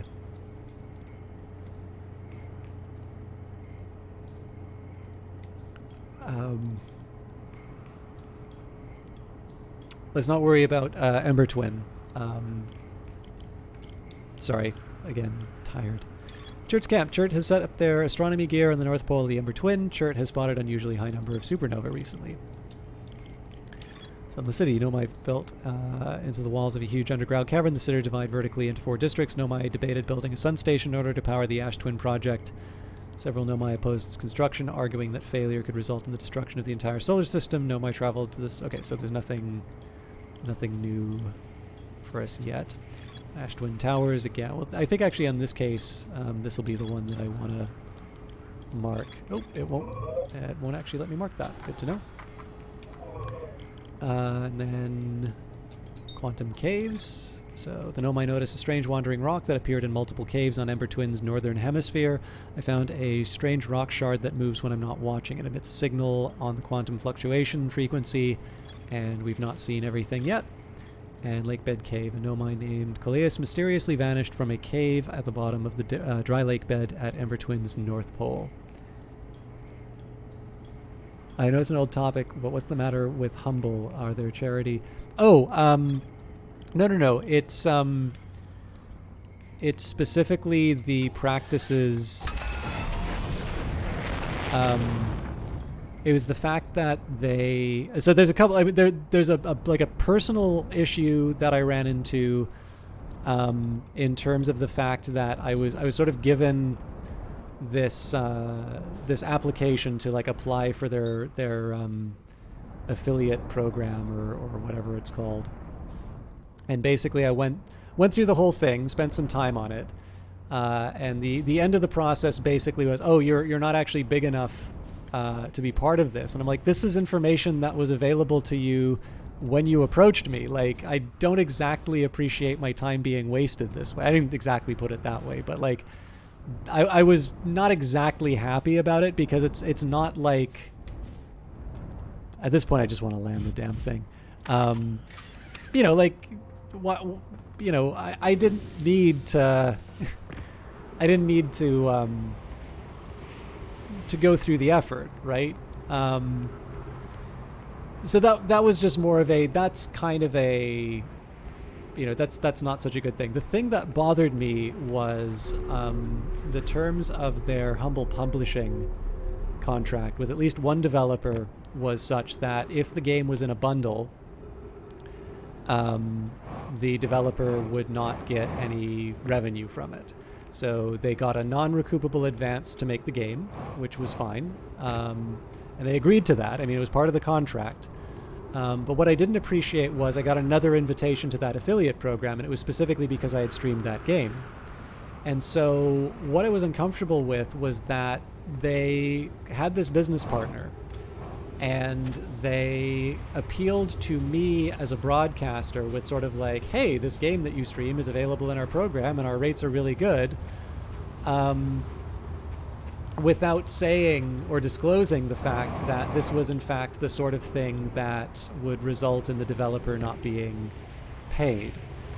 And what I didn't appreciate about that approach was that basically that developer put some effort into sort of getting me into streaming their game as opposed to streaming some other game. And it really just took Humble one search to say, oh, hey, here's somebody that, you know, has been doing the work already, and we're able to turn something that, you know, this developer gets, you know, 70% of revenues from into something that they get zero revenue. You know, we get 100% of revenues from. And I just thought that was a practice that I felt was not. It's like the GOG thing. Like when I found out that GOG, the percentage I was getting paid out of the GOG affiliate link was not in fact coming out of GOG's side, even though it's basically a GOG marketing campaign. That was actually coming out of the developer's cut. I would not have agreed to those terms had I known about that at the time. And so I felt that ultimately, you know, I'm sure Humble is legit in terms of giving the money to charity. I don't know how you vet that, but, you know, I haven't seen any reason. And, you know, it's not to suggest that it's a universally evil company with, you know, mustache twirling and you know, being super bad at everything. But I will admit I was rather disappointed. Like, so it went from it wasn't no longer just a personal gripe or an inconvenience. It was very specifically a circumstance through which I knew a developer was being, like, they were actively trying to convert a sale that had already happened into something that was worth more for them. And they were doing it in a particular way that was ultimately undermining the success of their business partner. And I, you know, it's not to say that they were not in a position to do that in their contract. It's more the idea of whether or not I thought that was a practice that I wanted to reward through my assent. I mean, obviously I'm a member of the program now, and that was largely driven by people asking for an alternative that wasn't Epic. But like I said, I mean, people use the Epic link more than the Humble link. Some time has passed since I checked in with you, Pi. How are you and Idea progressing with the Sun Station plans?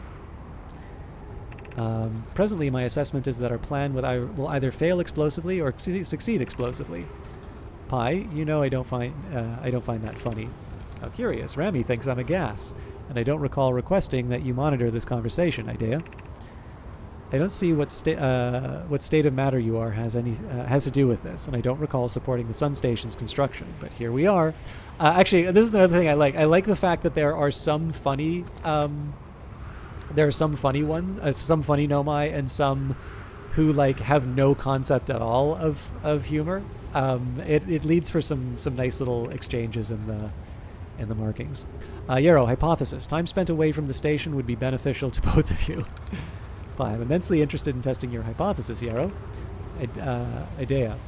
That at least we can agree on.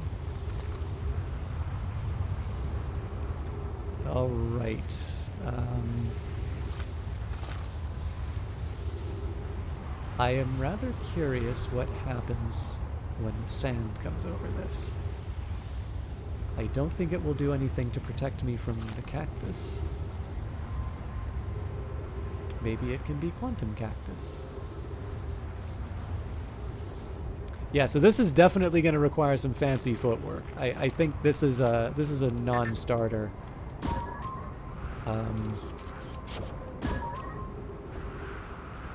Well, I mean, okay.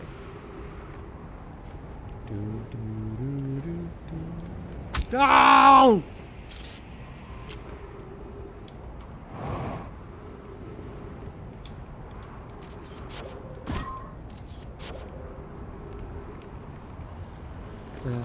So yeah, there's something here. I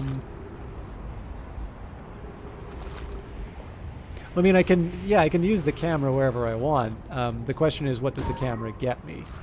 I don't believe I'm able. So, what I'm really looking at is actually, one thing I could do is move it up the elevator. Too much force. There we go. Again, I'm not entirely sure what it's gotten me. I ultimately need to find a way inside. I mean, there's information through the fact that that is active. But I am looking for a way in, and I think it's pretty clear the cacti are saying, "You shall not pass."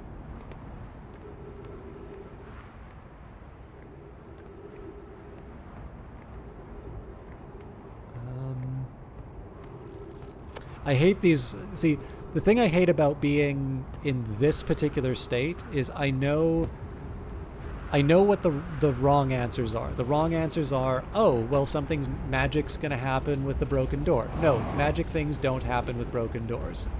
Oh, maybe something magic will happen with the roof. Maybe the roof will collapse. I need to find a way to not get hit by this.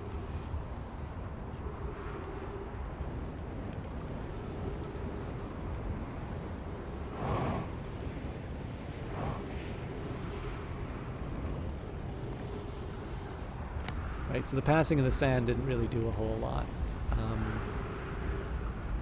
So it's like, okay, well, maybe there's another way in. Well, I can verify that in a number of ways, right? Like, I can take the snapshots. There's one way inside at the moment. And then, of course, there's the, there's always the possibility that there's teleportation. But until I actually find the spot that I can walk into to teleport, that is that's a nice to have, but currently not available for implementation plan. It would seem to me that any path that involves me walking over cacti, particularly to get to that spot, is a waste of time. So we'll go lower. Presumably, this is going to be the most barren the Ash Twin is, so.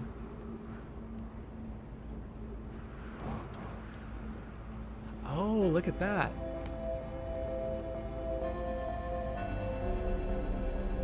That's the same material on Timber Hearth. Okay, so probably I wanted to step off there. Looks like I have the option anyway. Oh, that's right. This is where I put my ship. I don't think there was really anything for us here.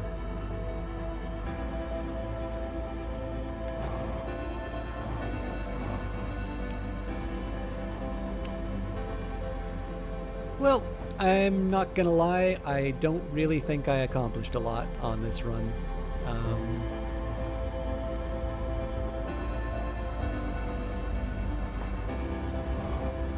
Again, we'll peek at the things that we can.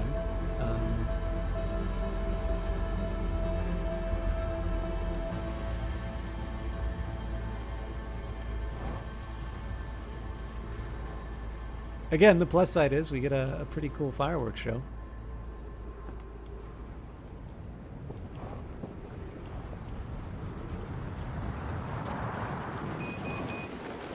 Oh no, I might run out of oxygen. Whatever will I do? Cranky, you're not allowed to have your name when you say nice things like that. I am a passable individual who sometimes does nice things. I try. You're suggesting the problem I had was a surplus of oxygen. I can see that. I'll admit I'm starting to feel the effects of my lack of sleep. So this might be the last run, but let's try and make it happen. Make the magic happen, rather. Sorry, I really don't know how to feel about the episodes where... So, like, last week, I feel like we had a, just breakthrough after breakthrough. And so I don't know when you watch an episode like this in contrast, if it just winds up being a disappointment. Oh, looks like we did find the Nomai built something called the Stun Station, but not everyone supported its construction. Well, again, that's something we already knew, but yeah, I'll admit I'm not 100% sure if it's just a disappointment for people. You know, maybe we try the Quantum Caves. In fact, if I can, the Lake Bed Cave would be... Yeah, it's not going to tell me. Let's see if we can do something about the Quantum Caves this time. You know, if in contrast, you know, this winds up being a little bit of a drag because I wasn't as on the ball. I definitely feel like the sand threw me for a loop on this one, which is good. I mean, I don't think this game is something that I want to rush through. I enjoy... Actually, you know what? The one thing I'll say for this game, I rather like the cadence of seeing new things. I think there's a very understandable impulse to kind of want to see everything right away. And not what I wanted to do. I was trying to rotate, but maybe I can't.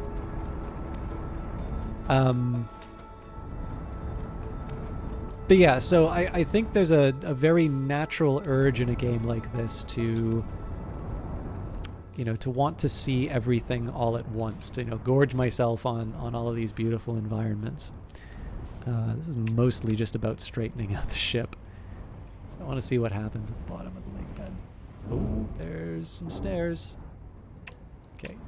You know what? I know I'm going to lose the ship. But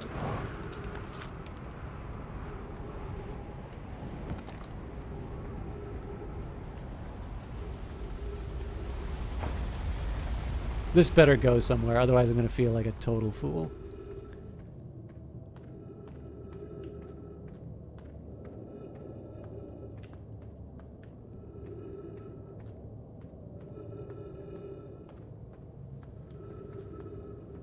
Oh man.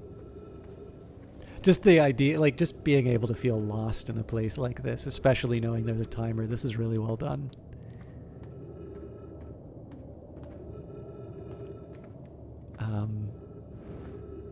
Yeah, this is pretty exceptional. But yeah, so, you know, I feel like there's been a steady enough pace of new things that I encounter and new discoveries. Okay, no, I wanna stay in here. Oh crap! Yeah, the opportunity is closing fast, so I gotta make this happen, or this is gonna be a short run.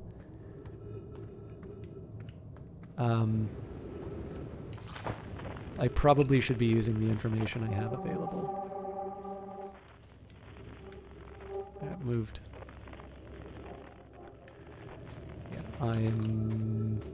I think anything that I could try and do in this cave has just gone away. So let's follow the steps before I go too much further. It also means that I don't necessarily have to lose my ship. Although who knows what actually happens to it. It might just rise with the sand. That's what happens to my character, at least.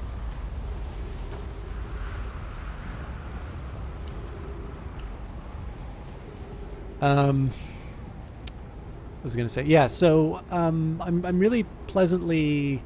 I don't know how they do it, right? I think this is true of most of my experiences with these games. It's pretty clear they're doing something to make me feel the way that I'm feeling, and it's pretty clear that there's a way that this has been made so that I don't feel too lost at any given point.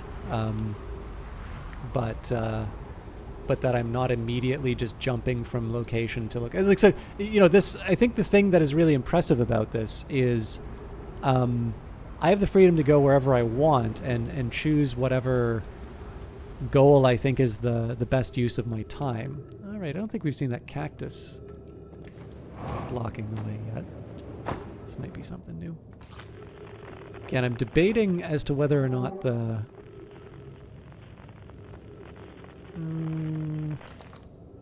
let's see. Coleus is missing. He vanished from the lakebed cave, the one at the bottom of the dry lakebed in the North Pole, several days ago, and we're unable to find any trace of him. I don't know how much area he had when he did. Yeah, so this is all stuff that we've.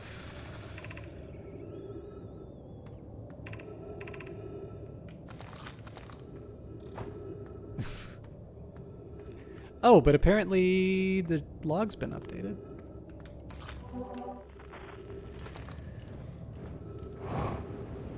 I'm assuming that basically finding a record about Coleus will give us some information that we needed.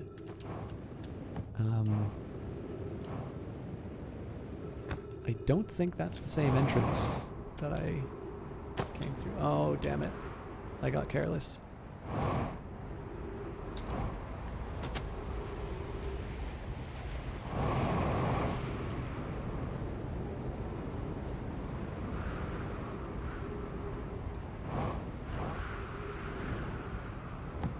Well, the one thing I will say for this planet is it's definitely a lot more forgiving on the flight. I feel that might be a double-edged sword because I probably use too much fuel, but I can't complain. Okay, so let's pretend that we saw everything we needed in that cave. Sorry, let me just take a look. This game is Journey. You're learning stuff, even if nothing new is discovered, if you only learn what isn't new. And it's fun to see someone experimenting, especially since you haven't seen it before. Have you heard of Stone Shard? It's a work in progress, but it seems promising. I have not. But you guys have been really, really good at game recommendations lately. Oh, I wonder if we're too late on the sand for the gravity cannon. This is something I'm definitely willing to risk a little bit for. There's no debate. I'm just, firing everything off here. So, one we call the shuttle home. Oh, I think I see the sand already coming up. All right, ship log updated. That's good. No, don't wait. That launches it.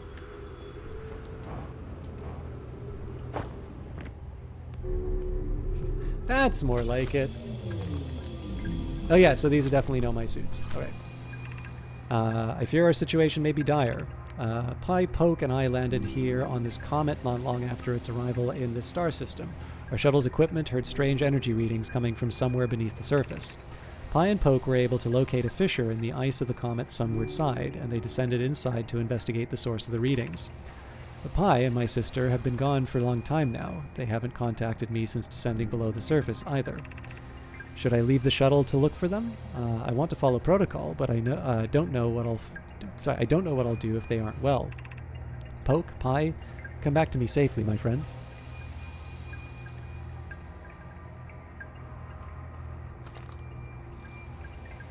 That's neat. I'll be sure to check it out. Yeah. So I took a look at Cataclysm: Dark Days Ahead. Now again, I'll admit it doesn't leap out to me as something that I would obviously like.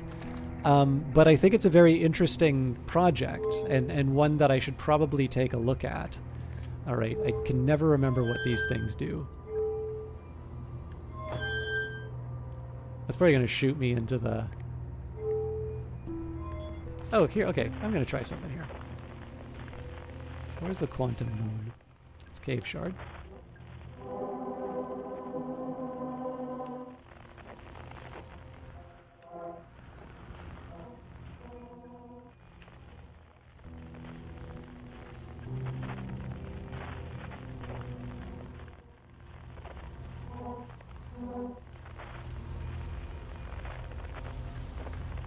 I'm hoping not to launch myself into the sun, but okay, this is promising.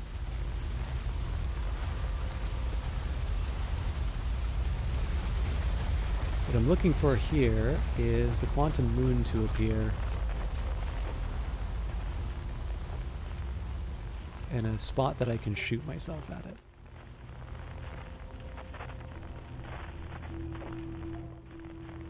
This might be a complete waste of time, by the way. Okay, so we turn away. It should... No, still there.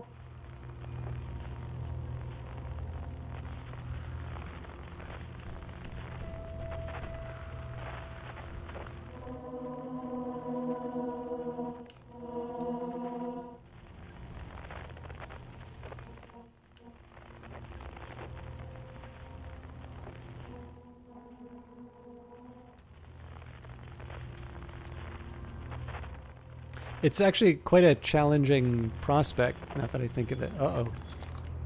I think this might mean the sand's coming.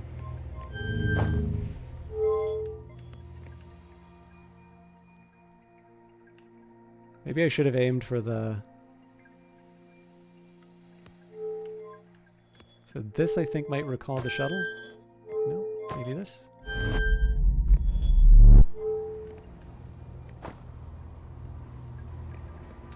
Where am I? I'm still on Ember Twin. Okay. Yeah, so I mean, we're back to the same problem we had the last time we were with a gravity cannon. Oh, no, that's interesting.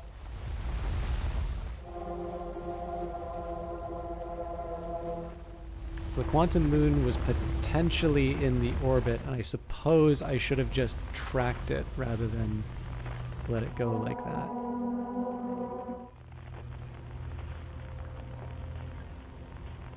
I mean, I'm assuming it would be nicer to do something a little more sophisticated than, yeah, we'll rough it with the sonoscope and then, you know, just launch a cannon at it. But, you know, when in Rome.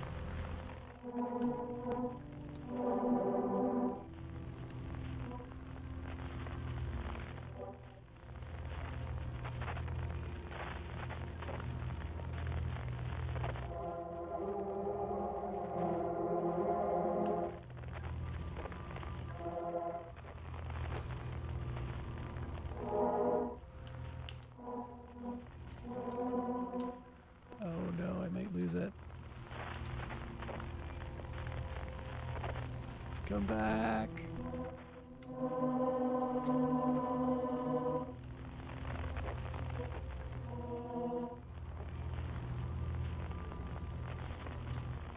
Tower shard, damn it. I think this is a big waste of time.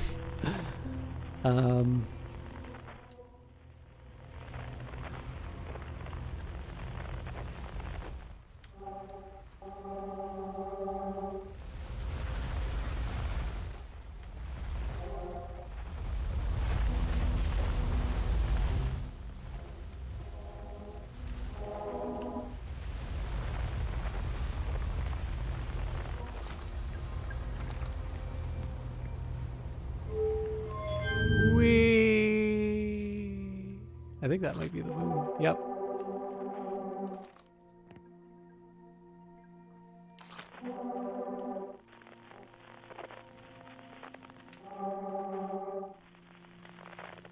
Ah!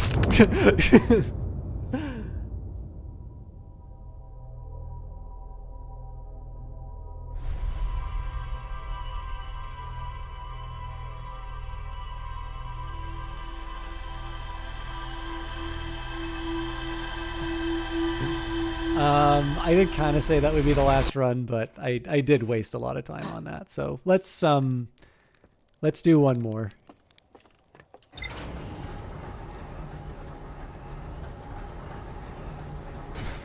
That is kind of funny that I didn't notice the sun, but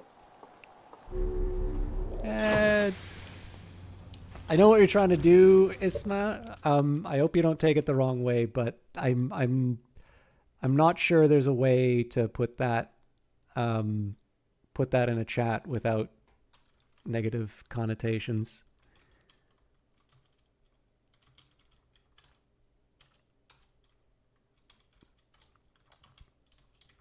So I'm just gonna purge it.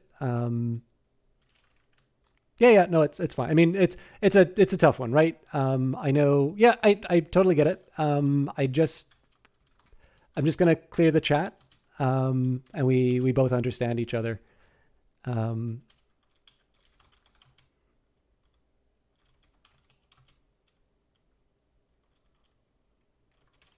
So that has to kill everything. But again, you're free to chat just so long as we sort of understand each other. That it's a little, that's maybe not the tone I'm hoping to keep inside the chat. If you get into CDDA, I recommend checking out Vorthamax on YouTube. He's got some pretty informative videos. Yeah, I noticed there's a pretty robust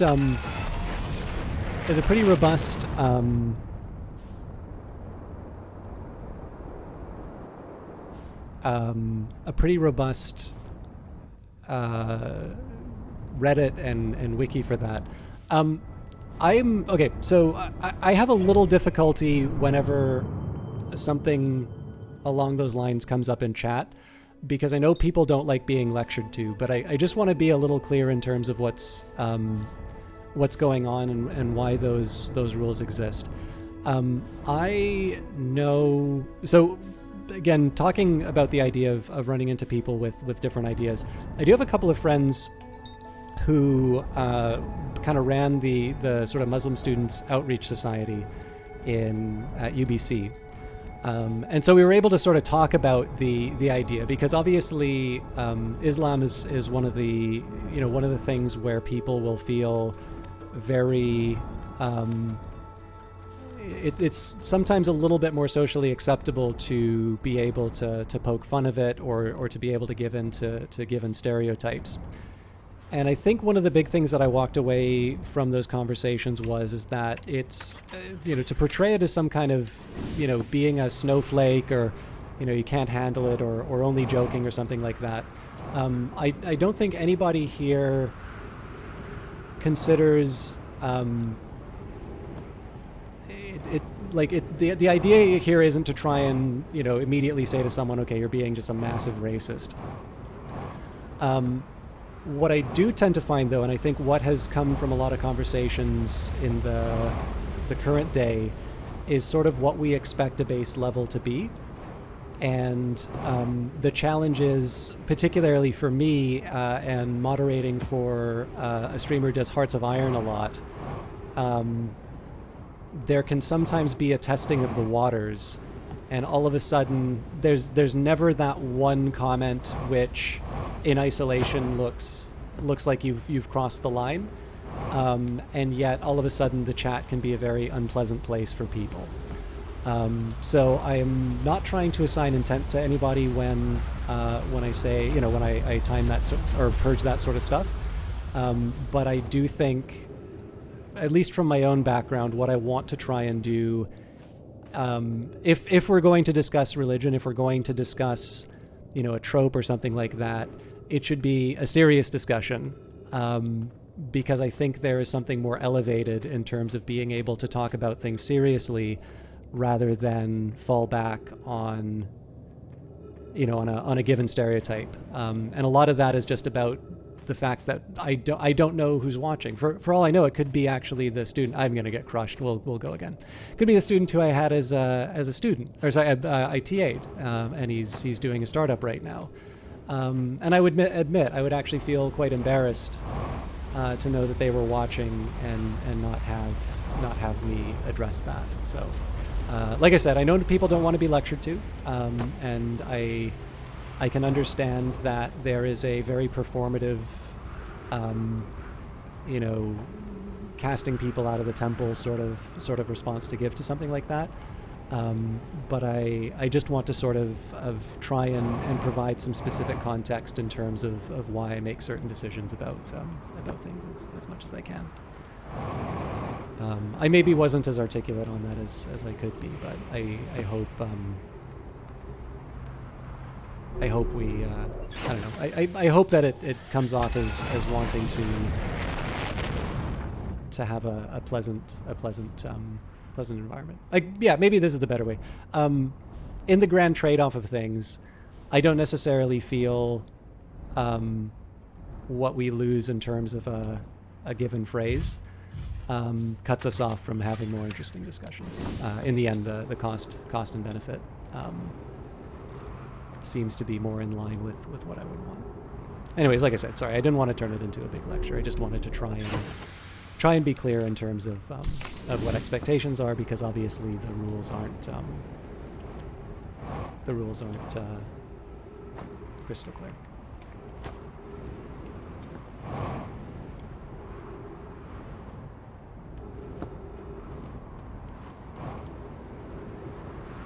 Okay, South Pole. Okay. Well, we found the outside of the Eye Shrine. Now, again, I've run into the problem where I didn't start off with a plan.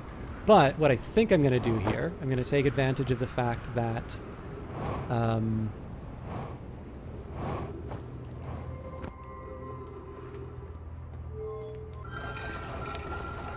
Gonna take a... damn it. They anticipated that. Yeah, I was gonna try and use this as a shortcut to get in the good spots quick. Okay, well, let's see if there's anything sitting around the base of the gravity gun. Yeah, I mean, in my view, it's not... in my view, I am not going to assign an intent to individuals. I think the challenge that we have is that not all groups are necessarily... Like, so, to my view, my ideal would be, you know, all groups are treated equally. But the fact of the matter is, when it comes down to social acceptability and just the baseline assumptions that people will make about certain groups, and again, this is after very, you know, cordial conversation. You know, in my case, I'm an atheist, and my students knew that at the start, and look, they had very good questions for me in terms of the consistency of my positions. It was a very pleasant chat. But part of it was also the social dimension, because I got to see how people talked to them when really the intention wasn't to have a conversation. It was just they were gonna show them how you know, clever they were, and so, you know, it's a shame, because I do like to be silly, and I obviously had a very long part of this stream in terms of talking about. I had a very long part of the stream talking about how, you know, good comedy can be, you know, trivializing the over glorified. But the other part of that, of course, was the idea of taking responsibility when you fall on the wrong side of that. And the biggest thing is that I'm sort of responsible for a tone. And ultimately, I don't have a way of being able to navigate what people might consider to be legitimate humor that wouldn't also be turned around by another group and saying, is like, well, look, here's another, you know, in the end, I'll put it to you this way. I don't have any way of being able to distinguish an individual chat message, which is someone riffing off another trope, and it's you know, in the end, just another, you know, it's just another stereotype. It's you know, demeaning another group when there isn't, you know, another one. It would obviously be absurd to have every religion listed. That would also defeat the purpose of a joke. And I think just given the nature of the world that we're in right now, I prefer to err on the side of people feeling comfortable in a chat. You know, and if that means that we miss out on some jokes, which are, you know, I'll be honest, I've never really laughed at one. It's a sacrifice I'm willing to make, because in the end, I feel like the easy joke, the cliche comment is one that's just going to be a drumbeat going on in the back of someone's head, right? I don't have to live with that. I'm the tourist who gets to poke fun and has absolutely no consequence for it. And I'm not entirely sure that it's consistent with creating a welcoming environment to let that go unchallenged. So.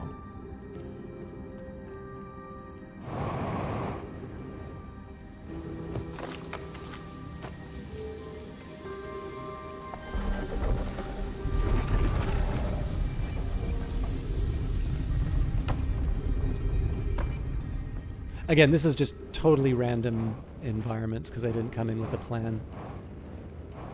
It's a shame this is the last thing we have to deal with, but that's fine. We will progress as far as we can.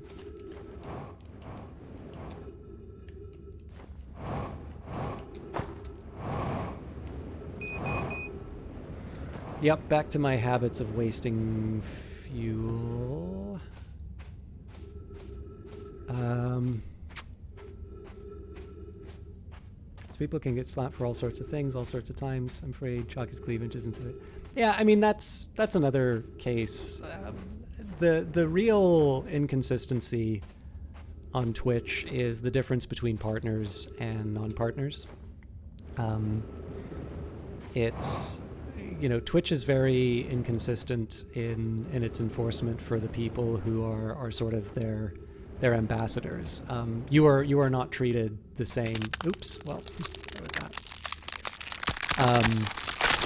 I'm skinny like a rake. Car cranky.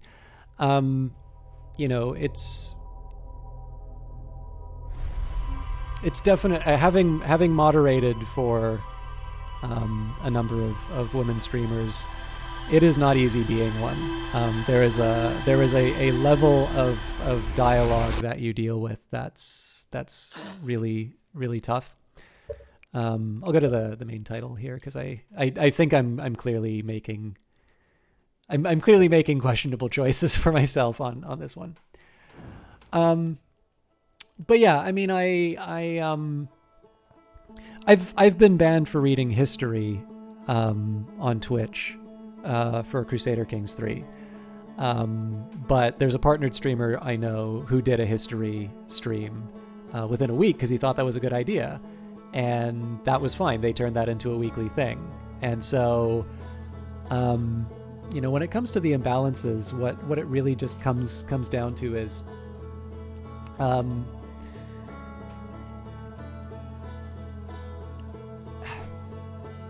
it makes me so. I think if you talk with me, I think probably Eyes of Sin can say this. I definitely have a relatively hard-edged sense of humor. I think being able, in terms of British comedians, there's an alternative comedian called Frankie Boyle I like, who has got some pretty extreme material. And it's something that I can enjoy in private. And it's a big challenge because I do value... I've always sort of felt that the benefit of free expression is the ability to hear when I'm wrong. And so in a net, I tend to think it's a positive. But I'm also very conscious of the circumstances for the stream. So I said, imagine for a second that there wasn't a code of conduct on Twitch. Imagine there weren't rules. Imagine you could say whatever you wanted on the channel. But with that in mind, what is said in your channel is ultimately going to determine your audience and the people who will want to hang out. And when I think about something like The Outer Wilds, one of the things I enjoy is that I'm learning new things, I'm seeing new things. It's largely positive, it's peaceful, it's relaxing, and it decides to do original things. And so, to a certain extent, it makes me seem impossibly tame or thin-skinned to turn around and say, I know you're just trying to make a joke, but I'd really rather you not do that and purge it and have a long exchange on it. But a lot of what I talked about here was empathy and being able to see from the perspective of other people. And,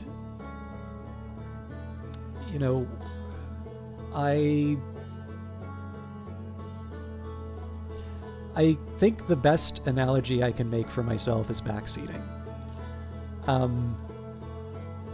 When people backseat, they probably don't have in mind the disrespect that I feel along the lines that I'm playing the game improperly, that it's not my stream, it's theirs, that, because they feel I'm not doing the correct job, they're now going to go and take over the stream. The annoyance that I feel from backseating is inconsistent with what the intentions of the person speaking is. But with that in mind, it's a total drag on the stream.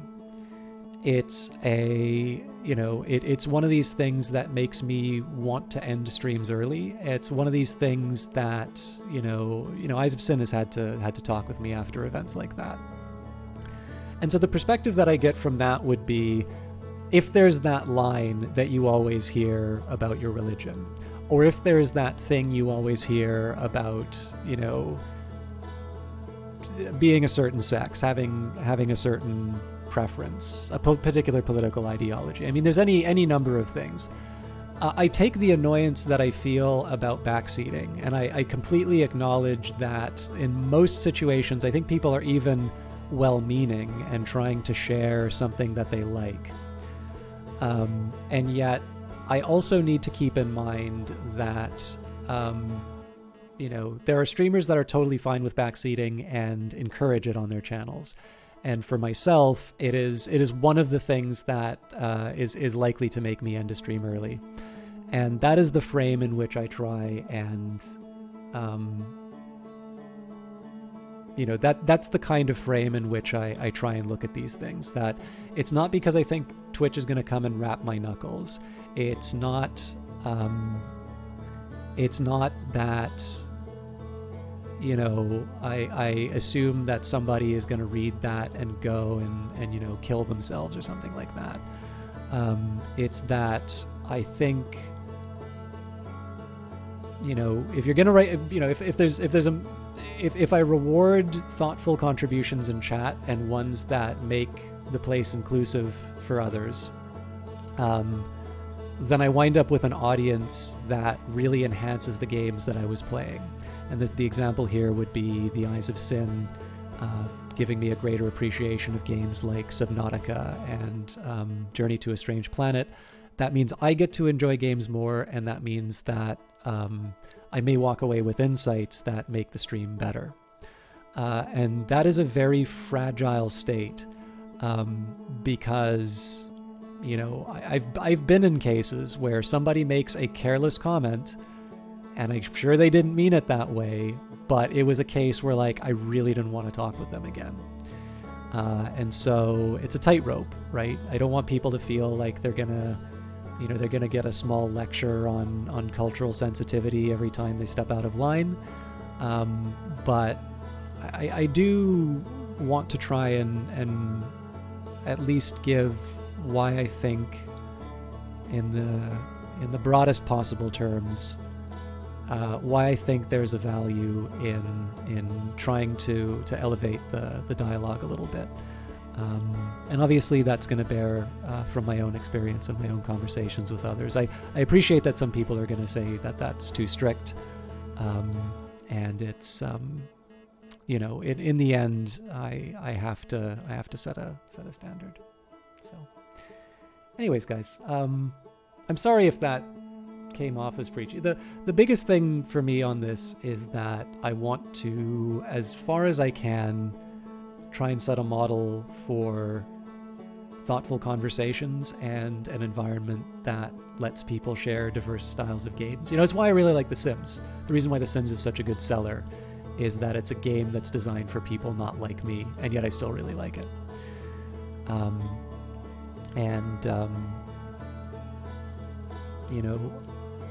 I personally have benefited a lot from these kinds of things, and I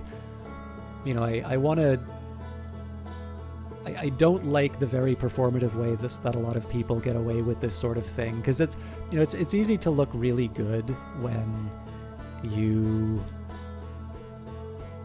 give someone, look, you guys have seen me, when I want to give a dressing down to someone. It's a really rare opportunity where I can let out the demon and just get a lot of pent up frustration out of the way. But the thing is that I'm not entirely sure that makes anyone feel any better at the end. Whereas the more boring statement, the one that says, the thing that allowed me to get that special perspective that, made that one game all the more better.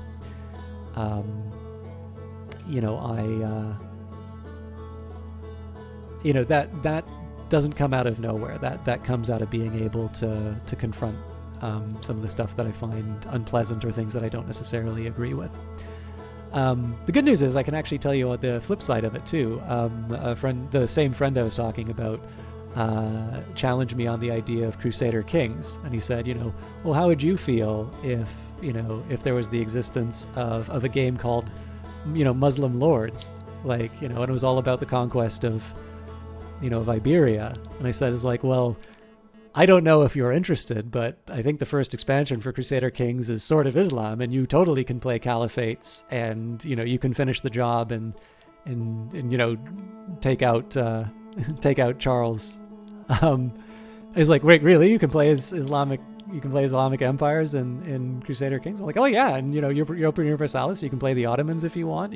The Ottomans are really powerful in the game, and he was delighted. I don't know if he ever wound up playing Crusader Kings, but it's one of these ones where the conversations go both ways. There's now someone who's potentially able. I mean, I don't know whether or not Crusader Kings does a good job of mapping that history, but I was actually able to learn a lot of Middle Ages history that he's fascinated by in that conversation. And for all I know, he was able to enjoy a game that he had previously only associated with, yet another movie of, people yelling Deus Vult and killing his ancestors. And in the end, it kind of comes back to the reasons why I started the channel, which were opportunities for me to share games that meant something special with me. And so that's kind of where it all comes from. Now, I've filibustered, so thank you everybody for watching. I'm going to try and find someone to host. I also need to appreciate, whenever I do these conversations, I sometimes feel that in trying to be ecumenical, what I succeed in doing is not being enough of an advocate for the people who need a stronger one, but annoying the people who want a more freewheeling chat.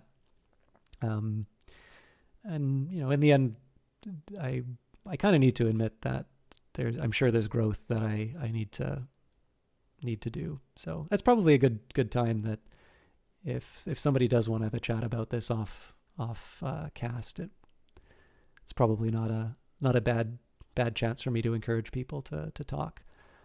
But W Shand is streaming. So, oh yeah, I'm sorry, Nepcross. I'm just ready to raid W Shand. I wanted to say W Shand, I'm actually particularly happy to raid him tonight because he recently did a charity run for a local sort of sexual assault support center in Vancouver. And I know he actually put a lot of work into deciding what charity he was going to support, and made sure it was something domestic. I'm really happy with all of the effort that he put inside of that. So if you guys don't mind, I'm gonna host him. I don't know what he's playing, to be honest, but it seems like a good time to get the job done. I'll do the standard raid. If you want to do the raid message, you can. But we will definitely. I feel like Outer Wilds is kind of the Friday game now. If I can, I'd love to do it a little bit more. But as usual, Monday will be a Paradox Grand Strategy game. Wednesday, my foolish card games. And Friday for Outer Wilds. And then, of course, I need to record a Morrowind episode the weekend as well. So if I can, as always, I'll announce on Twitter if I'm getting an extra one in. But I need to get some sleep. I am very tired. So I hope you guys have a good evening. And we'll see you next time. Oh, yeah, that's right. I actually got to let the countdown go. So thanks, guys. Again, I know it wasn't 100%. I'm tired, but I'll try my best. All right, on to Shand.